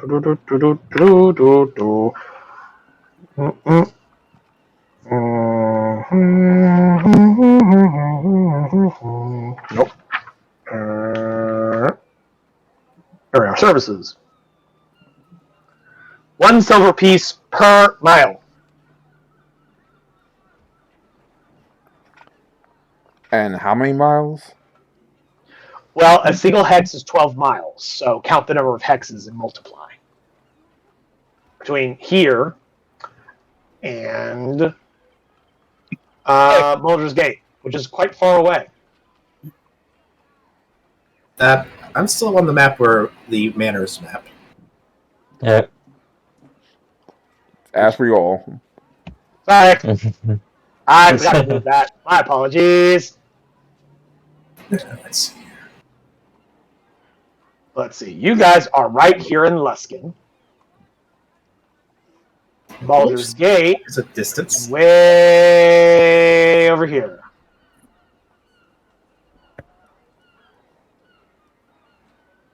So obviously it's quite the payout.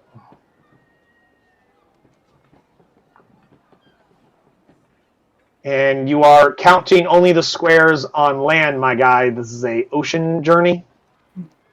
You have a ship. You don't go across the land. I was just trying to see. Oh. Duh. I was thinking land caravan for some reason. Land caravan is different. Different pricing. For ship passage, it's 1 silver piece per mile. That's the standard rate. You can, of course, negotiate for a higher or lower price as you see fit. So more than 200 hexes. Probably. So 64 hexes. Shinda, Mm-hmm. because this is a great port town, and there is the matter of where I wanted to go and visit my patron to become stronger, which was closer to here. Yeah. I think this would be a great time for my character to fade out, and I will still play, but I'll take more roles of retainers than anything else. Okay. So you will not be joining us for our next game? This is where you're going to cut out? This is where my character's going to come out. I'm still going to come back to the game, but I don't know where we're going to be when I finally would end. I think this is a great point for me to step out for Creed to step out. So Creed's going. Yeah, I think this is a good time for Creed to be recalled to the land of Purple Rocks. You come see his patron in person. Yes. So, Creed disappears. So I will inform the captain that our patron has summoned forth me, that you will continue to go forth and protect the ship. Yep. And protect these citizens of Luskin that are starting to come around to us. Never said any of that, but okay. He never said that. I'm saying that. I'm saying like Sargaville didn't say that. Like Creed can say what the fuck he wants. I just do feel like the Rock's eyebrows are like, okay. You know you're probably going to fight to get your precision back, right? Purple Rocks are over here, by the way. What? What should I? Purple Rocks are right here. Let me get back over to the roll 20. It should be moving your screen. Oh no, I was on roll 20. I was on Discord. Okay. So, but yeah, I will go there. Like, you know you're going to fight LaFarge to get your position back, right? Or at least convince LaFarge He to is surrender essentially her. he's requesting an extended leave of absence from the ship. I know. Which I'm not aware, Master Creed, but has Master Creed taken his final paycheck, essentially? He is not. Make sure you guys subtract that from the treasury because Master Creed still gets his final check. No, that's Much like anyone in the real world when they leave a business. jump in, subtract it away from the data sheet that I sent y'all. Okay, how much? Mom, All right. Let them know that we're planning to leave the day after we, in a week and a day, and we'll think about the price upon your travels. Okay. Now, when you say a week and a day, are you referring to after, like the next day after? One day after we speak to the High Captain. So you're assuming that the stuff with Kiri and his whole "I gotta go see my Fey Mistress" stuff will take a day. What you're telling me? all right, Is jump in. that what you're saying for them to arrive? Unless Karen wants to tell me otherwise. Yeah, I'll be mentioning the whole. I mean, he has mentioned it to you already. I was just saying you're assuming that it will only take a day. How about 9 days then? In 9 days. So therefore, it gives Kiri at least 3 days to finish his business. Cool. Mm-hmm. I will make a note. There we go. Yeah.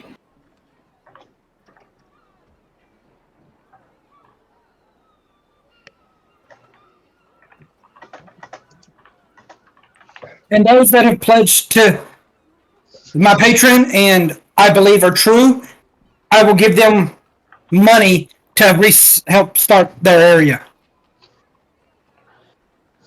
Cool. You may spend however much money you wish to try and re-stimulate the economy. Whatever your character feels is the reasonable amount. Good. Then I will charter a ship and leave. To Jimpan, Argos and Foreign, what is Argos and Foreign doing during this time? Because we haven't gotten to you yet. Mostly taking it easy. Say again? Taking it easy. Taking it easy? You're like, I'm just going to take all my travel gear off, all these like travel leathers or whatever. I'm going to put on my nice silken robe with the gold embroidery. I'm going to get my brass mug with jade inlay, and I'm just going to hang out on the ship. Yeah. I'm going to take it easy. Come on. Somebody comes up to you and goes, Madam, you've been promoted. You are now the first mate. And you're like, Okay. cool. You like got a pair of sunglasses. You're just awesome.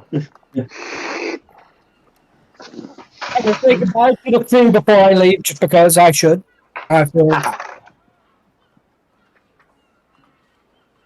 And Creed will vanish, and this will be the end of Creed for now.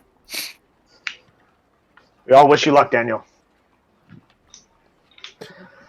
In the meantime, though, to greatest joy in all time, fatherhood. Yes, the greatest burden and reward and journey. Y'all should be In the meantime, afraid. though, My seed is coming into this world. Y'all should be very afraid. oh God, may God have mercy upon our souls. But jokes aside, though, with your current first mate leaving, Captain, my assumption is you would then promote your current quartermaster to first mate, unless you think someone else makes a better first mate. Up to you. Arcanist, you're now first mate. Any other directions? Okay. Nope. She's like, cool. Goes back to sleep. It's like, cool. You bring me my time. Yes, ma'am. That's my first order. Leave me alone for the day. my first order of my new stint as first mate, I am as shipmaster. I am ordering all crew to leave me the fuck alone for the day. And he goes, "Yes, ma'am." They scatter. As he sits in the closed nest asleep. I think she's like sunbathing on like the deck or something. Yeah. She set up like a chair made of like barrels and. Why am I picturing Nami from One Piece? Probably, actually, it's probably not too far off. Maybe Nico In Robin. my head canon, she's not even wearing clothes. She's just wearing her fucking robe. That's my head canon.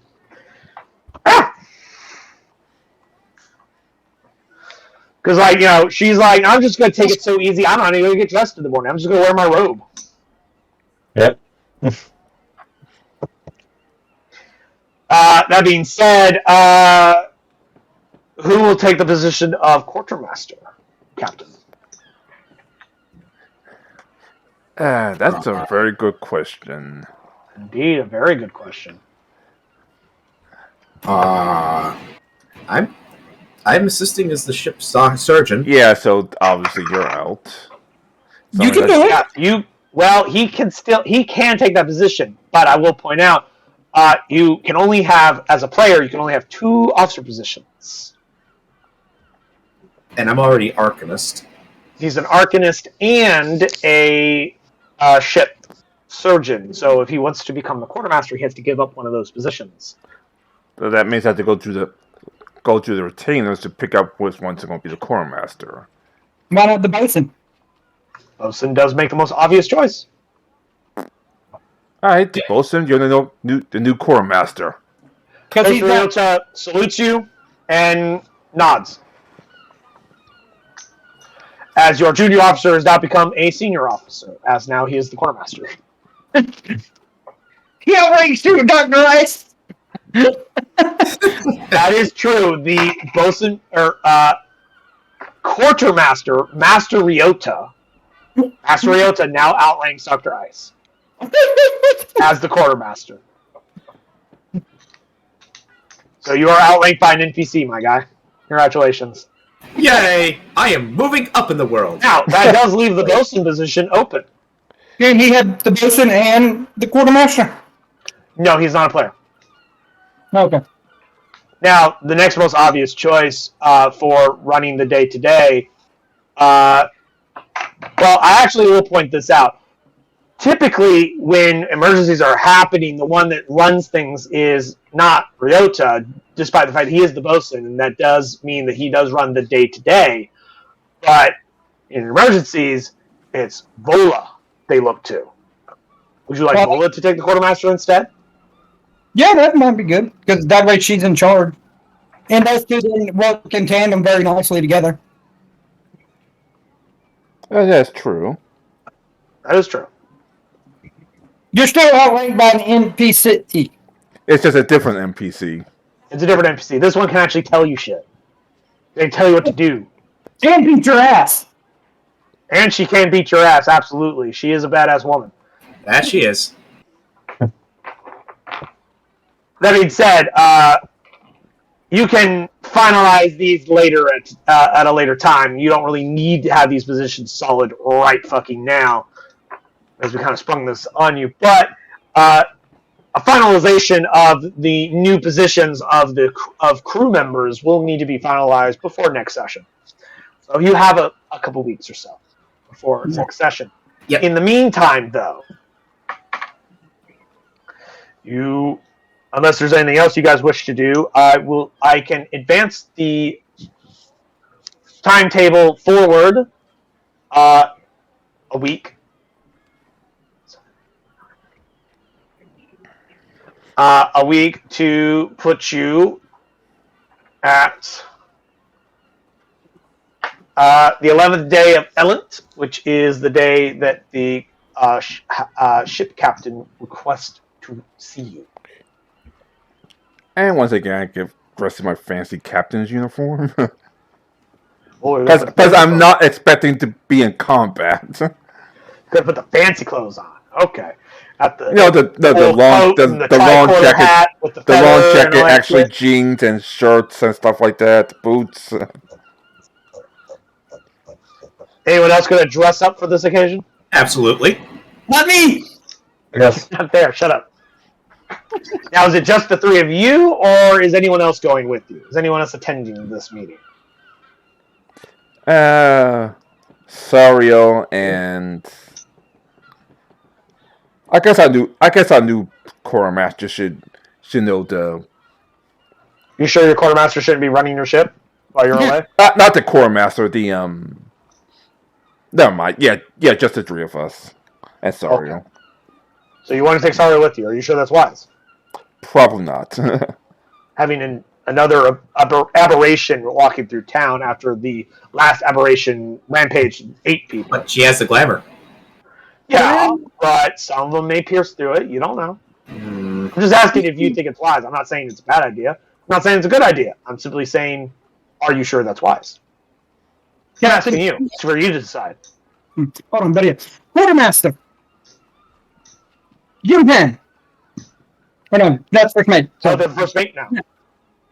The ship Yeah, master. under the sheet I give you, there's an item you should take with you. Oh my god, we finally gonna bust that fucking item out of the goddamn storage for a fucking change? Yes. Is today the day you finally remember you have this fucking item I gave you in session 1? The medallion of thoughts. It helps you read thoughts.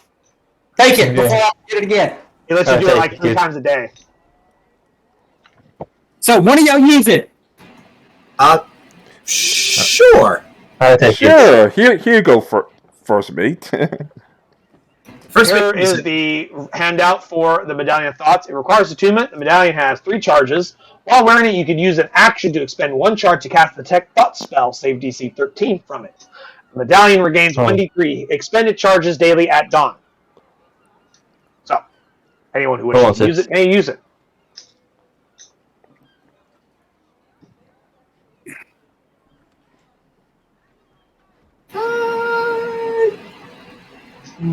Fine, it does require yeah. So just somebody attune to it for the day, and then when you're back on the ship, unattune to it and put it back in the hole if you want. Would or I- keep it permanently and actually fucking use it for a fucking change. Yes. Yes. Don't be- Bastards. use it. I'll take it. Bitches. Cool. Well, I'm sure you mark on your sheet that you have it, so you don't forget it. Because I will not remind you. I'm not going to keep track of who has what. That's what that Medallion of the sheet is I sent to the group that had all that information on there of what we had in the hold and everywhere else.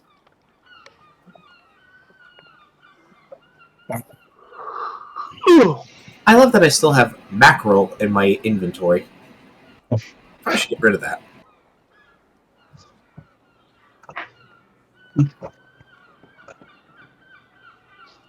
Yeah, getting rid of like the fish and all that nasty stuff.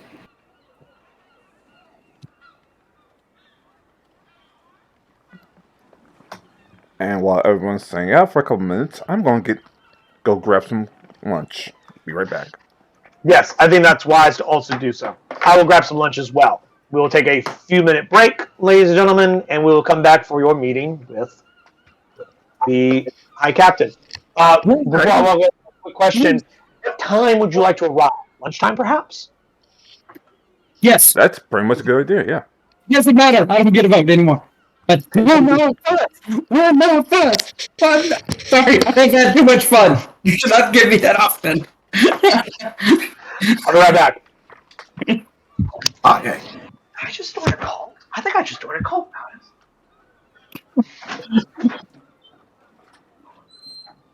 I have made people doing it cold.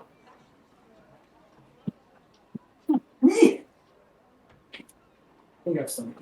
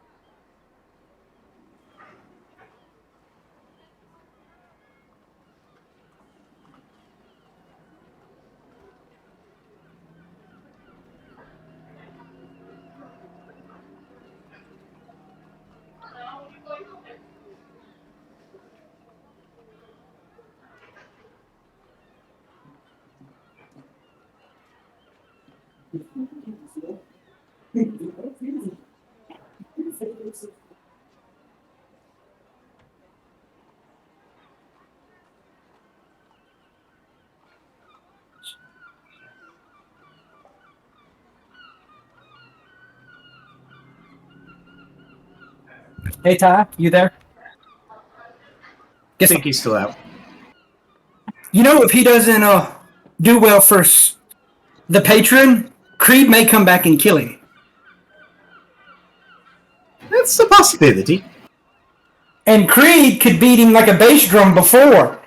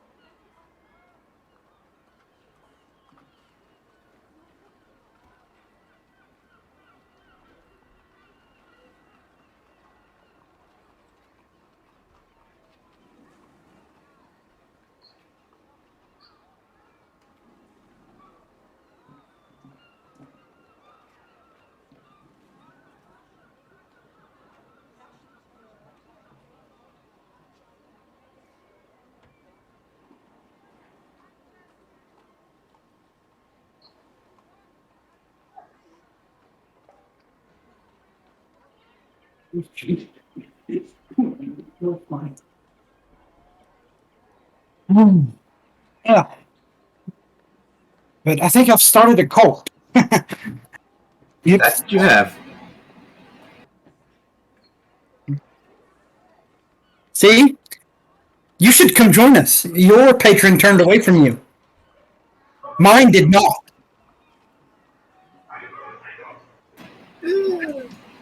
Let's see what happens after I at least try and get a few favors paid back.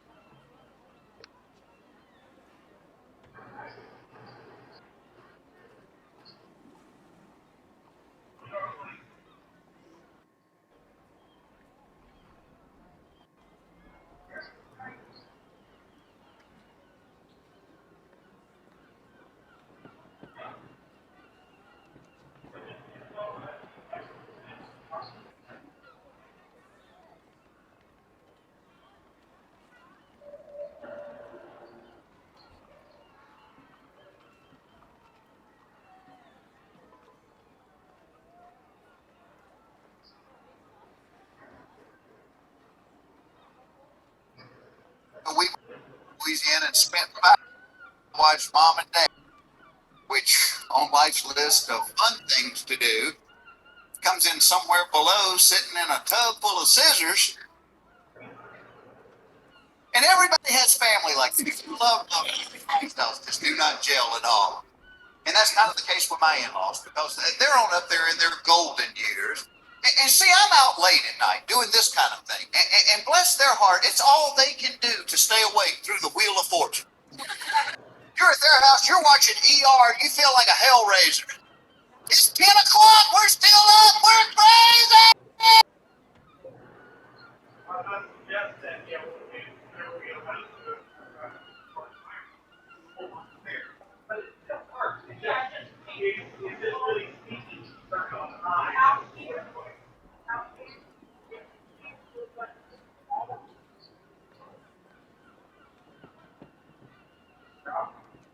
Express VPN. Don't let others track what you do. Anonymize yourself with Express VPN. Think you're shut yourself off sleep. Oh yeah, I didn't. You shot yourself in your sleep? No. I was like a kid, like when I saw it was part, I was like, what? Just a little bit, like just a little. Was it at work? No. It was. It was. No. I'm taking out of your. No, it wasn't like that. It wasn't like that. No, it was just like a little. It's like, oh, that's a little. So you said you just shot your cheeks on your back? Yeah. It was like because it was like false amount. But I was like, Hey guys. something. Hey, You know, if Captain Turd does not sit there and do well for the Patreon, Creed may come back and have to kill him for failing to live up to his end of the bargain. Yeah, when Daniel finally comes back, Master Creed may be an enemy NPC by that point. Who knows? Since I was the assassin. Yeah. And remember, he can beat the captain now like a bass drum in a one-on-one fight. I need a napkin. It's a very messy sandwich.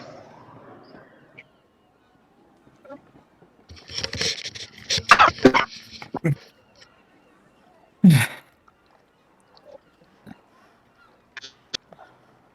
job. Appreciate it. That's a good job. I got drunk, but not like super drunk. Just like a normal, like wedding kind of. I almost asleep. Normal.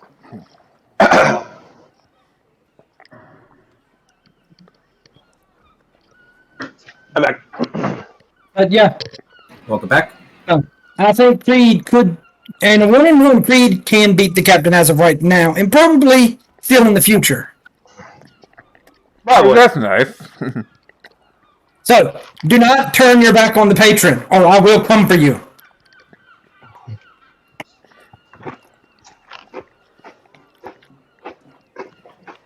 Too much gravy on this thing. But let's remember, you have to get the entire. It's like Dracula through hell, so you have to do the entire crew to get to Creed, the captain. That's true. Creed would be outnumbered in that circumstance.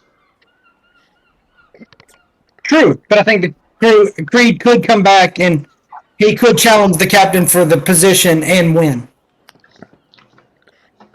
I mean, who knows? We'll see. Well, we're seeing about 4 or 5 sessions when we come back.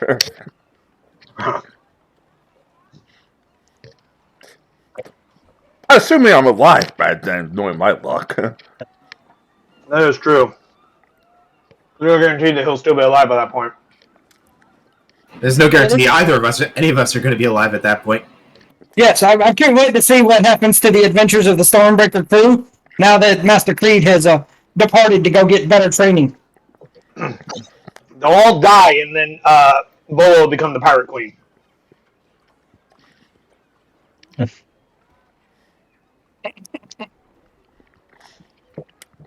Bella and Drusilla are going to become pirate queens and just sit there and rampage through.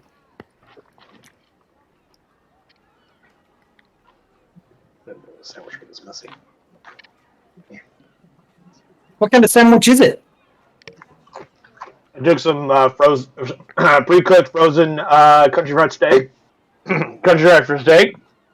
and then took some of the white pepper gravy that we had made for like sausage gravy like some time ago, using the package out of that same thing, and I threw it on some bread. Gravy goes everywhere when you try to eat it. So it's kind of messy.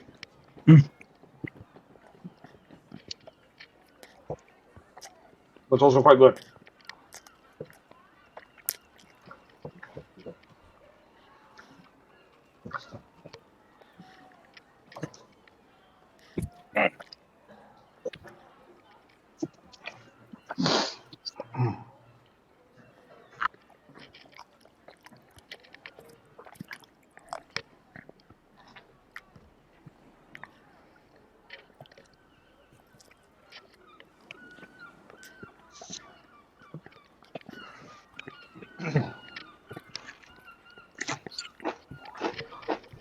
But you guys eventually arrive at noon on the 11th day of Elent at a manor house that's under a little bit of reconstruction.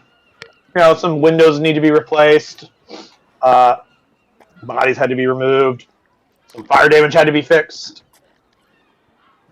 The usual stuff that you would come to totally expect. I mean, nothing too outside the ordinary.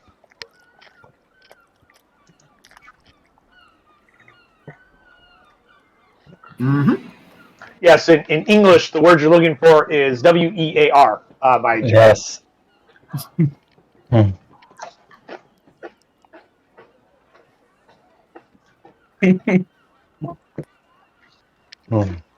Close enough. Everyone's wearing those fancy clothes they all splurged to acquire a while back. As you arrive at this meeting, outside the building, in the garden area, which is relatively fine. It's not too bad. Because it wasn't too heavily damaged to begin with, unlike the inside of the house. Sitting at a small table with a little umbrella, kind of sticking out almost like a sore thumb in his usual attire of all black. Style over comfort, as in many things. Is the High Captain sitting at the table, awaiting you, enjoying his lunch. I approach and bow. He offers you a place to sit and asks if you've already eaten to this day. Not yet. He has some of his people go and retrieve lunch for everyone, and you have a small little lunch party. And he says,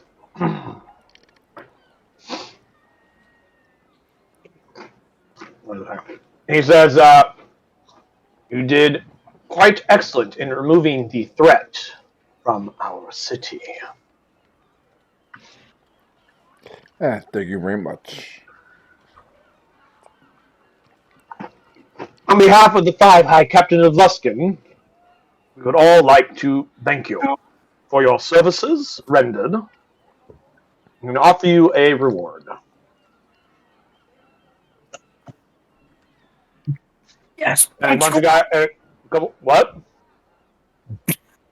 What? Nothing. 2 men come over and place a large chest nearby. He uses his foot, at the back heel of his foot, he kind of catches the lid of it and kind of flicks it open. And inside you see a fairly large pile of coins. Ooh. He goes, we'd like to offer you 1,500 platinum coins for your services in getting rid of this problem. Nice. Thank you very much. Please mark down that you guys are now 1,500 platinum richer. It's 1,500. Grand total? Grand total 1,500 platinum. You take it out, that champion? Yes, I do. Alright. Hey, numbers work the same in Sweden, right? I'm just kidding. 1,500. hey, numbers work the same way in your country, right? I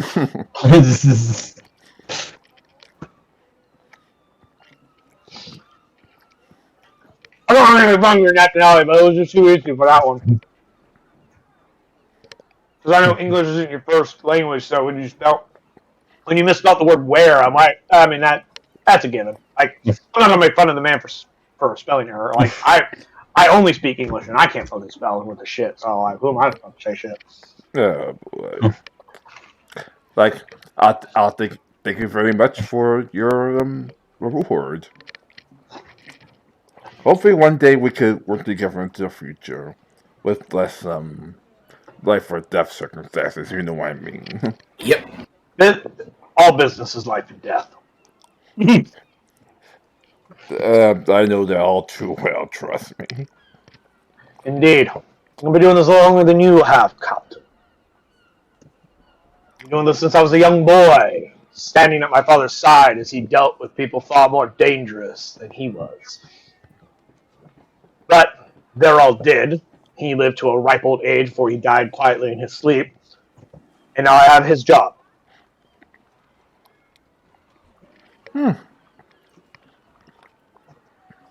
Yeah. Dying at old age. This is what you guys heard. Like, according to rumors and rumors from at the time it happened, High Captain Rethnor, Kessedin's father, the High Captain Rethnor at that time, usually it'd be like, oh, the son's going to take over the father after the father. Well, he'll just kill him and assassinate or whatever. Now, from everything you heard, contrary to what people would have expected, High Captain Rethnor lived to a ripe old age and finally died of old age in his sleep.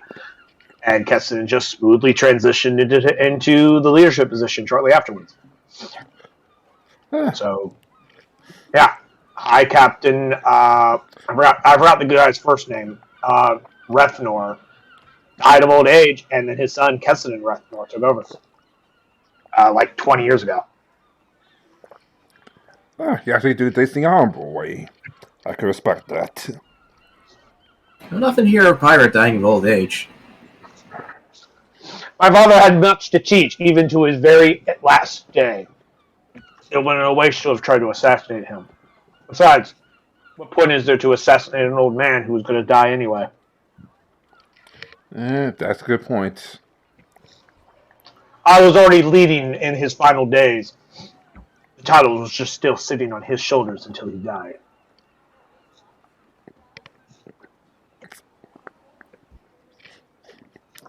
Which, like the last couple years or so of his lifespan, you did hear about Kessedin being at more active leading of Ship Rethnor. So it was a well-orchestrated, well-planned transfer of power that was seamless the moment his has died.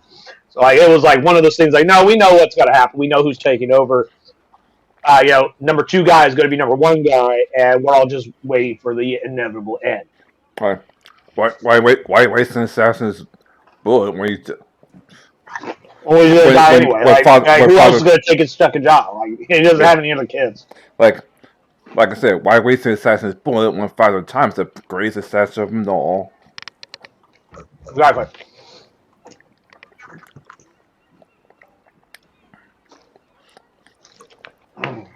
Well then, my recommendation would be to possibly look into clearing your standing issues with the trade guild. You know which trade guild I am referring to, of course. Yes, of course. She's a dangerous woman, and even if she sends hundreds of people after you, and they each fail to kill you, someone's going to get lucky. All it takes is one successful assassination. That I know of. That's why we're trying. Why we're trying sends enough people after you. Eventually, one of them will get lucky. That's why we're trying to clean up the mess as fast as possible. Hopefully, this goes. Hopefully, the money. Some of that might go to a down payment. I would say hopefully this platinum will help us a little bit. As a reminder, one platinum coin is worth 10 gold. I know. Okay. Yeah, we have to discuss it, like how much platinum / gold, how much platinum I have to give her for now, and then slowly but surely pay her off. And the number was 5,000 gold, so you could hand her 500 platinum today, and it'd be done. Oh, that's 500 easy. platinum is 5,000 gold. Oh, right, all right. It wasn't a stupid amount. It was like it was what in her mind was a reasonable price. Okay. Some people may disagree, but in her mind it was reasonable. Because, I'm fairly certain you guys could afford that. Master Laforeign, take out 5,000 gold to try and meet. She still has an Arcanist. You can still refer to her as the Arcanist. She just also has the position of first mate. Wasn't it 50,000? Take out 5,000 gold to sell our differences with the what you call it guild. If we're using the platinum that you guys just got, 1,500 platinum. If you subtract 500 platinum equals 5,000 gold. Yeah, that's what I was saying. Yeah. Like I said, we like to sell our businesses as fast as possible if we could.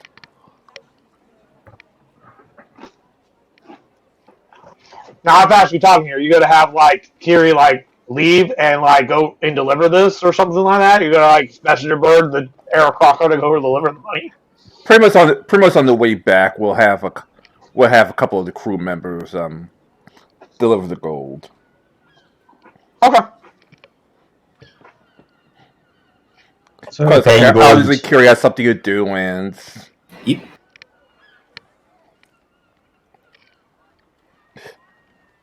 but yeah, like I said, hopefully we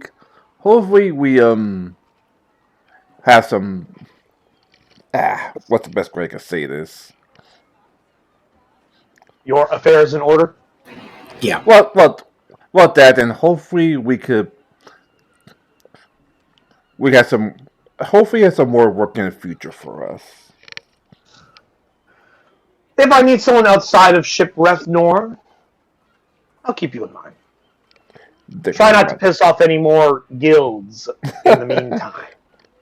At least not ones that I work with. I can't promise that, but I slowly you best make sure you can promise that. If you can't keep your crew in control, well, then you're not much use to me. Well, of course, I'm going to keep my crew in control. Well, save one, but I think he's on leave of absence for now. And by the pirate code, he's not part of your crew anymore if he's not on your ship. So true. Temporary or not is irrelevant. So his actions don't reflect on you at the moment. For now. Well then, thank you very much. Until next time we meet. And continually friendly circumstances. Let's hope so. I prefer my businesses to go friendly. At least in my thinking. As do I.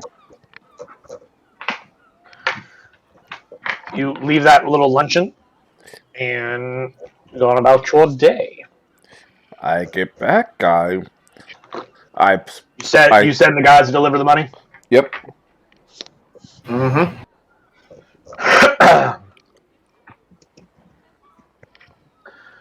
The gentleman, your crewmen, your deckhands that you send, come back with the message from Lady Brightwood, Olga Brightwood, saying that the payment has been received and that she will cease all assassination attempts until you piss her off again, essentially.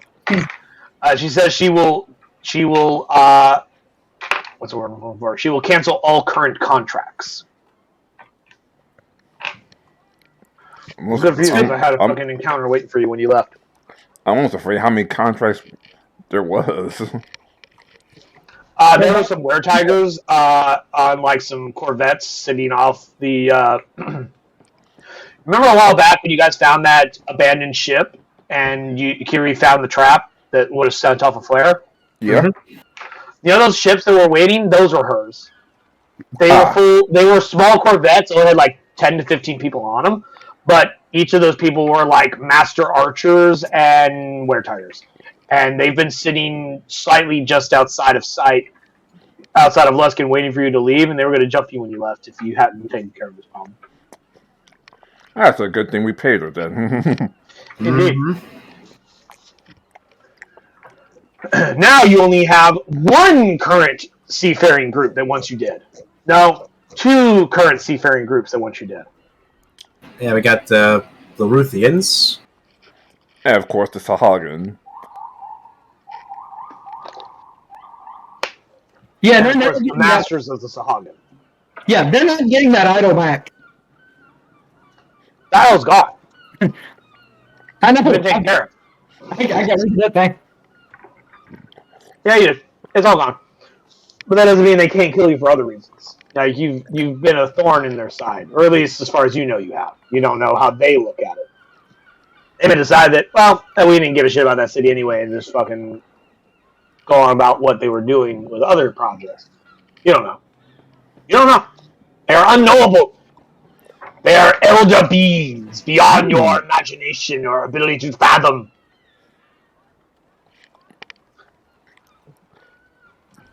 Oh boy.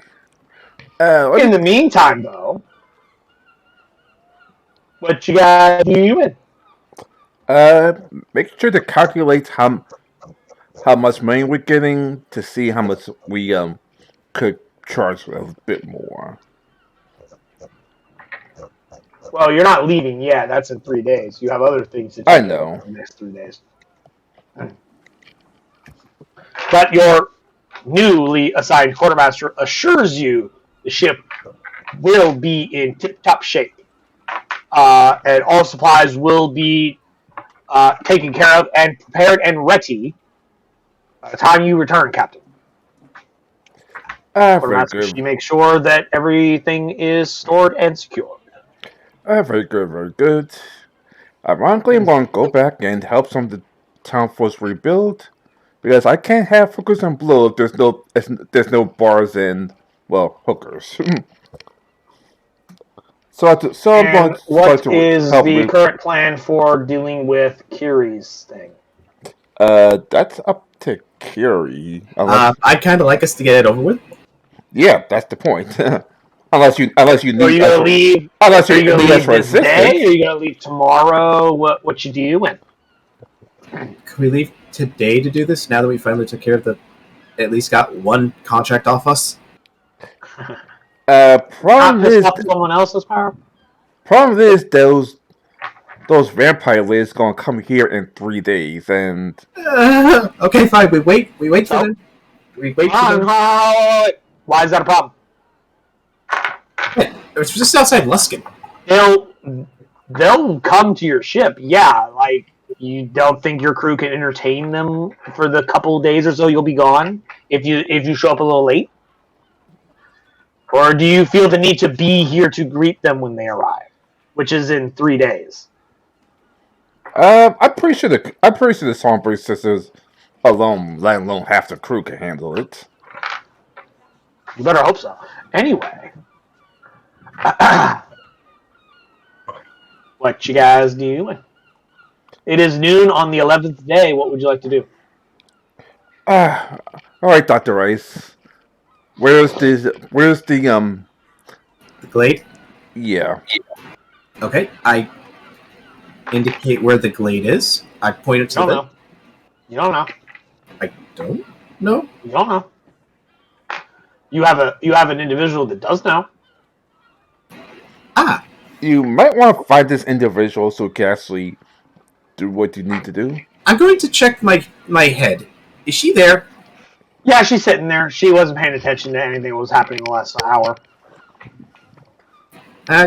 Could you give us some directions to the glade specifically? Huh? What? What's going on? Hi, Miss Bell. I'd like to at least... hi! I'm sorry, I got bored. The conversation with that pirate dude was really boring. I'd like to pay back I'd like to deliver this. We're finally going to the fair to the Feywild. Yes. Oh my God! Finally, it's about time. God, longest fucking trip ever. Let's go. And she starts leaving.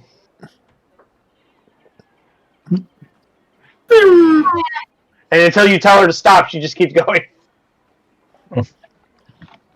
I will remind you guys, you are not clothed for travel. Nor did you bring any of your supplies with you for long-term extension outside the city. Unless you say something, she's going. Hey! Let's get our shit. Let's get our shit. Give a second to change clothes. Turns around, comes back. She goes, and I changed clothes back to travel gear and some food. Some food. Can we go now? Can we go now? How about now? Can we go now? Can we go now? How about now? You done yet? I got my stuff. You done yet? You done yet? You done yet? Yes. Please stop. We'll say all of that takes about an hour, so it's like 1 in the afternoon by the time you guys finally leave.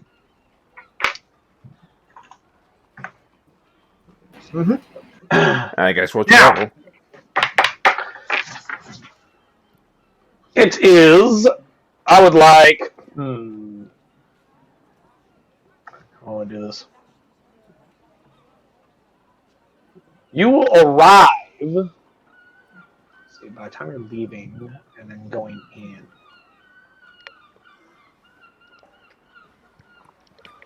Nope. One moment. Talk amongst yourselves while I'm doing this. Okay, so when going into the Feywild, there are a few things you really need to know. First and foremost, they take things rather literally.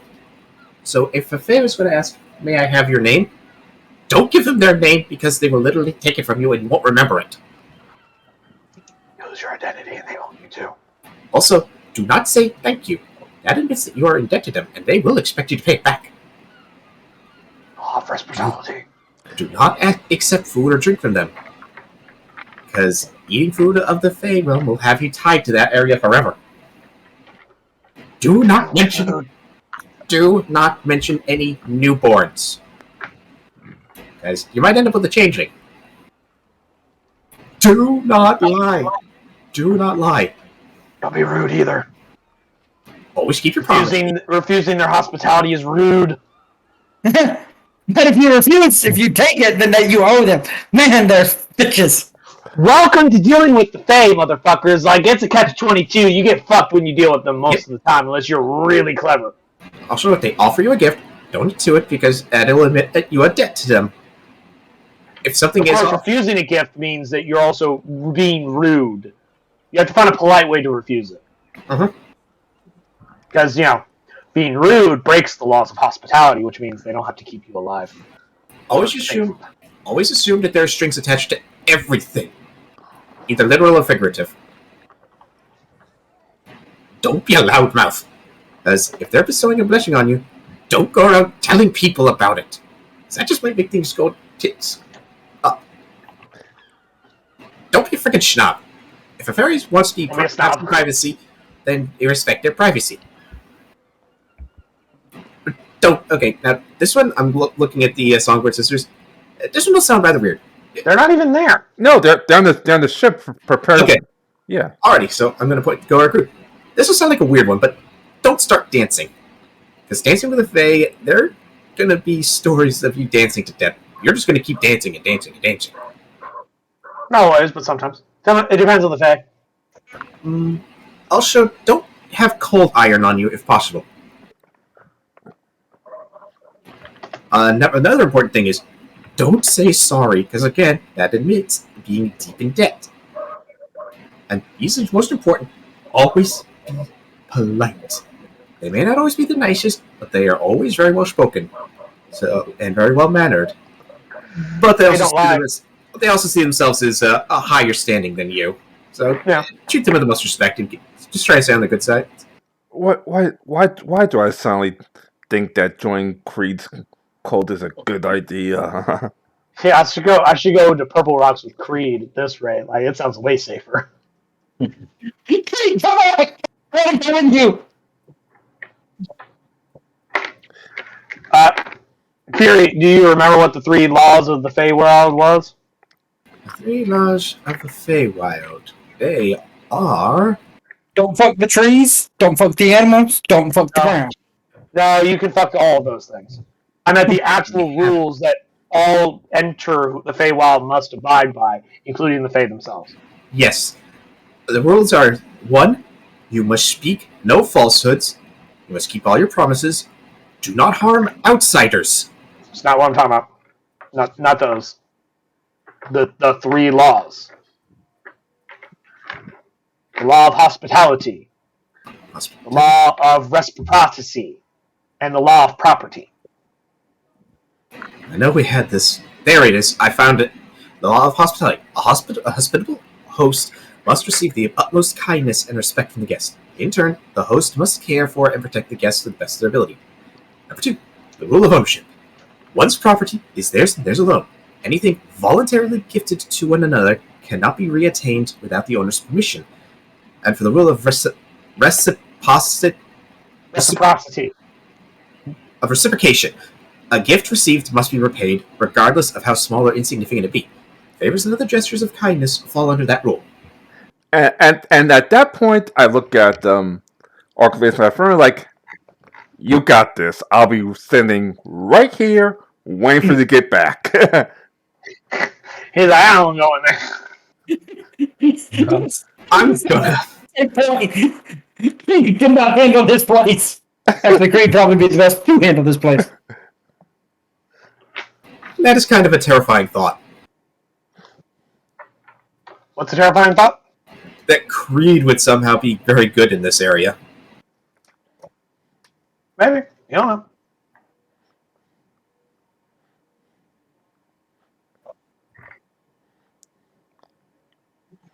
Hey.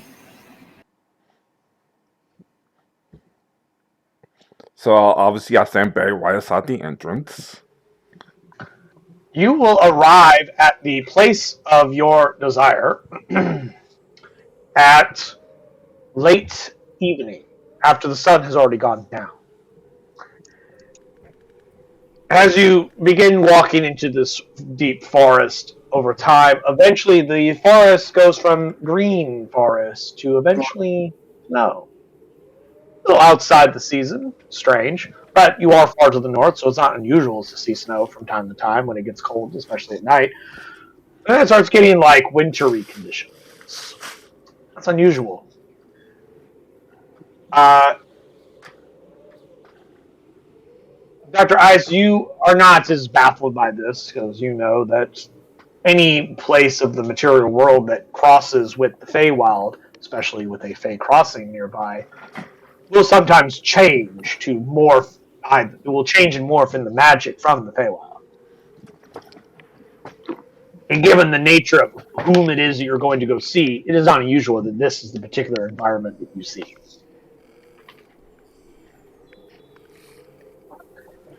Eventually, you get to what looks like a frozen lake.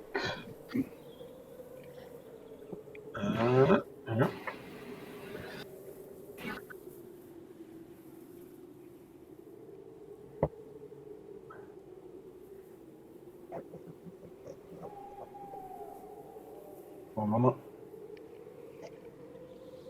I'll give you a second. Roll 20, I think, just dirt crashed on me. Okay, well, it'll take me a moment to make sure that everything's set up over here as it should be. Dr. Ice, I do have a question, though. Are you traveling with a light source? Because you cannot see in the dark. I have my hooded lantern with me. Okay.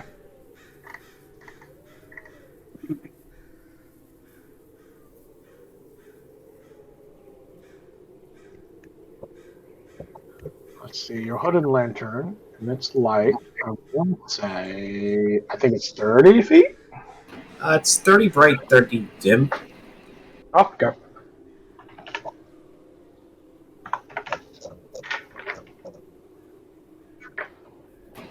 Yeah. Go ahead and remove Master Creed from this map. Make sure you all have gotten the benefits of a long rest, by the way. I know some of your hit points aren't quite the right number.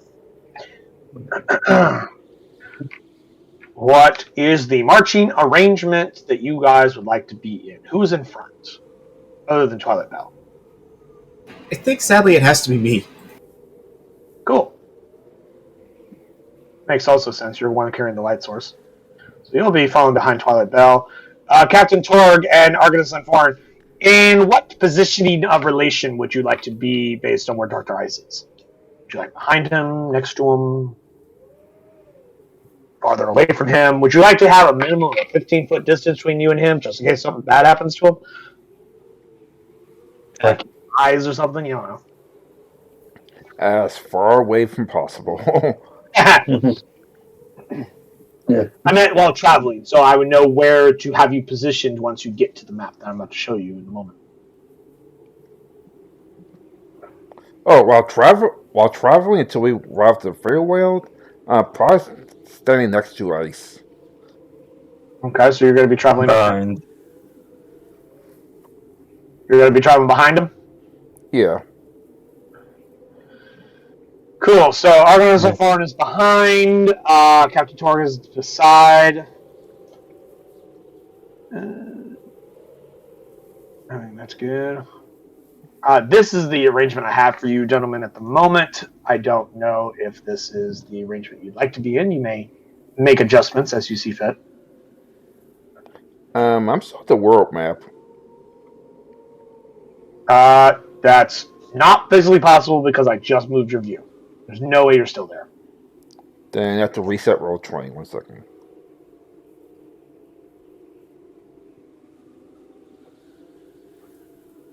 I would refresh.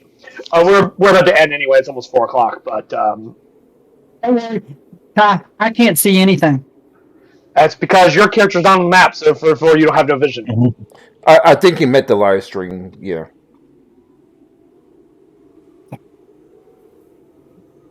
I'm just making points. Oh yeah, there you go. Oh yes. Harder. Sorry. There you go. So, raise your hand if you cannot see anything. I can see now. Fantastic. So everybody can see the map now. Except for Daniel, because nobody cares about Daniel, because he's not here anymore. He left us. He abandoned us. His brothers. His friends. For what? Fatherhood? The achievement of family? Darn him. How dare he? Jokes aside, though. Anyway, so everyone should be able to see the map now, correct? Yeah. Yes. Fantastic. You see somewhat ahead of you, those of you who... what the fuck? Alright, who just drew this big old black X everywhere? Get out of here. Let's fucking... Stop it, Daniel. I know that was you. He's haunting us. Get out of here, damn you. Now, you guys see a little way ahead of you what appears to be a frozen lake with a small little bit of land in the middle of the lake where you see a rock formation with a little bit of a glowing blue light coming off of it. You guys should be able to see that. Does any of this look familiar to Dr. Ice? Looks familiar? No. You've never been here before. What are you talking about?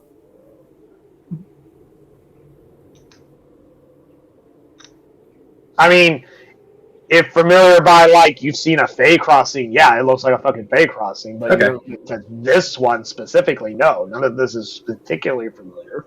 Other than, well, the trees look familiar, the ice looks familiar, water looks familiar, I know what rocks look like, and I know what a Fey crossing looks like. Like, define what you mean by familiar. Okay. Elaborate your exact meaning. Does it look like I've been to this specific place before? Yes or no? Nope. Definitely not. So I'm somewhere new. As is most things in your life. Okay, so it's basically like the equivalency of, okay, a city is a city, as opposed to, oh, I know exactly what city we're in. Yeah, it's like, once you see one, they all look the fucking same, but you've never been to this specific one. So, gentlemen, what would you like to do? Alright, find that bell. I'm guessing that crossing right there, so we're going? Yeah, that's the Fey crossing. That's how you get to the palace. By the way, last time I was here, there were some weird things here. You might want to keep a lookout for that. Yeah. Yeah, she's kind of just floating there. Alright, let's get going. Alright, lead the way.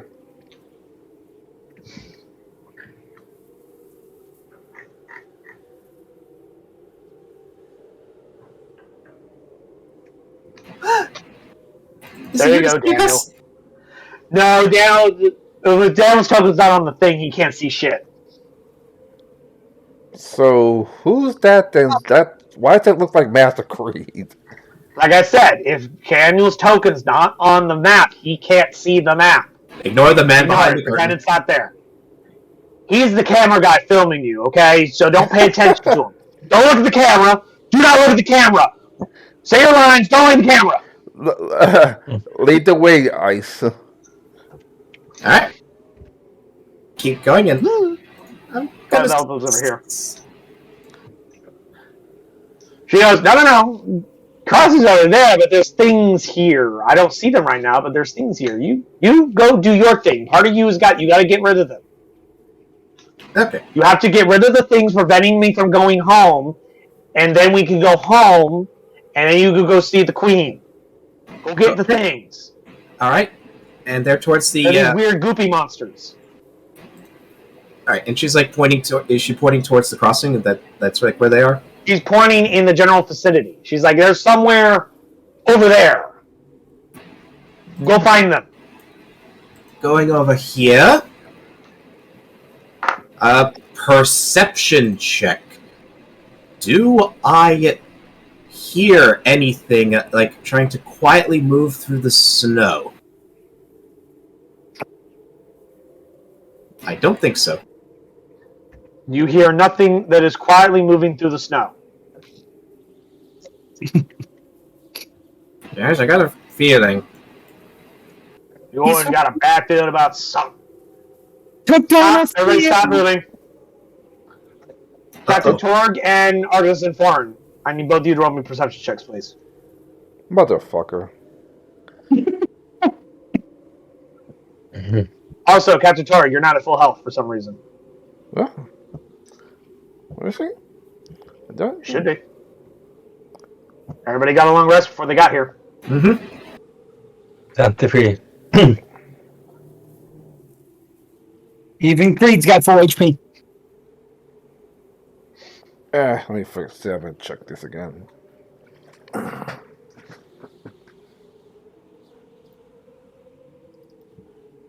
Yes.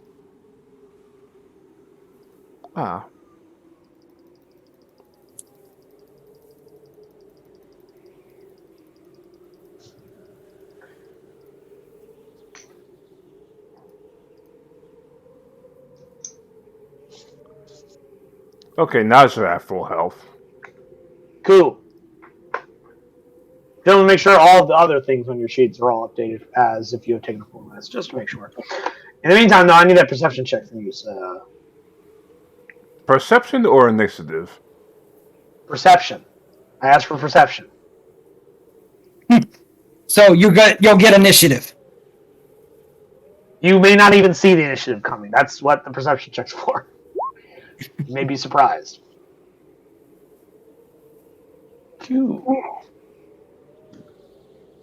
Captain Torg and Argus Varn, thankfully, thanks to Twilight Bell's little warning that there's something over there.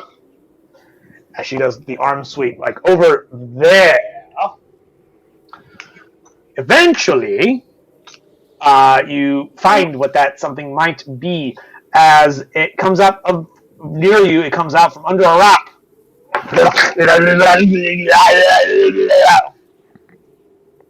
Another one? Really? The fuck?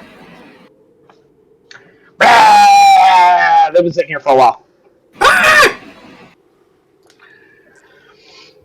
As it comes out from under from a nearby rock as it tries to attack you. Because, when they start in the city, sometimes they spread out. And they decided they like this spot. Which is why they've been a problem, which is why she told you to come get rid of them. And as here, I think we should end. I think it was a good time to end. Yeah, I think it's a good combat happens. Yeah. And I know you're not a nice, merciful GM. There's going to be more than one of those things. I am merciful. I give you guys so many opportunities to not fuck yourself. It's you who fuck yourselves. See, I take things in the world and I populate them into the universe.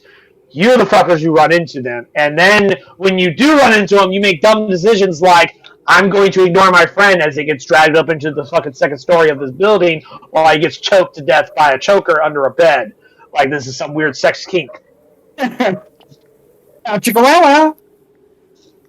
I'm not the one who's just like, yeah, guys, I know you're dying, but we don't care. Or, hey, let's go down in this cave where we know there's dangerous were-rats in, and let's split up. And then when we do, one of you runs face first into a mage who shoots lightning bolts at you.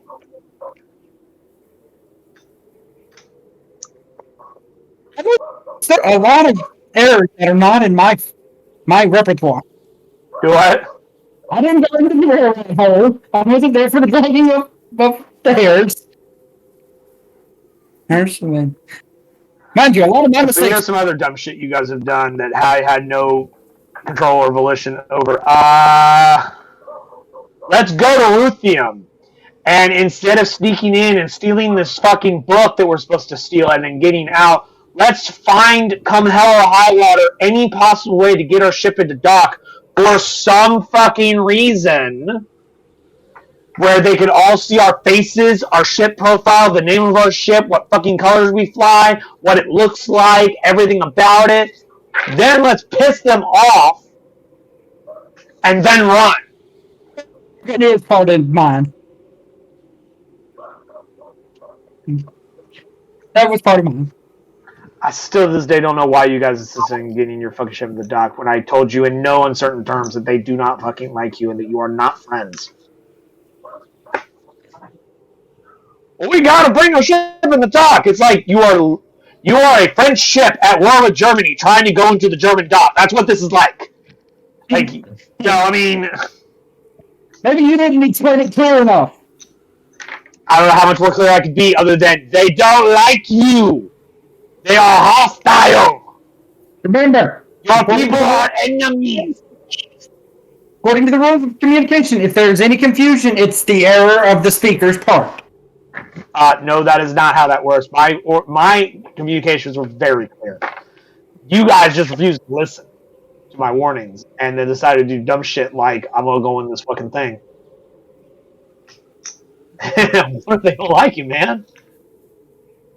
Yeah, that's your existence. What if they don't like us? Well, everyone hates us because we're pirates. I'm glad, though, that you guys are smart enough to be like, okay, we're in a room with two vampires, with a vampire spawn, a vampire lord, a chain devil, a fucking fiend warlock, a half-dragon sorceress, a were-rat wizard, a dragonborn knight, and one were-rat thief. You're in a room with that, and you're like, let's not start shit. Which was in the middle of a guild full of wereboars, wereboar enforcers, were-rat thieves, and a were-rat assassins. They're like, let's not get into a fight. That sounds like a good idea. Yeah.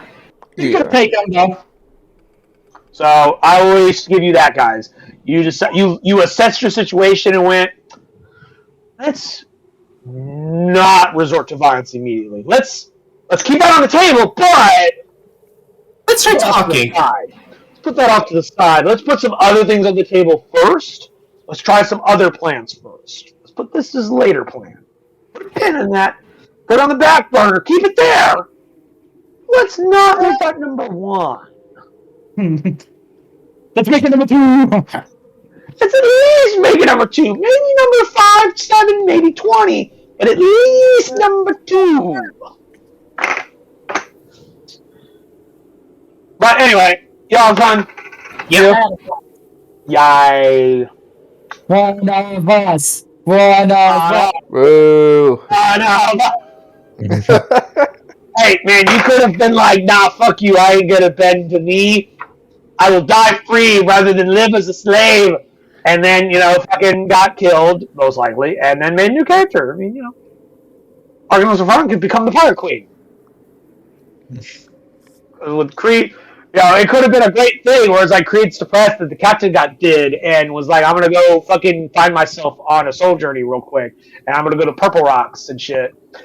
And then, the Argonist becomes the Pirate Queen. Becomes the captain, then will eventually become the Pirate Queen. Argonist unformed for captain. But you could have chosen to die. But you chose to join the cult of the greatness. You chose to accept a boon or a gift that you begged for and then realize there are a lot of strings attached. Eventually he'll call those in. But, for right now, as far as you know, you're safe. and freeze. All that jazz. Boy. One of us. One One of them. us. One of us.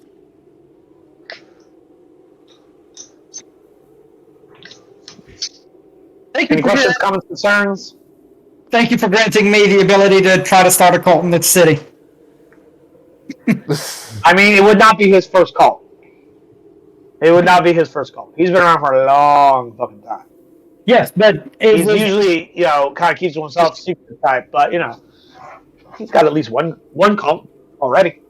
hey, the fact that I was allowed to have fun playing with it makes it more fun. Well, I'm glad we can give you a good last game send-off, my friend.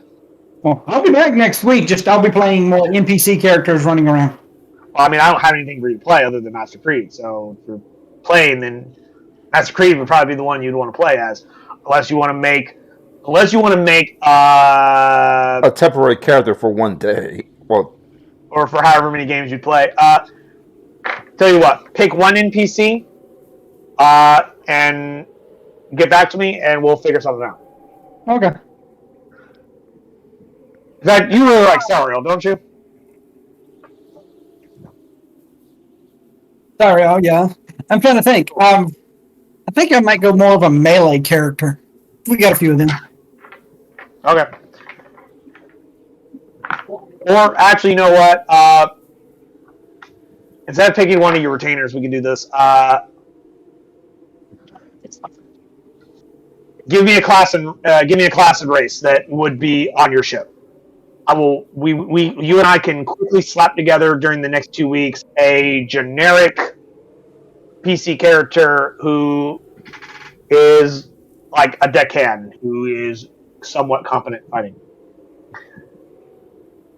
Your typical things on your ship is primarily human and drow, but also has like other types of races amongst your retainers. But the primary number of people are human or drow.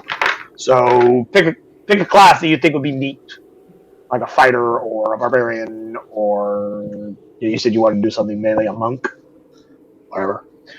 And we'll make you a level 5 character.